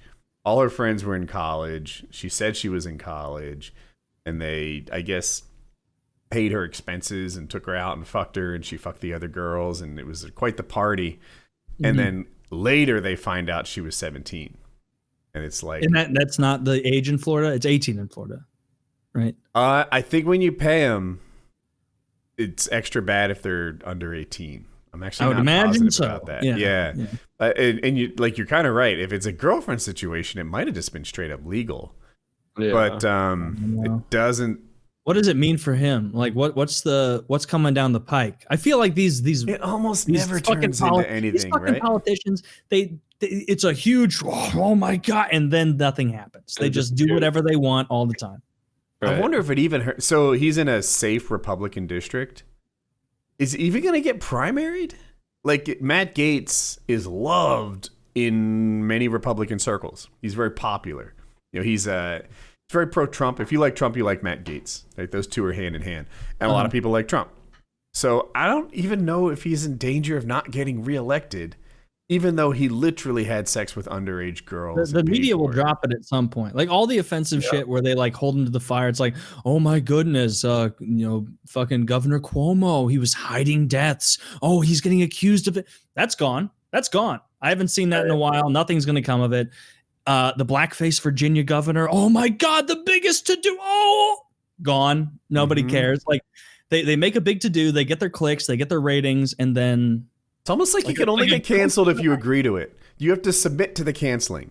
If you just say, actually, no, then they're like, oh, well, okay. Dick Masterson's advice: never apologize, because the people that are trying to get you to apologize aren't doing it because they're earnest. They're doing it because they're trying to get you to admit fault. And once you've admitted fault, then they can go hog wild. That's the way this works. It sounds rightish. Yeah. They tried to cancel Trump 1,000 times, and he was just always like fuck you. Fuck you. Two, here's another thing to talk about. Well, I mean, they did cancel Trump in the end. They banned him from all social media, and while he was the sitting president, no less. They got rid of him from everything. It's just really that what that elucidates is how much big tech is like. They're so unbelievably powerful, and it's just once a bunch he of lost the election, and they stopped treating him like the president.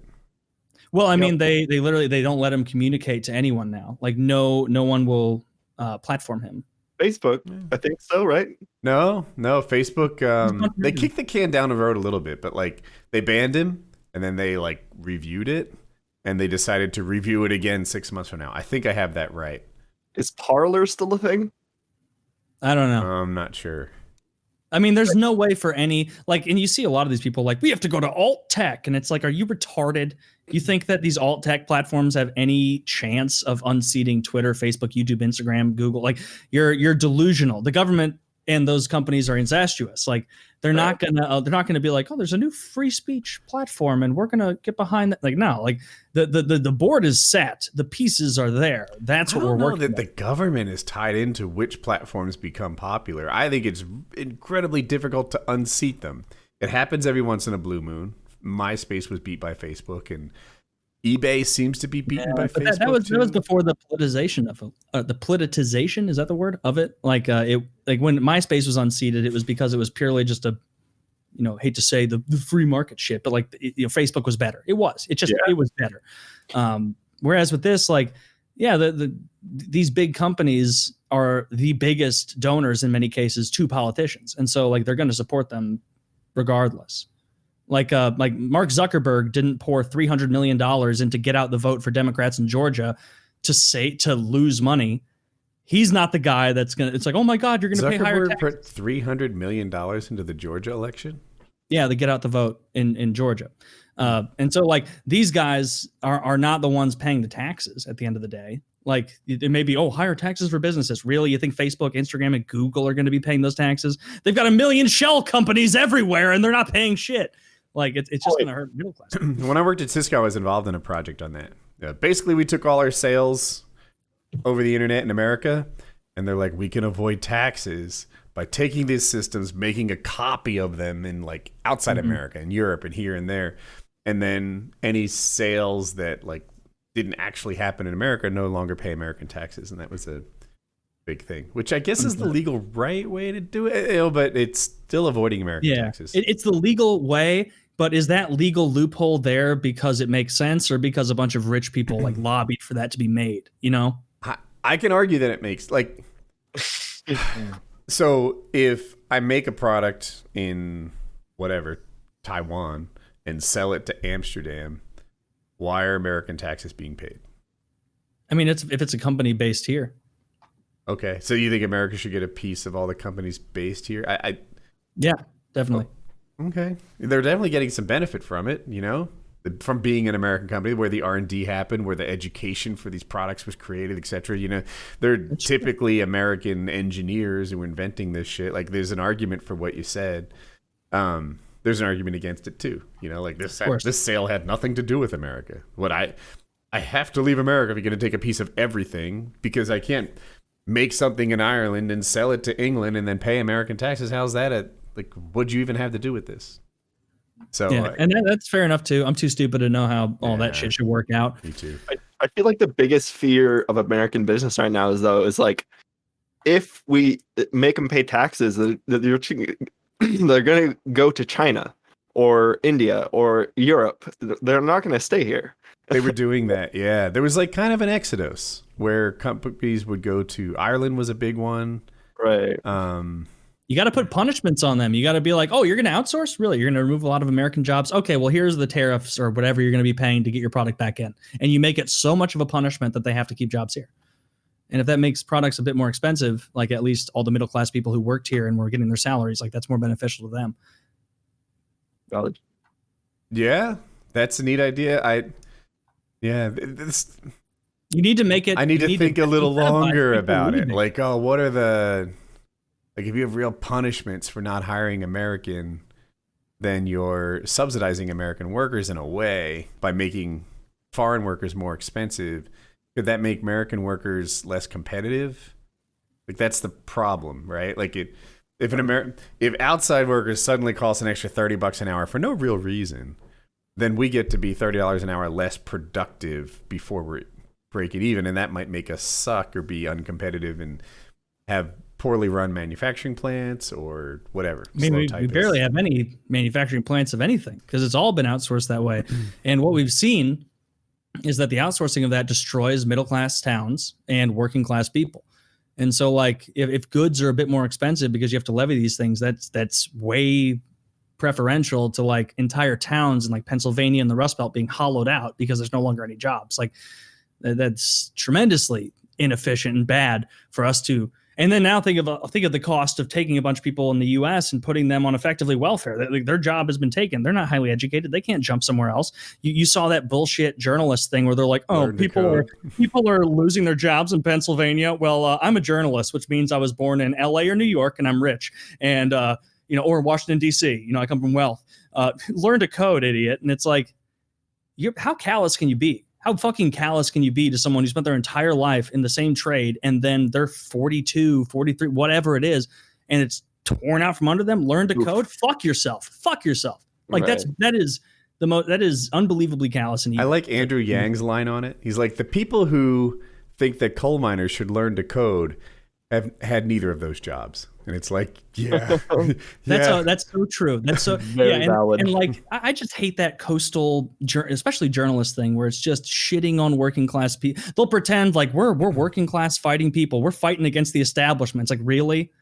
You work for the Washington Post, owned by the richest man in world history. You're fighting the establishment? Really? You wake up at noon, look on the fucking computer for 2 hours and write for 2 hours and get paid for $40 an hour for it. Like, yeah, and maybe not even that much, but it's like, man, you're really fighting the system. You tweeted 13 times since 9 a.m. and it's 10. So yeah, I'm sure you're really grinding it out hard against the establishment. It's just it's annoying. It's annoying to see that. Just the absolute derision and hate that a lot of people you see on the coast have for like normal people in Pennsylvania and the Rust Belt who have these jobs that they see as like, oh, lesser than. I would never do that. I would never work on a pipeline. Really? If that was your only option, you're not educated and you don't come from wealth, you wouldn't work on the pipipeline to provide for your family. It's like that's what they were born into. Both pipeline pays well. I think the pipeline guys hate the coastal guys just as much. True. Oh, yeah, for sure. But I would say that their hatred is more accurate because do those coastal guys, or I'm sorry, one of those sides has huge amount of reach and voice in the media, augmented, and the other side are dirt farmers who don't have any institutional power whatsoever. And so, like, it's absolutely a mismatch as far as influence. I hear you. I mean, I learned to code, and I didn't feel like I had anyone helping me. Like, I worked in a group with like, trying to get the numbers right. My group had like 20 people. They're like 18 non-Americans, and it's like, I'm not getting any protection here. We're straight up importing people from India to get all these jobs. We're like, I'm not feeling like I'm some influential media person who's getting all these benefits. I'm under attack left and right with pressure to lower wages, and like, this is a tricky job that not everyone can do. For sure. And don't think that I was saying coastal, like the entire. I was talking specifically about like the way that I see journalists treating those people, not other people on the coast, like hardworking people like you. Hardworking. I did have a ping pong table. He's work. one of them. You did have a hardworking. Yeah, you're dominating fucking Venetian ping pong every day. Yeah, some of them I could beat. Fucking what was his name? We called him Chumbawamba. I forget. There was a dude who was on his college ping pong team in India, and then the table tennis team, I guess. But he kicked my ass. He kicked my ass with shit that didn't even look good. I have a power game, so I would just like smash it as hard as I could. And if you didn't know anything about ping pong, it would look like I was quite good. This guy had a spin game, and he would just lob this like mocking shit at me. And I try to overpower it, and it wasn't that successful. And there's too much spin, and you're just going off the table. I'm just like into the net. He's got so much backspin that it augments your forespin, and right in the net. I'd hit it at him at like Mach 1, and like he'd just catch it at the bottom of the table and spin it from here. It'd like come over the side, not even over the net, and just do wacky shit. And he wasn't impressed with my power game at all. Ping pong is one of those activities that you'll think like, I'm pretty good at this. And then you play someone who is good and you're like, oh, I was woefully misinformed about my ability. He's like, and you can tell because like I was playing a buddy of mine who I'd never played before. And this was many years ago at his house. He had a a ping pong table that should have clued me in. But I was like, yeah, I'll play against you, man. And like the way he served before he hit the first one, he like threw it up in the air like a legal serve, and then went like on the down thing, and it was like it bounced back over to his side. Did it literally? Yes, it literally did. I was like, that's a good serve. This isn't fun, man. Like I went instead. Did he stomp his foot on the serve? No. All the Indian guys would disguise their serve by stomping their foot at the same time. So they throw it up and hit it like that. And it's just a little more to toss you off. Toss you off, that might mean something different. It does. To toss you off. It's just a little more to masturbate. His name wasn't Hussein, I forget. Anyway, Chumbawamba. He would beat me in ping pong, but he gained weight after he left college. And his pants were so tight he couldn't pick up the ball anymore. I thought he was injured because he had like a really particular stance where he had to bend over from like the waist up the whole way. But it was because his pants didn't allow him the flexibility to pick up a ping pong ball. Good times. It's very like college. Very college. Yeah. I like sports that are like one-off like that, like ping pong. Like my new thing, slap fighting.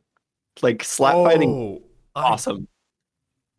I think Eastern Europeans and Russians are really into that, right? Yes, Dude. Look up Punchdown, and it's these fucking huge Polish dudes just slapping the daylight out of each other. Kind of cheat. Like I think the intention of it is that you put up with a slap, which is like this open-handed kind of, I don't know how to describe slap versus palm hit. Yeah, no, they hit right here. They hit like jaw to palm. It's pancreas, but with no defense. Yeah. Yeah, I think it's not supposed to be. So they added chalk to the hands so you can like sort of see what happened, but it's really just palm striking guys in the face until one gets knocked out, and the loser is oftentimes the one who broke the rules less. Right. And that's the challenge of watching. This is hilarious content. I want to watch this on Twitch. Oh, yeah. This is so funny. Perfect, like stream content. 9 times out of in MMA, you can look at their bodies and make a guess, but it's not a very good indicator. Oftentimes the people with worse physiques win the fight. In these ones, seems like the fat guys get some real power. Big guys win all the time in slap fight. It's very rare that they're like, some guy comes up, he's fit as fuck, he's 167 pounds and ripped. What are you doing there? That 300-pound monster is gonna hurt you, and he does every time. Right. The World Slap Fighting Championships. Man, we've gotten too advanced to allow things like this. Great. We're out of ideas. Aren't we? We're out of things to do. We're like, now that we all have our food and shelter taken care of, we'll come up with awesome things. Slap Fighting Championships. Slap fighting is crazy. I've seen a lot of it. If you go, it makes it on the Reddit front page a lot. That's why I know what little I know about it, dude. And then I like the measure up where they reach their hand out and they like try and gauge exactly where they're gonna put the bone here. Yeah, and then the other guy has to like sit through that process, right? So you're doing one of these, like getting ready for it. I'm waiting for the one guy to bite the other guy's hand. Flinch, it's a penalty. So you have to stand there and get slapped in the fucking face without flinching. Fuck that. This guy pulled back a little bit and he made it so the other guy only got some fingers. So I don't know if that's allowed. He'll probably get fouled. That's preferred if you're getting slapped. You want you want to get, that's what I'm saying, is that the other guy lined it up and then as he was swinging, the guy kind of just a fraction of an inch, enough to get that out of the way to get the palm I also off. think beard is a huge advantage. Do you think beard provides significant padding? Yes. better than nothing. Really? Because I think if you were to hit me through my hair, it would not provide significant padding. I think the friction is also a thing because with a bare face, you like hit and you keep contact, but you kind of slide off the slick hair. That's an excellent point. Obscure the target a little bit too. Yes, it could obscure the target. Yeah, it makes it hard to see where to slap. You want one of those Leonidas beards that makes your chin look like it's down here somewhere. So the guy just whiffs. Your beard just straight hair just. You guys want to call it a wrap? Yeah, we call it a wrap. Where can everybody find your stuff, Josh? You can find me on YouTube at StrainCentral, Instagram at Strain_Central, Twitter at StrainCentral. All right. Yeah, thank you for coming on. We enjoyed you. Thank you, guys. Thank you very much. Glad you're doing better. PKA 543.